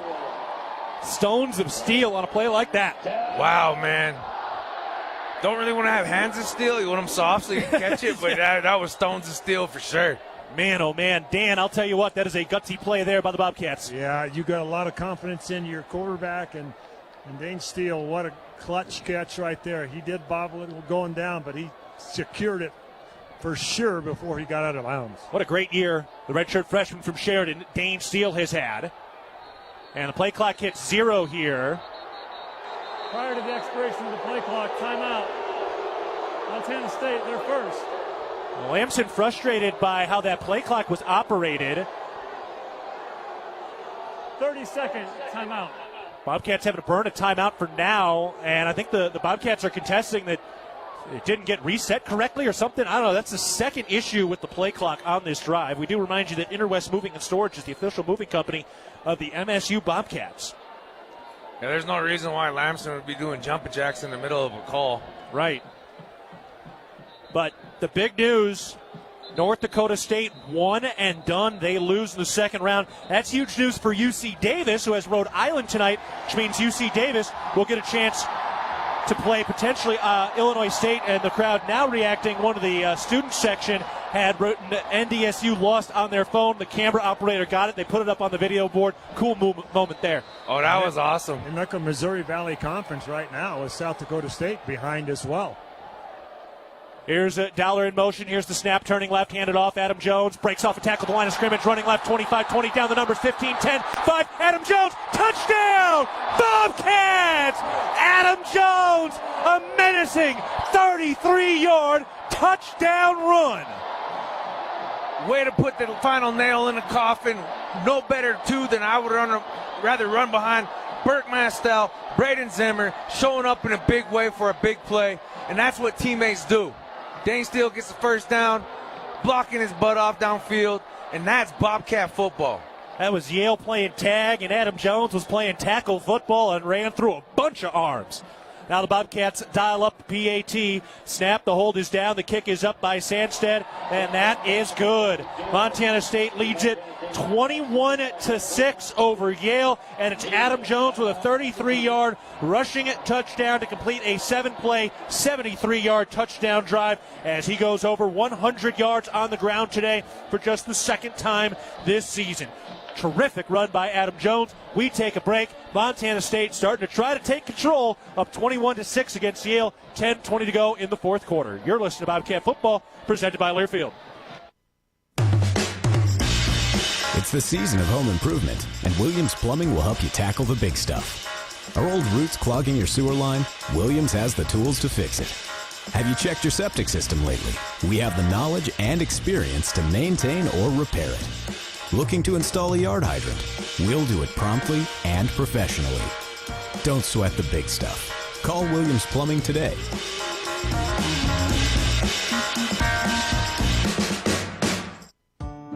At Northwestern Energy, we're committed to helping all of our service areas thrive. Because these communities are more than just spots on a map, they're our homes too. From hosting charity events and funding local scholarships to leading economic development projects, we'll continue to donate our time and resources to help deliver a bright future for everyone. For more information, visit northwesternenergy.com/inyourcommunity. Your Montana Chevy dealers, home to powerful trucks like the legendary Chevy Silverado. With 9 trims and 4 powertrains to choose from, you'll find the perfect blend of capability and efficiency that's right for you. Plus, for a long day of towing, Silverado offers advanced camera tech so you can feel confident every mile of the way. From hitching to driving to parking. Test drive the Chevy Silverado and check out current offers at your Montana Chevy dealers. Proud sponsors of your Montana State Bobcats. Right after they announced that North Dakota State lost and was eliminated from the playoffs, Adam Jones scampered 33 yards for a rushing touchdown, and the Bobcats have a 21-6 lead against Yale at home with 10:20 to go in the fourth quarter. As some snow has been trying to move over, although it has just missed us over the Bridgers. It's kind of being moved over the Bridger Ridge right now rather than moving towards us, so the wind is kind of at our back from the press box, blowing toward the Bridgers, and that's what's moving that storm system away from us. And so far, we have dodged it all. It's a little windy, a little chilly. This is about as good as it gets in early December. Kickoff from Colby Froker to the end zone, and it is a touchback. With that last drive by the Cats, they have now got to 307 total yards, so they have outgained Yale. But I'll tell you what, Leo, this is a Yale team that has really moved the football well today. They really have, so it's even more imperative for the defense to keep showing up the way they have. That bend but don't break policy. But how sweet would it be to get a 3-and-out right now? They're coming out of the Sonny Holland end zone. That wind is blowing right in their face almost now.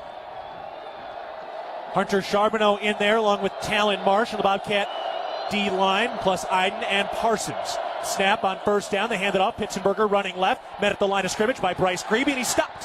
1 yard gain. Late bump by Iden. One of the old linemen went down, but that was more about a guy being behind him and tripping him up. Yeah, things like that happen. That's one of the things about being on a pile. It don't feel good, too, when the big guy, 300 pounds, leaves his feet. Iden finishing his blocks. One thing this Bobcat team certainly has done is play through the whistle this season. Snap. Quick hitter to the near side, and it is caught for a first down on a twisting, tumbling catch to the 35-yard line. What an athletic catch by the tight end, Brady Wagner. Wow. Wow, that was a great play concept, man. And Reno can sling the rock, man. The coach's son, who went to South Carolina to play for the Gamecocks out of high school, was there for a year and a half, and then transferred here his first year as a starter, now as a sophomore. Snap, fakes the handoff, looking over the middle. Incomplete. Intended for Anderson, the wide receiver. That'll bring up 2nd and 10. Stop by your local Jersey Mike's restaurant today after the game with 2 locations in Bozeman. Look no further than Jersey Mike's for your sandwich cravings. Jersey Mike's, an official partner of Montana State Athletics. This is where crowd noise, crowd energy can really kind of be your best friend right now. Be that 12th man out there on that field. 3 receivers right, 1 to the left. 2nd and 10. Yale's had a lot of first downs in this game. They've racked up 20 first downs this afternoon. Snap. Hands it off. Pitzenberger probing. Bounces off of Paul Brott. Then falls forward. Just a 1 yard gain. And a nice job by Paul Brott to bring down Pitzenberger on the first touch. No easy feat. Hey, there we go. Magic City Bobcat does his job. Eats double teams and tackles at the ankles like that. That's what you want out of your senior leader. Paul Brott a little hobbled, fighting through an injury. Hunter Parsons fighting through an injury. Zach Cruz went off and came back on after an apparent injury. He's out there with that right arm all taped up. It's the black and blue portion of the season. Second round of the playoffs, 3rd and 9 for Yale at their own 37, down by 2 scores. Snap, looking left, under pressure, throwing, and it is caught at the 50 by Nico Brown, who was left wide open. Don't know how that happens. That's the number 1 target for Yale, and Nico Brown has one of the easier catches of his day, the 9th of his afternoon. That's sometimes the problem with zone coverage. There's little pockets available, and with a quarterback like Yale has and Mr. Brown out there running routes, they kind of know each other's tendencies. They watch film too. Snap. Handed off to Pitzenberger, running up the middle, met by Zach Cruz, who battled him back. Then got a little help from Kenny Iden and Dom Solano to bring him down. That was a big-time pop, and you can see Zach Cruz gritting this thing out right now, favoring that right arm. Hey, you got to leave it all on the field, my man. But also know you got to live to fight another day. But that next day is never promised because it is the playoffs. you have water in your basement or cracks on your home's wall, the name to know is Groundworks, the official foundation repair company of Montana State Athletics. 7:45 to go in the ball game. This is turning into an absolutely crucial drive for Yale that needs 2 scores. 5 spread out, empty backfield, snap to Reno, looking right. Now Cox's arm throws low and incomplete. 3rd and 9. Great job by the Bobcat defensive line getting pressure with only 4. I love it when they line up in that double 3 technique look and they run that game, double twists. Back when I played defensive line, we called it nasty, baby. Like you're just going to mess with their heads a little bit. If you want to keep the party going, don't forget women's basketball hosts North Dakota at 6 o'clock tonight over at the Brick. Stop by your tailgate, then walk over there. Support Coach Binford and her bunch as they tip off at 6 o'clock. Daniel Sally will have the call at 5:45 today. 3rd and 9. Bobcat fans standing tall. Snap. Reno surveys, steps out of pressure, and now he's dropped. Alec Eckert, the 3rd down sack. Iden got the initial pressure, and then it was Alec Eckert. Honorable mention, all Big Sky this year. His 3rd career sack. Hey, no better time than right now in the playoffs to get that number, lucky number 3. And they're going for it. They got it. Now the Bobcats have this avalanche starting to roll. Bobcats easing in to postseason form. But it's starting to show up now as the wind picks up. They're going for it on 4th and 18th, their own 43. Snap. Reno looking to throw. Stepping up in the pocket, rolling out to his right, throwing on the run deep. And that is picked up by Tatum Gray back at his own 20-yard line on the return to the near side 30. Working inside the numbers 35 as 2 flags fly. And he is down near the 40. So 2 flags flew. Bobcats lose about 30 yards in possession with the interception. Let's check the flag, but it did come after the pick. It's 2 flags seemingly for the same penalty. Let's see what we got. Cats have done such a nice job not blocking in the back on some of these returns. They've gotten the long returns from Caden Dowler over the last couple of weeks. Of course, Talon Marsh, the 90-yard pick 6 as well. Montana State has had 3 interceptions returned for a touchdown on the defensive side. All right, here's the call. After the interception, personal foul, illegal blindside block, intercepting team, number 8. 15-yard penalty. Montana will possess the ball 1st and 10. Bobcats would have been well-to-do to just knock that ball down. They're going to lose a ton of field position here. They could have been up at about the 35-yard line in Yale territory, but now they'll be a little backed up. Intermountain Health, with 2 clinic locations in Bozeman, is proud to be official health partner of Montana State Athletics. It's a tough thing for a player, though, when you see that big, juicy interception coming right at you. Oh, yeah, right into the breadbasket, but you got to be aware of down and distance and everything, game situation. Looks good on the stat sheet, but it's kind of half the distance to the goal, 1st and 10. It's pins you offensively in your own territory. All right, this is about when the Bobcats took the football over in Missoula and ran it down to win that game. First snap with 6:35 to go in the 4th. They hand it off to Adam Jones. He's up the middle, across the 20 to the 21-yard line. And it was the Don Joy Mafia that closed that game 2 weeks ago with that 6-minute drive. With Braden Zimmer at left tackle, Burke Maxtell at left guard, J.T. Reed at center, Titan Fleischman at right guard, and Cedric Jefferson at right tackle. And it was that group, that 5, that put that game over the finish line in Missoula 2 weeks ago. And they got to close it out again today. 2nd and 6 after the 4-yard pickup by Adam Jones. 13 carries, 102 yards and a touchdown. Actually make it 106 yards after that last carry. 2 running backs, 2 receivers, and a tight end. Snap, Lamson fakes the handoff, keeps it on the read, running left. Runs through a tackler and carries the pile to the 25-yard line. It'll be 3rd and 2 for the Bobcat offense. Montana Farm Bureau is the trusted grassroots voice shaping policy to safeguard Montana agriculture and cultivating a prosperous network that invigorates rural communities. Your Farm Bureau membership is an investment in keeping Montana, Montana. Join us today at mfbf.org and go Bobcats. A couple of tight ends check in now. No Ryland Schlepp, so we've seen more Luvens Valsen. Pistol formation. Adam Jones has been the workhorse today. Sitting at 14 carries so far. Valsen in motion from right to left. There's a tight end left of the line. Here's the snap. Handed off Adam Jones up the middle, and he breaks through for the first down. Bruising run again Adam Jones getting stronger as this game goes on. Dan Davies is down on the field right now, and Dan, Adam hasn't put up massive rushing numbers this year, but it's been such an impactful season for the sophomore. Exactly, but in this particular game in the second half, he's got that momentum, he's got the feel for as a running back, and you just want to keep feeding that when that guy feels that momentum, and he's able to carry the football and hopefully close this thing out shortly. Adam Jones today has also gone over 2,000 career rushing yards. He did it on that touchdown earlier. Snap. Fake the handoff to the sweeping Dowler. Lamson keeps it, breaks off a tackle to the 35, and dives ahead near the 40-yard line. First down, Bobcats. What a slippery run by the bruising Justin Lamson. A 10-yard gain, a fresh set of downs. 4:23 to go in the game. It's a first down. Wow. Yale has taken their first timeout. It's a full timeout. Yale uses a timeout. Love the Bobcats? Hire them. Post your part-time, full-time, and internship positions on hireabobcat.com to recruit your fellow Bobcats. Go, Cats, go.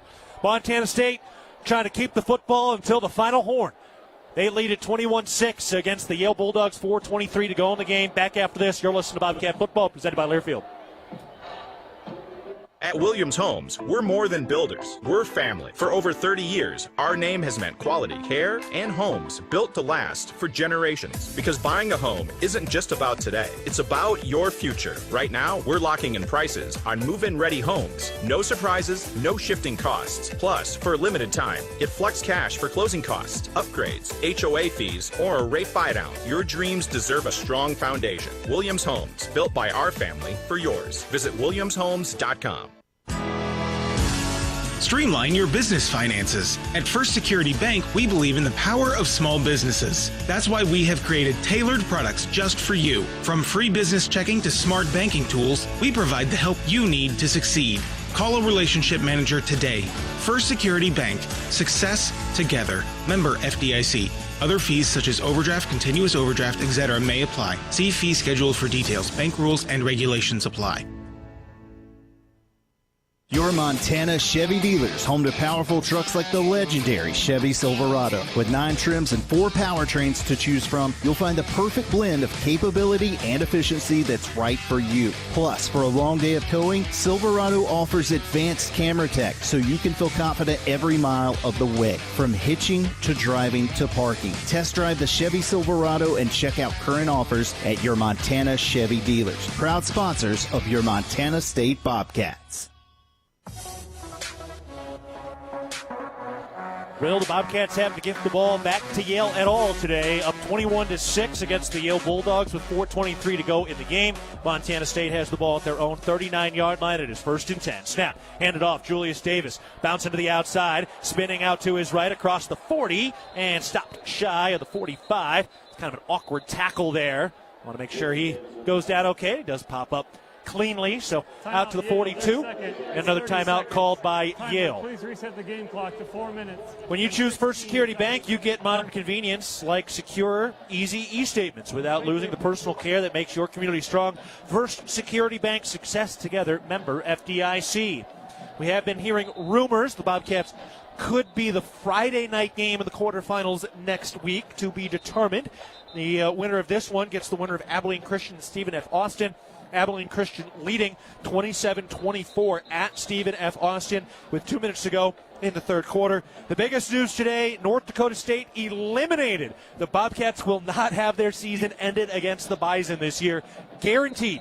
Cats are 1-6 all-time against NDSU. The lone win coming in at 1976. So Cats have had their season ended 5 times out of the last 6. Against the Bison, but not this year as they have their season ended by Illinois State. Bobcats looking to move on to the quarterfinals. 2nd and 7. Set up in a shotgun formation. Dowler in motion. Snap. Fake the handoff to the sweeping Dowler. Lamson keeps it by design to the 45-40. Lost the football, and Yale recovers it. They pulled it out from behind. Yale forces the fumble and recovers the ball at their own 46-yard line, and that's the big play Yale needed to stay alive with 4:10 to go. Recovered by the defense. That's such a heartbreak, especially after Titan Fleischman does a great job banging back. Color moves away from his gap, so he plants his foot, redirects back, and just breaks free. Lamson in a nice wide open hole, and he's got a ball secure. Got to keep that ball high and tight no matter what. Lamson is over 100 rushing yards today, so it's Lamson and Jones both over 100 rushing yards, and Adam Jones going over 2,000 career yards today. 2 receivers right, 2 to the left. Here's the snap. Reno will throw to start the drive. Takes a deep shot down the middle. Nico Brown makes the catch at the 25 of the left hash and tackled ahead inside the 20. One big play after the fumbled loss by Justin Lamson, and Yale is right into the red zone with 3:55 to go in the game, trailing 21-6. Got to step up in a big way. Bend but don't break. Stop the bleeding. 2 receivers right, 1 to the left. Snap. Handed off. Pitzenberger trying to bounce to the outside and runs through the line of scrimmage ahead to the 12-yard line. About a 3-yard gain, 2nd and 7.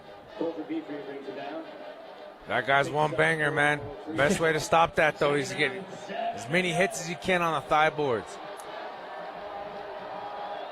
25 carries for Josh Pitzenberger, approaching 120 yards. He's about 50 yards shy of the all-time rushing record at Yale. 2nd and 7 for the Bobcat, 12 for the Bulldogs. Snap. Reno fakes the pitch, now throws near side. Pitzenberger makes the catch up the field to the 10-yard line and tackled forward toward the 5 near that first down marker. He is down at the 6-yard line. And that'll make it a yard to go, so they can still pick up a first down at that 5-yard line. 2:50 remaining in the game. Cats up 21-6. Yale, if they can score here, will certainly try an onside kick. Got to be able to hold your water. Don't jump off sides. Be wary of a hard count. 3rd and 1. Shotgun snap. Handed off. Pitzenberger up the middle. Oh, he's close. I don't know that he got it. It's going to depend on the spot. Needed to get to the 5-yard line, and the near side line judge has his downfield foot shy of that mark. And it is 4th down. So that'll be 4th and inches. Timeout for a measurement. And they're going to measure this thing, but I think that's going to be short. Oh, we haven't seen a measurement all season, Keaton. This is going to be awesome. Dan Davies is peeking down that 5-yard line. What are you thinking? It looks short to me, my angle. All right. Those are veteran eyes down there. Oh, big-time veteran eyes. So they run the chain gang out from the far side. Look out, Bryant Meredith. Look out. Has to do-si-do over that thing. Hopscotch. All right, they're going to measure this thing out. The original line of scrimmage back at the 15-yard line. They stretch out that first down marker to the 5. 4th down. All right. Montana Farm Bureau is the trusted grassroots voice-shaping policy to safeguard Montana agriculture and cultivating a prosperous network that invigorates rural communities. Your Farm Bureau membership is an investment in keeping Montana, Montana. Join us today at mfbf.org and go Bobcats. No doubt, Yale going for it. Down by 2 touchdowns plus a 2-point conversion. So it's 4th and inches, the Bobcat 6. They need the 5. You want to hedge your bets. You know they're probably going to run it, but at the same time, you don't want to be so heavy to the line of scrimmage that somebody sneaks out behind you in a play-action situation and they score. So everybody's got to just do their job, play their technique, make your read and deliver. 20,867 the announced attendance. Shotgun formation on 4th and 1. Snap. Direct snap to Pitzenberger. Breaks through, and he's in for the touchdown. The Wildcat snap to the running back, Josh Pitzenberger, on 4th and 1 from the 6-yard line, and he strikes for his 41st rushing touchdown of his career. All right. Got a 1-score game now. Now they're going to go for the traditional 1-point PAT. Down 21-12 after they missed a 2-pointer earlier. 2:09 to go in the ballgame. Credit this Yale squad. They have not backed down here at Bobcat Stadium. Snap, hold is down, kick is up, and it is good. All right, 21-13. 8-point game, Bobcats leading. With 2:09 left in the ballgame, the Bobcats will receive this next kickoff, although we're anticipating an onside kick here. Yeah, I would anticipate it, and at the same time, though, the offense, there is some pressure, but at the same time, champions are comfortable being uncomfortable. This has been, in a lot of ways, an uncomfortable game. Yale has racked up 373 yards. This Bobcat defense was so stout all year long, and Yale is putting up one of the better offensive performances by any FCS opponents all year against this Bobcat D. But it is the playoffs, and everybody's giving you their best. And there's a large target on your back, especially when you're the last remaining top seed. And all that going with North Dakota State losing. The number 1 seed has been eliminated today. The Bobcats lining up for the onside kick. They're going to kick it over to the far side, to the far right sideline. Jacob Trimble, Colson Kuhn, Adam Jones, Taco Dowler, Rocky Lanchoni, Dane Steele. All those guys over on that far side. Jared White is out there as well. It's the hands team on the field. Coach Vegan jogging down that left sideline, just in case he needs to get something in here. All right, we're ready to go. Onside kick attempt coming. They kick it off, takes that high hop, and grabbed by Colson Kuhn. Hit him in the chest, kind of wrapped it up, and then fell on top of it. And the Bobcats do recover with 2:08 to go, leading by 8. Yale has 1 timeout, and now the Bobcats are on the cusp of closing it out and earning an opportunity to play again next weekend. Yes, sir. 1 more first down should put this thing away. They got 1 timeout left. Bobcats have made the quarterfinals every year since 2019 except 2023. They've made the semifinals in each of those seasons as well, of course, except that one-and-done exit in 2023 on the blocked PAT. All right, 2:08 to go. A timeout and the 2-minute timeout. The Bobcats need 1 more first down to ice this thing. Shotgun formation. Snap. Turns right, hands it off. Adam Jones met in the backfield and dropped. Oh, that was a big hit. Dylan Yang, the senior from New York, came in and caught Adam Jones a few yards behind that line of scrimmage, and that takes us to the 2-minute timeout. We'll step away. Bobcats trying to force this thing across the finish line, but the Yale Bulldogs will not back down. It's a battle of champs. The Ivy League champion and the Big Sky champion are dogfight today. Montana State leading 21-13 with 2 minutes to go in the game. You're listening to Bobcat Football, presented by Learfield. Looking to build something solid and long-lasting? Look no further than Fortify Building Solutions in Belgrade. Whether you need metal roofing, siding, buildings, or pole barns, we've got you covered. And whether you are a seasoned contractor or first-time DIYer, you can count on our personalized service and support from beginning to end. Visit us in Billings or Belgrade or at FortifyBuildingSolutions.com and start building today. That's FortifyBuildingSolutions.com. Proud supporter of the Bobcats. Rocky Mountain Credit Union has supported Montana State athletics for over 40 years and provides a local credit union for past, present, and future Bobcats. You can have it all with RMCU. Low rates, mobile banking, a place to start saving, or work on building your credit. Visit your local branch or online at rmcu.net to become a member today. That's rmcu.net. Go Bobcats.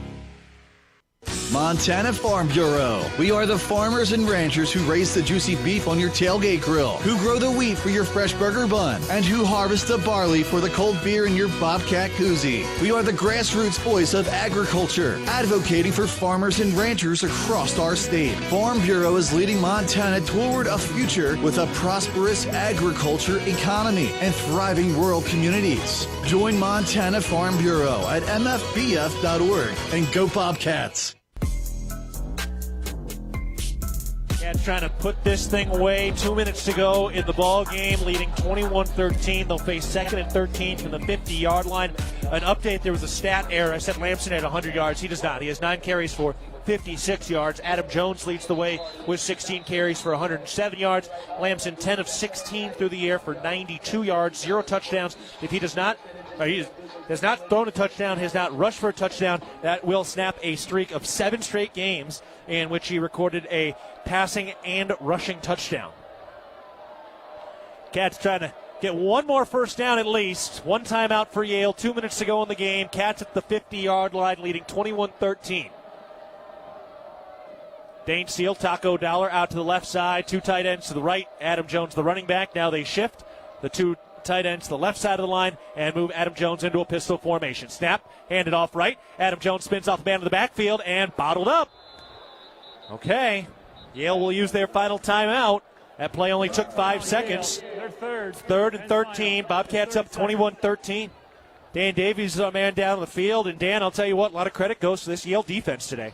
Well, they're a very academic institution, no doubt about it. They had this thing figured out on timeouts, and it was really interesting on that fourth down when we went in for that touchdown that they didn't get to the under two-minute timeout. That was a huge deal, huge play for Yale. Now with 1:55 left in the game, third down from Montana State, huge third down. Otherwise, the Bobcats will have to punt it back. Can't imagine they're going to try to throw here. You'd rather burn that time no matter what. Yeah, it's kind of a gamble situation, especially with the field position, time on the clock. Yale's gone for 373 yards today. Dante Reno, 18 of 31, 205 passing yards. He has averaged a little over 200 yards per game through the air. All right, 3rd and 15. Cats at their own 48-yard line. Pistol formation. The snap turns left, hands it off. Adam Jones looking for room up the middle, and he falls forward to the 52-yard gain. And the Bobcats will milk this thing down. They can take it down to about 1:06 left. Yale will have no timeouts. They're going to need a touchdown and a 2-point conversion. And you imagine the Bobcats are just going to take the play clock all the way to 0 and then call a timeout so they don't have to fire drill the punt. No, you want to make sure that operation is clean as possible. Cats have 2 timeouts.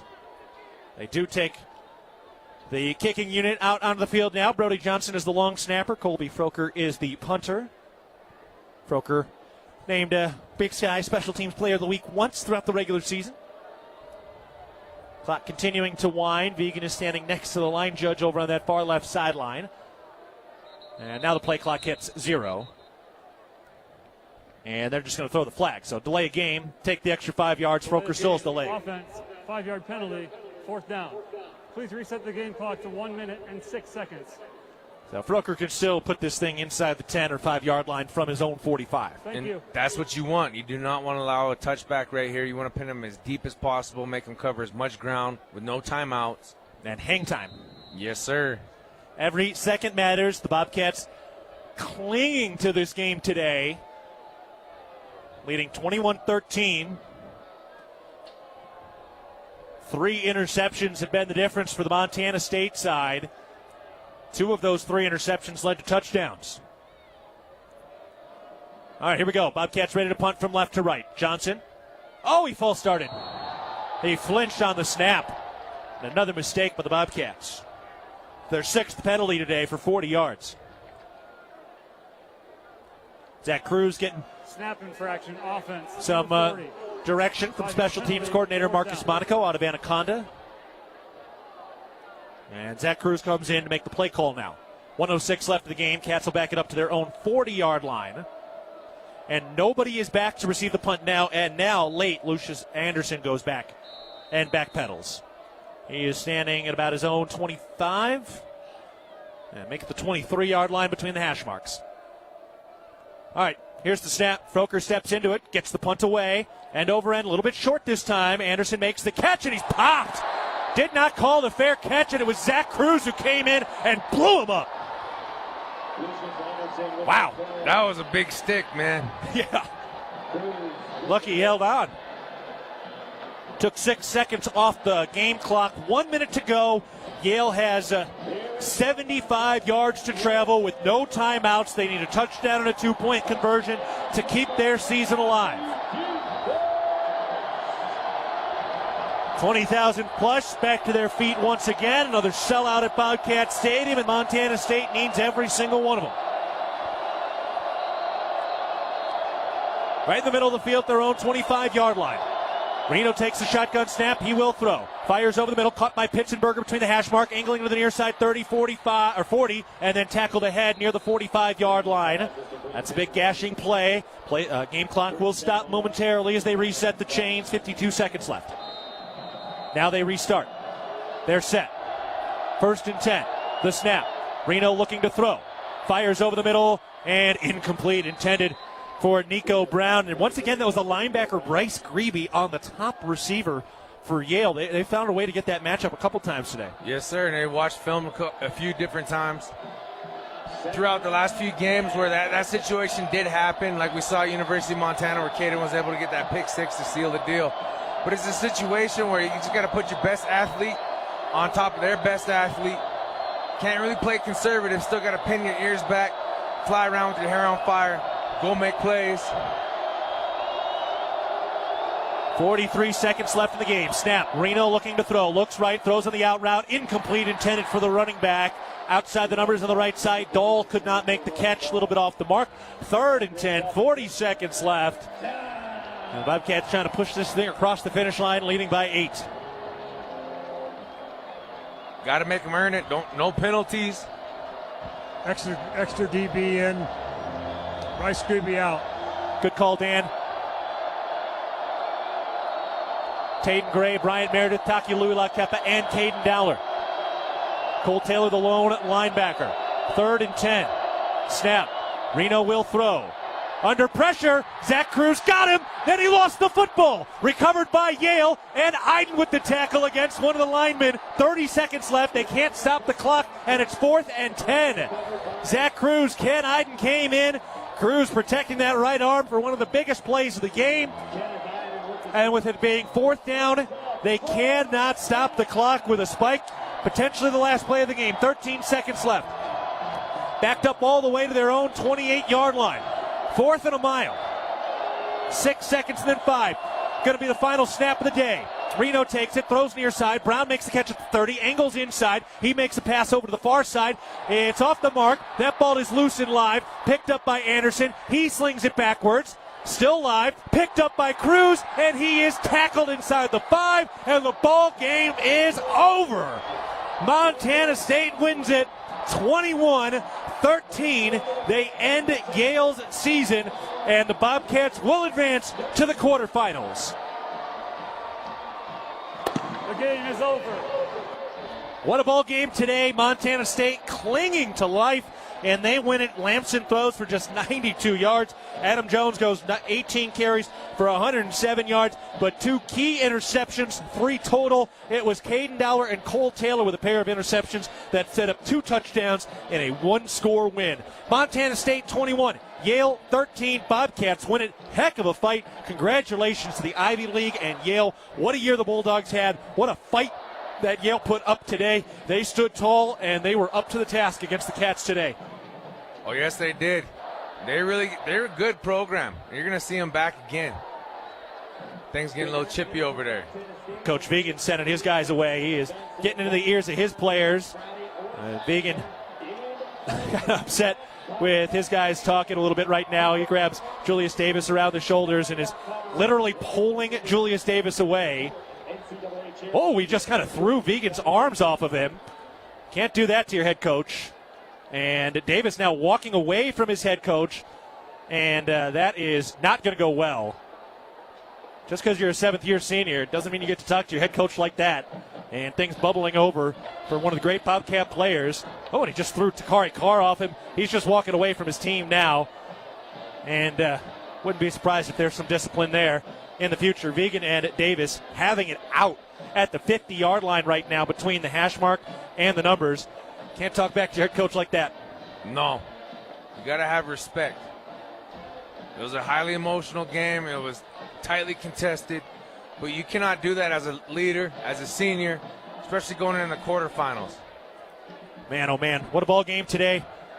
Julius Davis trying to go back to the locker room, and Coach Vegan is saying, no, you got to go celebrate with your teammates. And they're still going at it.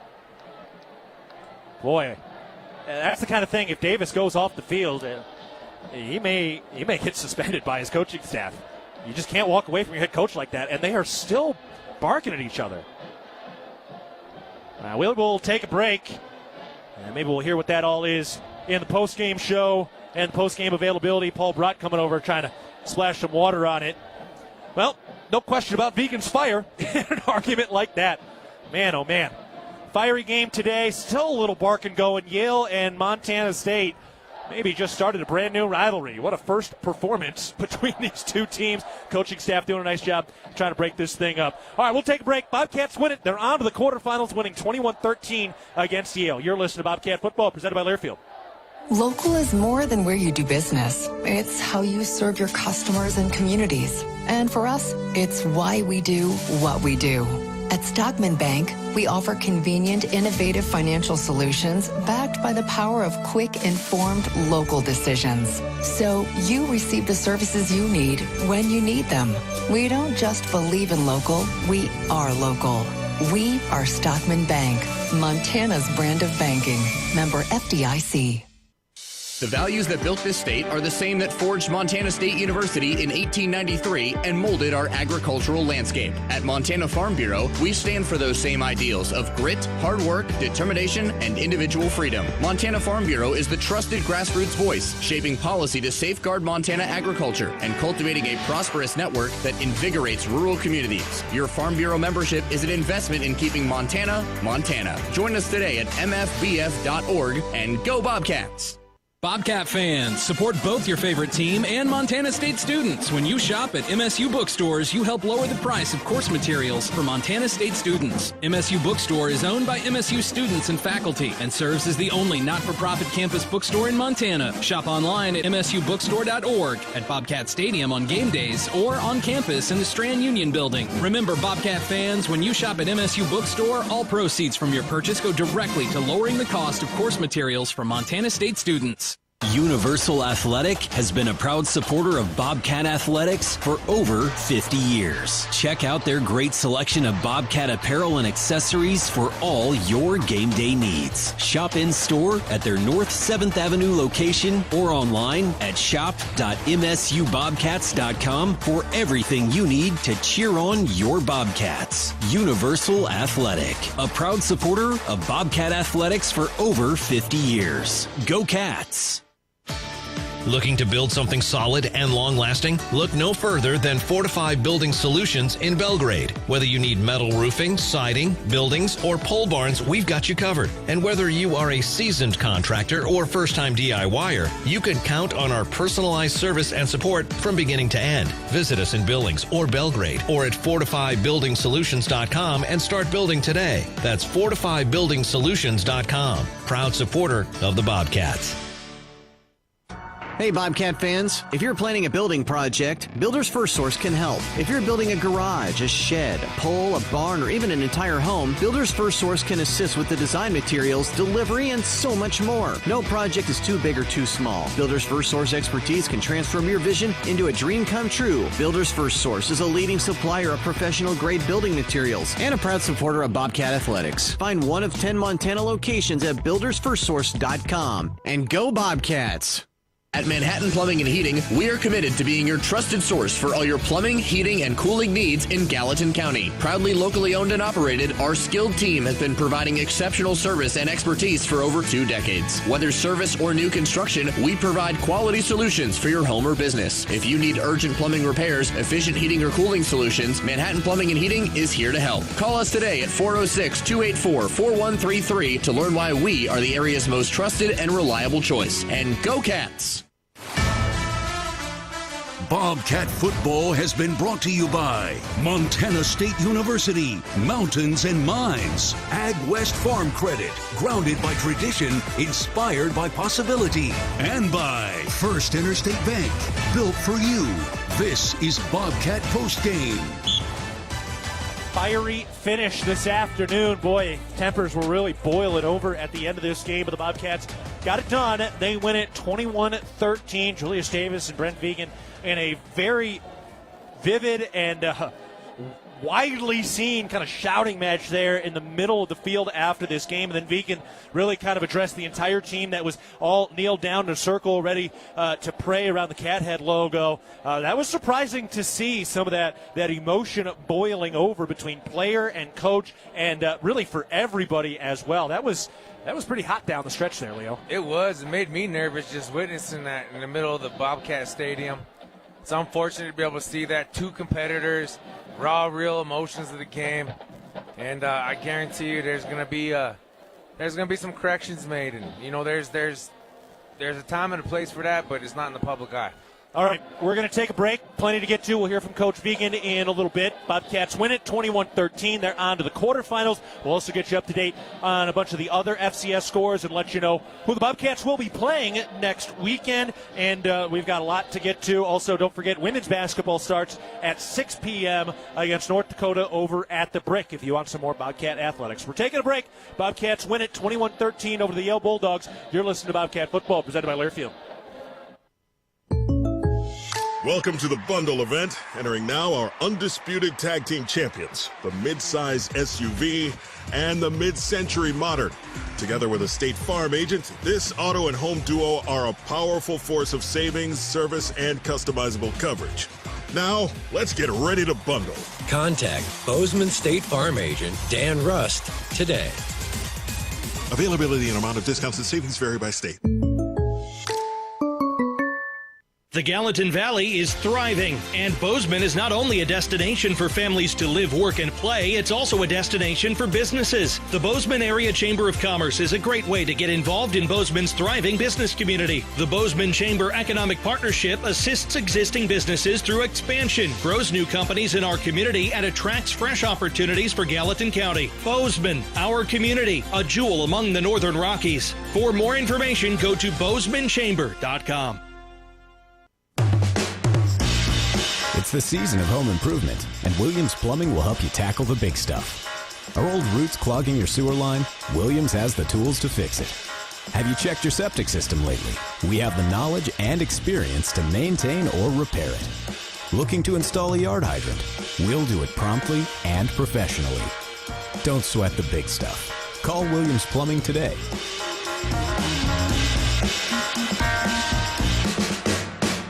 At Jersey Mike's, watching them freshly slice the meat and cheese for my sub is a sight to behold. The layers of ham, salami, and pepperoni are even more glorious than the pink and orange layers of a sunrise. Yeah, the sun's pretty and all that, but in about 7 billion years it's going to explode, obliterating the earth and every living thing on it. And if there's no sun, there's no subs. Meanwhile, the only thing a sub ever obliterated was my hunger. Freshly sliced right in front of you. It's a Jersey Mike's thing. A sub above. Bobcats get a fiery win today. Montana State wins it 21-13 against Yale. This was quite a fist fight, and credit Yale, their first bid into the FCS playoffs, and they stood toe-to-toe with what is now the highest seed left. Bobcats number 2 seed, as North Dakota State has lost earlier today.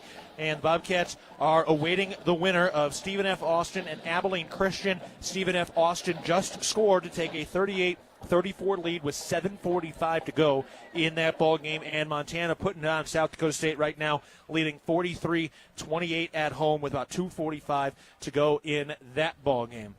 All right, Leo, kind of where do the Bobcats go from here? This was kind of a clunky game today. They never really got the offense going in a lot of ways. Adam Jones stood tall. There was the kind of, not a fight, but certainly some verbal altercations on both sides after this game. Bobcat defense gave up 350 yards in this one. So, yeah, I don't know. Where do the Cats go from here? The only way to go is up. The only way to be able to correct it is to show out next Saturday or Friday, whatever we draw for the game. Also, too, you have to be able to keep composure. I know we had a holiday, another week off. The semester's coming to a close. There's a lot of X factors going into this thing, and it is more than football for student athletes, but football is the key to building the house that we sit in right now, and it's also an attribute to the leadership, and you just have to regroup, take a deep breath, and just get back to the work. All right, let's pause 10 seconds for our network station identification. This is Montana State football.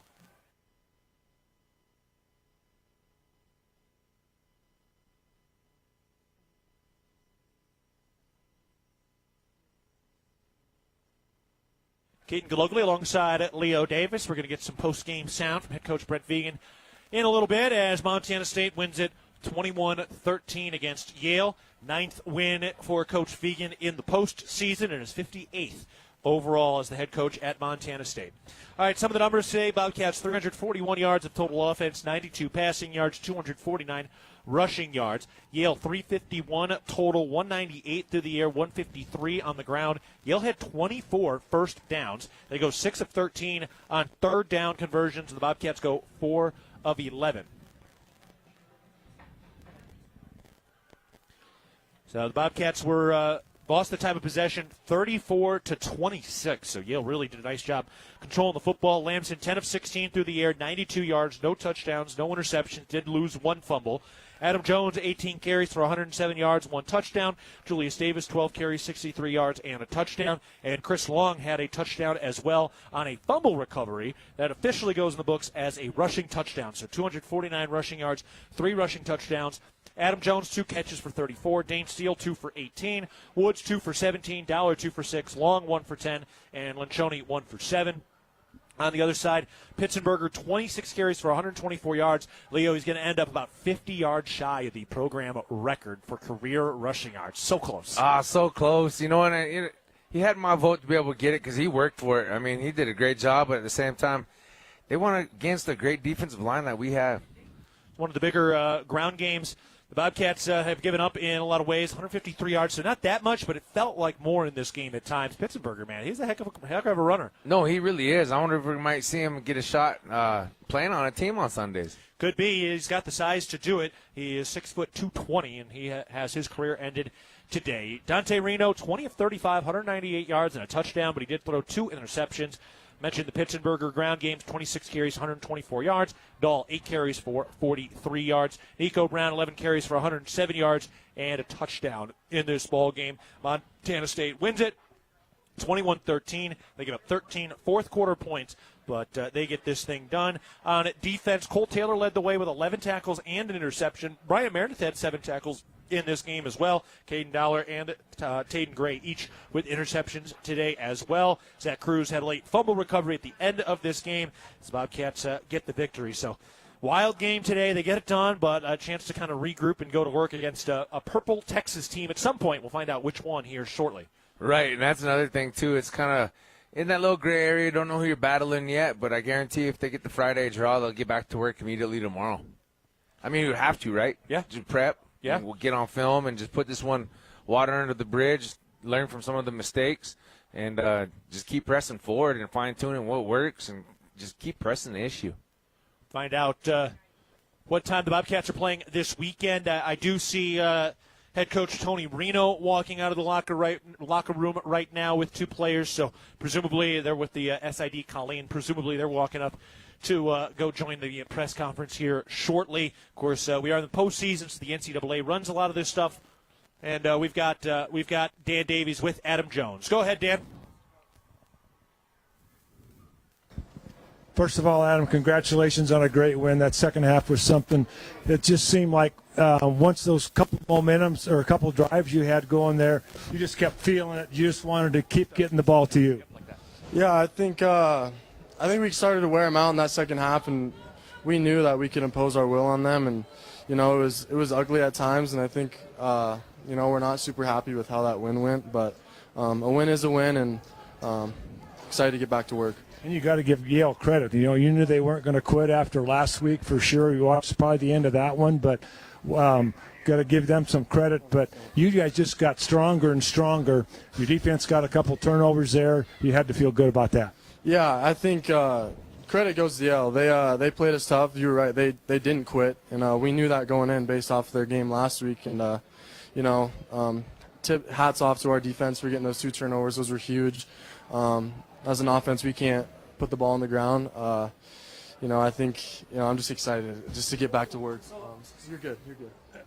Yeah. What a great effort. You're over 100 yards today.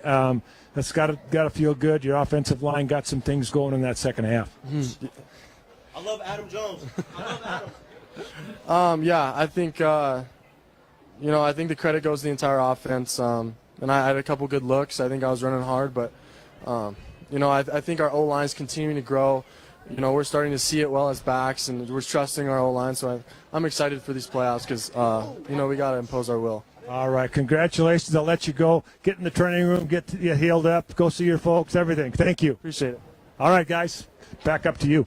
Thank you, Dan. Appreciate those words from Adam Jones. Does look like Yale is heading up to the press conference, so whenever they go live, we can pull what they say in the post-game press conference. So we will keep an ear out for that and get ready to hear some of that. So congrats to Adam Jones. Nice to hear him talk. Don't have any insight on what was all playing out at the end of that game. But either way, resilient performance from Adam, and he's so strong, and he's only a sophomore. That's the beauty of it, and he's going to be a legacy Bobcat. I feel like this is his home, and he's going to stick it out. And I'm so excited for what the future holds, especially next weekend. So Montana State winning it today, 21-13. And we're going to get the Yale press conference now as they get up. And we're going to take that right now. Kids, I want to know what the season meant to you as a captain, taking the team as far as ever done postseason in school history. Just what that's meant to you and what it meant to the team. Yeah, this team means the world to me. Couldn't be more proud of this team. They worked really hard since before the season, since January, and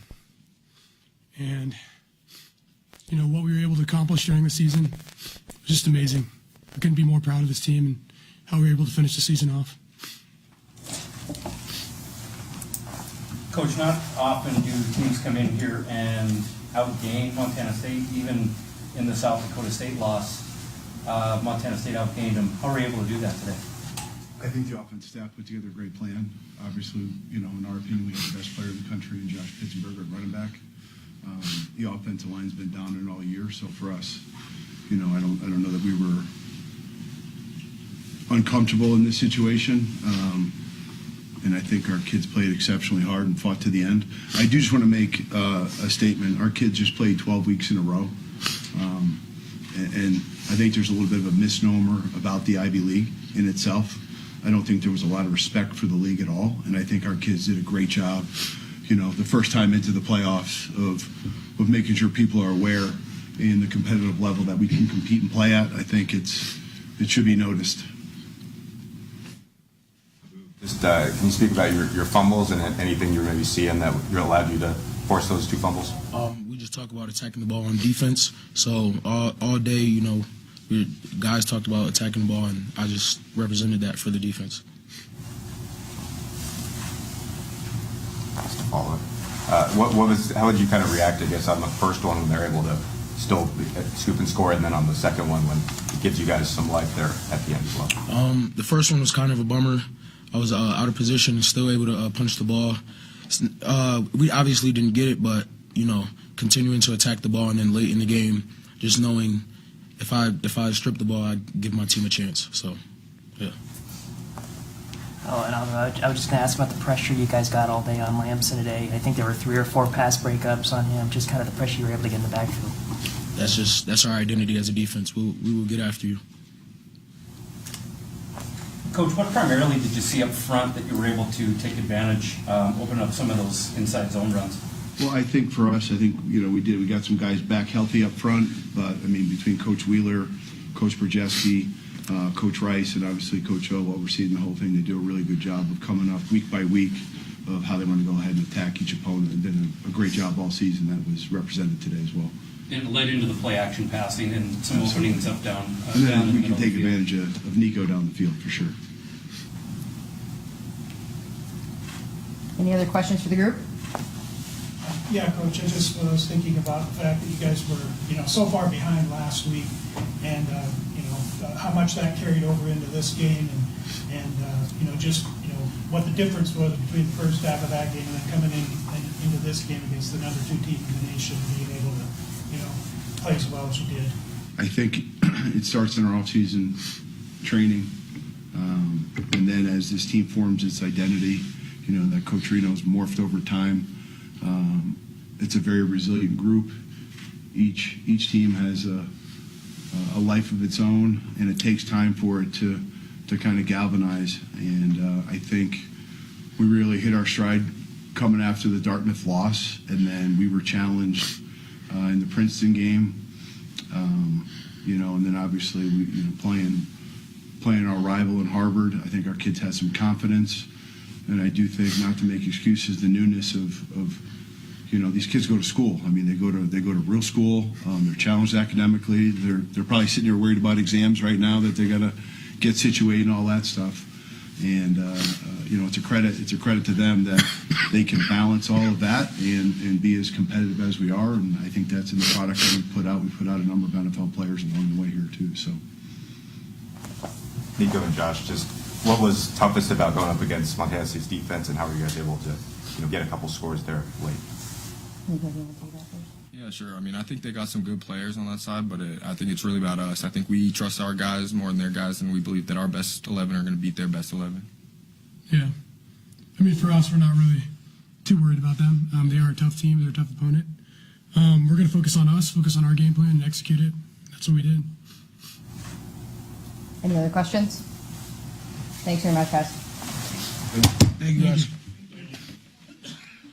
All right, those were the words from Yale. We will get the press conference here from Coach Vigen and the Bobcat staff in just a second, as well as Montana State wins it today 21-13. It was a heck of a ball game today, and we will hear from the staff in just a second. Let's update some of the scores around the FCS playoffs right now. Montana has put up 50 points. They're going to beat South Dakota State. They're up 50-29 with 1:20 to go in the fourth quarter. Bobcats get the winner of Stephen F. Austin and Abilene Christian. Stephen F. Austin leading 38-34 with 6 minutes to go in the fourth quarter there. Just waiting on Coach Vigen and the Bobcat staff. Villanova spoils Lehigh's perfect season. They beat Lehigh today 14-7. South Dakota announcing their presence with authority. They beat Mercer 47-0 on the road today. The number one seed North Dakota State loses. They fall to Illinois State 29-28. Wild game over there. So Illinois State eliminates the number one seed. Tarleton State with a comfortable win. They kind of needed that. They beat North Dakota 31-13. And here Montana State wins it 21-13 in the SWAC championship. Prairie View A&M leading Jackson State 23-21 early in the fourth quarter over there. Again, we're going to get Coach Vigen and some Bobcat players here in just a second. Georgia leading Alabama in the SEC championship game. Georgia's up 14-0. Midway through the second quarter, Western Michigan wins the MAC championship over at Miami of Ohio 23-13. Texas Tech beats BYU 34-7. And Texas Tech will have a bye in the playoffs this year. Coming up at 6 o'clock, Indiana and Ohio State, 1 versus 2. Duke and Virginia are at 6 o'clock later tonight as well. Here, Montana State gets the 8-point win against Yale. It was a feisty finish today. Does sound like they are setting up in that press conference there, and we're going to hear from Coach Vigen and some players in just a moment as Montana State gets the victory today. It was a hard-fought, fiery win in this one, and we are about ready to go here. Yeah. All right. Hard-fought game, obviously. Give Yale a bunch of credit for coming in here and really competing. I think ultimately that wasn't our best performance, but it's in, credit goes their way. Our ability to win on third down, both sides of the ball, would be the immediate thing that comes to mind. They converted too many times, and ultimately we didn't convert enough. But throughout, we made enough plays and found a way to win, and turning them over. Obviously, at critical times, Caden's interception to set up our first score, Cole's interception when they're down there. It was a 4th and long when Taden got his pick. All big plays, and then obviously Justin fumbling the football made it what it made it at the end, and that's not where we wanted to be. But this time of year, it's about finding a way to get yourself another opportunity, and we did that. And again, a fair amount of credit goes to Yale for coming in here and really competing. You said it wasn't one of your better games. What do you attribute that to? Are you guys maybe unfocused or just? I don't know. I think sometimes it just plays out that way. For us to open up a lead there, it's probably a few third downs on defense where we don't get off the field. It's it's maybe more than third downs on offense, but it's being able to extend drives. So we find ourselves, up by a bigger score than 7-0. We have a fake field goal, really well executed, that gets flagged at a critical time, so we can't get flagged there. So it was just our inability to probably capitalize more than we just didn't today, I guess. And ultimately it's 7-0 at halftime, and they'd moved the ball. I think we felt all right on defense, but just all right's not good enough. I think that's what it was kind of today. So again, it's a little bit, I'm sure, the way we perform, but then also Yale's a good team. There's no denying that they're a good team, and they gave us all we could handle today. Does this remind you of the Mercyhurst game at all, kind of the way it played out? I don't think so. And the reason I say that, Mercyhurst was way more about pure them possessing the football. I felt that was different today. We turned them over a few times. We had more opportunities offensively. It wasn't just you look and say, okay, at the end of the day, we had X number of possessions. We had plenty of possessions offensively today to do what we needed to do, and we didn't. And that happens sometimes. So, we punted 6 times today. I don't know if we punted 6 times other than Oregon this year. I think that's a pretty telling stat. And there was some short yardage situations where we didn't go for it, in large part because what happened on the previous down. I know we picked up the 4th down, the 4th and 3, later in the game, but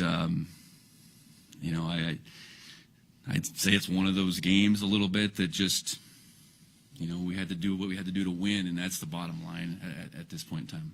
On the day when North Dakota State loses, to be able to survive in advance, how much of a learning lesson this will be for you guys? Well, everybody's good. You're one of 16, so everybody's good. Appreciate that. When you're playing leagues you don't play, and how good are they going to be? I think that's hard to tell sometimes, but that's playoff football. So now we're 1 of 8. I think parents, you have to play well this time of year. You have to keep getting better. I don't think it was for lack of respect to the opportunity or the opponent, but they got some good players, and it wasn't easy, and it's not supposed to be this time of year. Coach, Yale was able to get their yards, but the defense rose to the occasion when they needed to. Just your overall assessment of their performance today. Well, I think it was. We didn't give up but a few big plays, and that's kind of who we've been. We gave up a couple plays in the passing game that I would like to see not happen, kind of down the middle. I think their running back with enough opportunities was going to probably do what he did, and as long as 15, and that's probably not that glaring of stat that he rushed for 124 yards.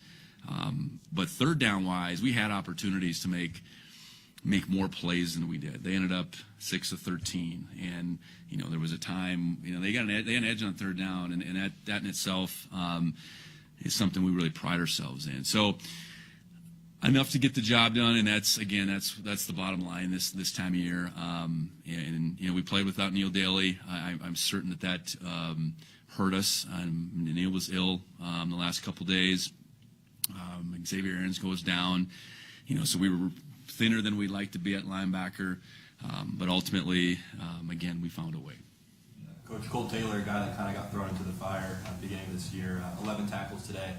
Just your thoughts on his growth throughout the season into the postseason. Yeah, without his growth, our defense wouldn't have had the year it had. And today was another call to arms for him. I'm sure the amount of plays he played today were the most he played all season, and thankful for Cole and how he's continued to answer the bell. How do you feel like you guys kind of handled their defensive pressure up front? A couple fumbles and the 3 or 4 pass breakups as well. How we handled their pressure? Oh, I don't think it was phenomenal by any means. We get a ball batted down on a third down. Justin's 2 fumbles. Those are plays that can't happen. And those have nothing to do maybe with their alignment or their pressure. They're just ball security issues. No, I think if we're 4 for 11 on third down, that's probably says we didn't really handle it all that well. And, you know, it's not always about third down. Sometimes it's about what's happened on first and second down. And our, I think, inability to really find a rhythm today on offense was apparent. It just was. And, you know, the wind picked up, and that probably affected, I know for sure, the ball that, you know, he threw to Ryan down the sideline. I didn't know the wind had just come up. I'm like, do you have any sense for what was going on there with the wind? And so we just didn't, you know, that was not a very good passing day. And that, you know, it falls on our shoulders, but it also, you know, some credit would have to go to Yale for sure. And that kind of 2-minute situation at the end of the game is something you guys haven't been in a ton this season. I guess how important do you think that can be kind of moving forward, being in that situation? Well, we got to find a way to get a first down. You're talking after the onside kick. That was not what we needed to have happen. You know, and they deployed all their guys up there, and we need to figure out an answer to be able to move the ball forward. We have to be able to end the game there. And I'm awfully disappointed that we had to ultimately punt there, you know, and thankfully we got the punt off. Like, you know, it created a long field for them, and we were able to close it out. But you know what we're chasing as far as our expectations is really hard. And ultimately, the expectation of winning we met today. A lot of other things along the line we maybe didn't quite meet, and that's the way it goes sometimes. So we'll take it. Hunter got the contain on their 2-point reverse play to keep it at an 8-point game, and then right after that, you guys get the 4th and 3, and then the touchdown. How just huge was that? We'll see. Yeah, you know, I don't know the exact logic why they went for 2 at that point in time, but they did kind of the same thing down, I think 22 last week, and they got it, and it gave them the point to win the game. So, yeah, big that we stopped that, you know, because you know, clearly they had scored for the first time there, and you know had some momentum. So, you know, it's again a tribute to our guys. We gave up a touchdown, but then we bounced back and can defend the next play. So, I think that's been a marker who we've been all season. It seemed like Davis and Jones kind of stabilized the offense there for you guys in the second half. What can you say about those two? Yeah, I think they ran real hard and were real effective, and you know, I think that's what they've been all year. You know, 30 for 170 is a hard-earned 170. They got it. They both broke out a couple times. You know, I'm sure we would have loved that to be a little earlier, I suppose, with the effectiveness. But yeah, ultimately we did get the run game going enough to, you know, come up with the drive that got us a 14-0, probably in particular. You know, because that was a long drive, and at least yes, yeah, stabilize. I think is a good word, because I think we knew we could at least we found something there. All right, thank you, Coach. All right, that was the post-game press conference with head coach Brent Vigen. It was not addressed what he was talking to Julius Davis about or how that all played out, but we will have the Bobcat Insider television show, and we will bring it up certainly then, and I would imagine that it probably comes up on Monday during the press conference as well. All right, we'll take a break. Dan Davies rejoins us after this timeout. Bobcats win it today by a final score of 21-13. On to the quarterfinals. You're listening to Bobcat Football, presented by Learfield. Hello, tomorrow. We may not know exactly what you've got in store for us, for our routines and our normals. But here's the thing. Turns out, we've got this. We haven't seen everything, but we have seen ourselves be more ready for whatever you bring than we thought we would be. So when it comes to tomorrow, bring on the day. First Interstate, built for you. Member FDIC, Equal Housing Lender. Visit us at firstinterstate.com. Northern States Fishing Tools, a proud sponsor of the Montana State Bobcats, has been serving the eastern Montana and western North Dakota oil fields since 1978. We are here to provide you with the best tools and services, all at competitive prices. Northern States Fishing Tools services the Williston Basin with fishing and rental tools, along with downhole tools that include packers, plugs, and through tubing equipment. We have the expert knowledge to give you satisfying results based on your specific needs. Go Bobcats! Looking to build something solid and long-lasting? Look no further than Fortify Building Solutions in Belgrade. Whether you need metal roofing, siding, buildings, or pole barns, we've got you covered. And whether you are a seasoned contractor or first-time DIYer, you can count on our personalized service and support from beginning to end. Visit us in Billings or Belgrade or at FortifyBuildingSolutions.com and start building today. That's FortifyBuildingSolutions.com. Proud supporter of the Bobcats. Montana Farm Bureau. We are the farmers and ranchers who raise the juicy beef on your tailgate grill, who grow the wheat for your fresh burger bun, and who harvest the barley for the cold beer in your Bobcat koozie. We are the grassroots voice of agriculture, advocating for farmers and ranchers across our state. Farm Bureau is leading Montana toward a future with a prosperous agriculture economy and thriving rural communities. Join Montana Farm Bureau at mfbf.org and go Bobcats. At Manhattan Plumbing and Heating, we are committed to being your trusted source for all your plumbing, heating, and cooling needs in Gallatin County. Proudly locally owned and operated, our skilled team has been providing exceptional service and expertise for over 2 decades. Whether service or new construction, we provide quality solutions for your home or business. If you need urgent plumbing repairs, efficient heating or cooling solutions, Manhattan Plumbing and Heating is here to help. Call us today at 406-284-4133 to learn why we are the area's most trusted and reliable choice. And go Cats! Did you know that Tire-Rama offers more than just tire services? Our expert technicians take care of other vehicle needs like belts and hoses, brakes, check engine diagnostics, oil changes, wheel alignments, and more. It's all about our dedication to keep our customers' vehicles running smoothly so they can travel with peace of mind. When it comes to your vehicle needs, Tire-Rama's got you covered. Find your neighborhood Tire-Rama and see a list of services at TireRama.com. Tire-Rama, more than just a tire store.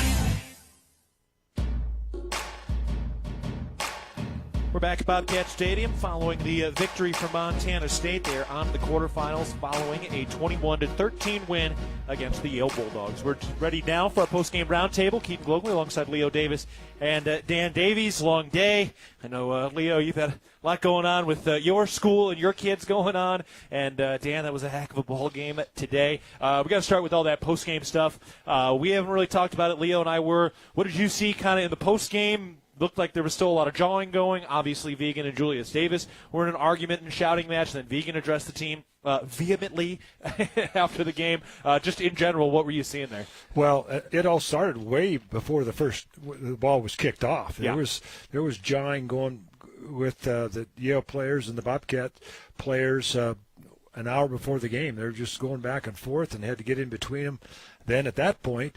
And I think the officials were close and aware of that too. And I think it kind of went on the whole game. And then during the postgame, there was a Yale player that was down on the sideline in the very last play, and a bunch of their players were over there and our players, and nothing really happened right there. But right about the numbers and the hash mark there, the thing matriculated into more than it should have been. And so Coach Vegan and the coaches tried to go in there and try to intervene and try to get down to the end zone, do the school song in front of the fans with the band and so forth. And there was a couple stragglers there, and Coach Vegan was really trying to get everybody together, and there was some discussions back and forth, and it continued almost all the way they got back into the locker room. Yeah, it'll be interesting to see how this thing plays out forward. I imagine whether it gets announced or not, Leo, when a player reacts like that to their coach, and look, we all have a lot of respect for Julius Davis, who he is as a man,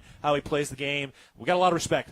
That was obviously too far, and it's up to a coaching staff then to handle that. And regardless if that is public or not, you do imagine there's going to be some conversations behind the scenes over the next couple of days. Conversations and consequences. Yeah. You know, nothing goes unchecked, and especially when everybody could see it right there in the middle of the Bobcat head, you know what I mean? So it just comes down to keeping your composure. I know football is a very emotional sport. You really have to keep it dialed between the ears, especially as physical as it gets. And when the John gets going early, it's kind of hard to stop it. Yeah. It's like a snowball effect. Yeah, no doubt. And the worst thing about the situation like that, it's you want to celebrate the victory. Right. And everybody's on the same page, and we're playing next week into the quarterfinals and so forth, and to have that kind of taint that victory it's unfortunate when it happens like that. It does. It does feel like there's a little bit of a sour feeling after that type of thing. Yeah, and like I told you, it made me feel uncomfortable as a former player, as someone that respects the authority, the head coach, the coaching staff, and everybody involved. But also, too, as a former player, that's just something that is unacceptable, and you just don't want to see it. Yeah. Well, I'm sure it'll be handled behind the scenes. We'll see what Coach Began wants to address as the week progresses. And, sure, an emotional mistake by Julius Davis, but he's a good man. I'm sure it'll all get taken care of the way it's supposed to, and this is where you are supposed to make mistakes as a young man. Yeah, without a doubt. I do want to point out, though, that it was Julius Davis's cousin that sang the national anthem. Is that correct? Was it? I didn't catch that, yeah. She did a remarkable job. And so hats off to her to get this playoff for the Bobcats started today. Yeah, I had goosebumps after that one. That was really good. The vocal range on her is phenomenal. Awesome stuff. All right, into the X's and O's of this game. Dan, it wasn't certainly perfect, wasn't clean by any stretch of the imagination, but that's a good Yale team. They're the Ivy League champs for a reason, and the Bobcats, at the end of the day, found a way to get this thing done. Yeah, and Coach Vegan in the postgame, even at halftime, pointed out Yale is a good football program, and it's not just the Bobcats weren't executing. It's when the 11 goes against the 11, and sometimes the Bobcat 11 doesn't always win. And there was a number of times today that Yale got the better of the Bobcats, especially up front. Not only up front, but also, too, just in certain situations, like indicators that you look at as far as stats. Like Coach Began talked about third downs. You got to win the third down margin at least by 85%. You do that, you can sew up a victory. What helped us was the takeaways. Yep, that was huge. Yep, but also too, just like little mental errors that we got to clean up. Still too many penalties, especially for being this far in December, and then just certain situations just to be aware of as a veteran player. Knock it down. I know interceptions are great. Feels good. Yeah. It's a watermelon. It's coming right for you. But just bat it down. Situations like that, so you don't put yourself in a situation where you're kind of feeling like you still have to play puckered up. Right. So Bobcats have some stuff to clean up, but yeah, I mean, look, Yale is as good a team as the Cats have seen basically all year. I mean, that is a good football team. They had multiple 300-pounders on their O-line. They played together, and that running back, Josh Pitzenberger, is as good as it gets, man. And how many plays did Dante Reno, the quarterback, make for Yale as well? He's in trouble. A couple Patrick Mahone flips and got a couple first downs. If they don't get those, then this game is not that close. Yeah, so good game. Bobcats get the win. Great crowd, over 20,000. We never did get any precipitation, just kind of hovered over the Bridgers all day. The wind has continued to pick up. The game is over now. So all in all, a little bit of a sour finish in some ways, but the Bobcats get it done against a really good football team, and means we get to play again next weekend on either Friday night or Saturday afternoon. Yeah, that'll be interesting to see how all the rest of the games go today, and that decision will be made at the conclusion of tonight's games and so forth. So either way, I know next Friday commencement for Montana State is here in the morning, and but last year when Montana State hosted, commencement was on Friday during the morning, and the Bobcats hosted a game on Friday night. So I could see that as a possibility. Famously, Tommy Malott skipping his graduation to prepare for a quarterfinal game, and nothing but respect for that young man. Oh, still do, and shout out to Tommy Malott, seen his dad Shane a couple times in Billings over the last few months, so I heard he's doing well. So legendary Bobcat, touchdown Tommy, missed calling his number though. Yeah, no doubt. All right, any other final thoughts, Dan? It's been kind of a longer post game. We did want to kind of just sort out everything that was going on the field there. Yeah, no, look, just so proud of this football team to overcome what they did in the second half and get things going offensively and get those turnovers, and looking forward to being in the Elite Eight, right? Yeah, man, it's an impressive thing. This Bobcat team that's gotten real comfortable playing into that Elite Eight and Final Four over these last couple of years, really since 2018. They've had some long runs. No, they really have, and now it's just time to finish. You got to finish and be 1-0. This one, I'm pretty sure they're going to put it water under the bridge fairly quick and get ready for their next opponent. All right, we are going to take a break. We'll get some highlights, we'll get some scores, and we'll wrap it up. Remember, women's basketball starts at 6 p.m. Daniel Sally will have the call at 5:45 over at the Brick against North Dakota. Bobcats get the win today. Dan, thanks for everything, and let's do it again next week. Yeah, can't wait. All right, we're taking a break. More coming up after this. Cats win it 21-13 against Yale. On to the quarters. You're listening to Bobcat Football, presented by Learfield. Don't miss Goldsmith Gallery Jewelers' grand opening event going on now in Bozeman. Goldsmith Gallery Jewelers is your destination for extraordinary jewelry and exceptional service. And now you can save up to 40% off store-wide, just in time for Christmas. Shop now and pay later with up to 60-month financing available OAC. While you're shopping, register to win thousands of dollars in designer jewelry giveaways. It's all going on now during Goldsmith Gallery Jewelers' grand opening event in Bozeman, across from Gallatin Valley Mall. From our 1946 roots providing lumber for Yellowstone National Park to our current headquarters in Bozeman, we at Simpkins Lumber believe in building the Gallatin Valley's future while continuing to honor its past. Contractors large and small benefit from our decades of experience and our extensive network of suppliers. We can source the materials you need no matter the project. For all your building needs, go to where long-standing traditions have met with quality building products for over 75 years. Simpkins Lumber, a Montana tradition among builders since 1946. Your Montana Chevy dealers, home to powerful trucks like the legendary Chevy Silverado. With 9 trims and 4 powertrains to choose from, you'll find the perfect blend of capability and efficiency that's right for you. Plus, for a long day of towing, Silverado offers advanced camera tech so you can feel confident every mile of the way. From hitching to driving to parking. Test drive the Chevy Silverado and check out current offers at your Montana Chevy dealers. Proud sponsors of your Montana State Bobcats. Streamline your business finances. At First Security Bank, we believe in the power of small businesses. That's why we have created tailored products just for you. From free business checking to smart banking tools, we provide the help you need to succeed. Call a relationship manager today. First Security Bank. Success together. Member FDIC. Other fees such as overdraft, continuous overdraft, etc. may apply. See fee schedule for details. Bank rules and regulations apply.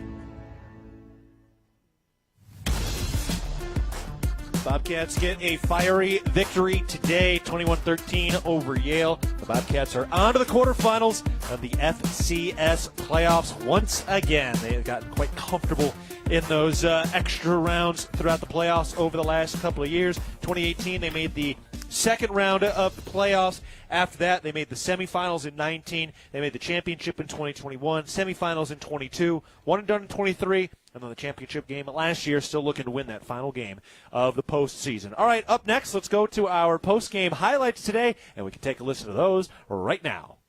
Shotgun snap, fakes the handoff. Howe throws over the slot, picked off Keaton Dowler again. An interception. Dowler on the return near side, 50 to the 45 down the right sideline, diving out of bounds into the plus side of the 40-yard line. Keaton Dowler, his 4th straight game with an interception. That right there is the Big Sky Defensive Player of the Year. One tight end right of the line. Adam Jones, the running back, the snap. Fakes the handoff. Lamson keeps it by design. Up the right hash. Breaks a tackle at the 5. Lost the football at the goal line. Picked up by Chris Long. And he's into the end zone. Touchdown, Montana State. Shotgun snap. Reno looks right. Now looks over the middle. Throws. Tip. Picked off. Cole Taylor with the interception on the return to the 25-30 and brought down across the 30-yard line. Reno had pressure in his face. He was backpedaling. He threw over the middle. It got tipped by the Yale receiver, and it's Cole Taylor who makes the interception, and the Bobcat defense gets a crucial stop at the goal line. Snap. Lamson will throw. Fires far side. Adam Jones makes the basket catch at the 50, 45, 40, out of bounds. Into plus territory. Huge gashing play from Justin Lamson on the completion to Adam Jones. Here's Dowler in motion. Here's the snap, turning left, handed off. Adam Jones breaks off a tackle at the line of scrimmage, running left, 25-20, down the numbers, 15-10, 5. Adam Jones, touchdown! Bobcats! Adam Jones, a menacing 33-yard touchdown run. 6 seconds and then 5. Going to be the final snap of the day. Reno takes it, throws near side. Brown makes the catch at the 30, angles inside. He makes a pass over to the far side. It's off the mark. That ball is loose and live. Picked up by Anderson. He slings it backwards. Still live. Picked up by Cruz, and he is tackled inside the 5, and the ball game is over. Montana State wins it 21-13. They end Yale's season, and the Bobcats will advance to the quarterfinals. Man, what a game. What a chaotic game in so many ways. The Bobcats get this thing done. We'll take another break. Bobcats win it 21-13. You're listening to Bobcat Football, presented by Learfield. Looking to build something solid and long-lasting? Look no further than Fortified Building Solutions in Belgrade. Whether you need metal roofing, siding, buildings, or pole barns, we've got you covered. And whether you are a seasoned contractor or first-time DIYer, you can count on our personalized service and support from beginning to end. Visit us in Billings or Belgrade or at FortifyBuildingSolutions.com and start building today. That's FortifyBuildingSolutions.com. Proud supporter of the Bobcats. Rocky Mountain Credit Union has supported Montana State athletics for over 40 years and provides a local credit union for past, present, and future Bobcats. You can have it all with RMCU. Low rates, mobile banking, a place to start saving, or work on building your credit. Visit your local branch or online at rmcu.net to become a member today. That's rmcu.net. Go Bobcats. At Manhattan Plumbing and Heating, we are committed to being your trusted source for all your plumbing, heating, and cooling needs in Gallatin County. Proudly locally owned and operated, our skilled team has been providing exceptional service and expertise for over 2 decades. Whether service or new construction, we provide quality solutions for your home or business. If you need urgent plumbing repairs, efficient heating or cooling solutions, Manhattan Plumbing and Heating is here to help. Call us today at 406-284-4133 to learn why we are the area's most trusted and reliable choice. And go Cats! Did you know that Tire-Rama offers more than just tire services? Our expert technicians take care of other vehicle needs like belts and hoses, brakes, check engine diagnostics, oil changes, wheel alignments, and more. It's all about our dedication to keep our customers' vehicles running smoothly so they can travel with peace of mind. When it comes to your vehicle needs, Tire-Rama's got you covered. Find your neighborhood Tire-Rama and see a list of services at TireRama.com. Tire-Rama, more than just a tire store.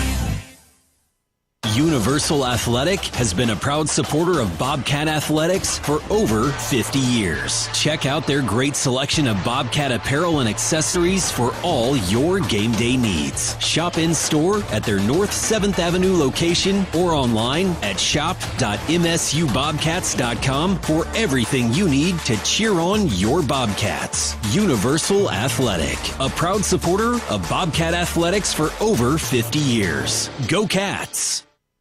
Hey Bobcat fans, if you're planning a building project, Builders First Source can help. If you're building a garage, a shed, a pole, a barn, or even an entire home, Builders First Source can assist with the design materials, delivery, and so much more. No project is too big or too small. Builders First Source expertise can transform your vision into a dream come true. Builders First Source is a leading supplier of professional-grade building materials and a proud supporter of Bobcat Athletics. Find one of 10 Montana locations at buildersfirstsource.com. And go Bobcats! Back one final time, wrapping up a Bobcat victory in the second round of the FCS Playoffs on the quarters next weekend to be determined on game time. Could be Friday night, could be Saturday afternoon. We'll find out at some point here today. Keaton Gillogly alongside Leo Davis wrapping things up. Leo, let's get into what the championship bracket looks like here. So, number 1 seed North Dakota State loses against Illinois State. NDSU is done. Illinois State on to the quarterfinals. They will get the winner of UC Davis and Rhode Island. So that's big time for UC Davis. Chance for them then against the Missouri Valley team to find a way into the semifinals. But that game's coming up later tonight. Also today, Lehigh has their undefeated season ended against Villanova. So the 12-seed Villanova, the second-place team out of the CAA, beats the Patriot Championship, or beats the Patriot champion. So, again, Villanova is moving on. That's a big win in the grand scheme of things. Villanova winning 14-7. Tarleton State, the champ, are tied for the championship out of the UAC. They beat North Dakota comfortably, 31-13. So a comfortable win for Tarleton State. They are on to the quarterfinals. So it'll be Tarleton State and Villanova, and it'll be Illinois State against Davis or Rhode Island. Montana beats South Dakota State. They win comfortably, 50-29 in that game. So they move on, and will play South Dakota. So the Coyotes against Mercer today. South Dakota beat up Mercer. Mercer was number 6 in the nation. They were the Southern Conference champions, and South Dakota won that game 47-0. That was a wild score, Leo. That is super wild. I mean, just a shutout and be able to put 47 points on the board like that. Like, come on, man. Yeah, that's pretty impressive stuff. South Dakota and Montana will match up in Missoula next week in the quarterfinals. And finally, Stephen F. Austin forced to come up to Bobcat Stadium. Stephen F. Austin beating Abilene Christian 41-34. Remember, they backed out of their contract for the game here last year, which is what forced Mercyhurst to come up here. So now Stephen F. Austin and the former Grizz Sam Vidlak at quarterback for Stephen F. Austin coming out here for the quarterfinal game. Well, he's probably going to be telling his teammates about what Bobcat Stadium's all about. But, that'd be a perfect time to have one of these snowstorms blow through. Yeah. You know what I mean? Yeah, no doubt. So Stephen F. Austin, the Southland champs. The Bobcats have eliminated the Ivy League champ, and now they'll try to eliminate the Southland champion. And a semifinal matchup would await against either Montana or a rematch against South Dakota. Would be fascinating, but we don't want to get too far ahead of ourselves. Taking a look at some of the FBS scores, Texas Tech beats up BYU 34-7 to win the Big 12 championship. BYU will miss the playoff. Western Michigan beats Miami for the MAC championship 23-13. Tulane should be in the playoff. They win the American championship, beating North Texas 34-21. James Madison's on the cusp of the playoffs. They beat Troy 34-14 for the Sun Belt title. Kennesaw State wins the Conference USA championship 19-15. Over Jacksonville State, and Boise State wins the Mountain West Championship, upending UNLV 38-21. And then Indiana and Ohio State later tonight at 6, Duke and Virginia at 6 o'clock tonight as well. All right, Leo, that was kind of a longer post-game show. Wanted to see if any of that stuff post-game got addressed. It did not, but we certainly will have a chance to address that. Throughout the week, we will have Bobcat Insider, the television show, coming out on Wednesday again. Women's basketball getting going here at 6 o'clock, and men's basketball is at Oral Roberts today as well. Heck of a ball game today. No, it was. A win's a win, you know what I mean? Yeah. And hey, hats off to Yale for all they done. And, absolutely. They're a heck of a squad, so nothing to hang their heads about. Yep, that was a heck of a football game. That's what the playoffs are all about. Thanks to Pete Sturbick as one of our pregame interviews today. Head coach Brent Vegan, Dan Davies, Kelly Freeman, Dylan McPhail, and my broadcast partner Leo Davis. Appreciate everything, Leo. Any other final thoughts today, man? Hey, man, it's always a beautiful day to be a Bobcat. Even a little more beautiful when you get a dub under blue-gray winter skies in the Gallatin Valley. All right, that'll do it. This is Keaton Gillogly saying so long from Bobcat Stadium. Pleasure to be with you today, and looking forward to talking to you throughout the week as the Bobcats are on to the quarterfinals of the FCS Playoffs. Final score for a final time today, Montana State eliminates Yale with a 21-13 win in the second round of the FCS Playoffs. You've been listening to Bobcat Football, presented by Learfield. Hello, tomorrow. We may not know exactly what you've got in store for us, for our routines and our normals. But here's the thing. Turns out, we've got this. We haven't seen everything, but we have seen ourselves be more ready for whatever you bring than we thought we would be. So when it comes to tomorrow, bring on the day. First Interstate, built for you. Member FDIC, Equal Housing Lender. Visit us at firstinterstate.com. The values that built this state are the same that forged Montana State University in 1893 and molded our agricultural landscape. At Montana Farm Bureau, we stand for those same ideals of grit, hard work, determination, and individual freedom. Montana Farm Bureau is the trusted grassroots voice, shaping policy to safeguard Montana agriculture and cultivating a prosperous network that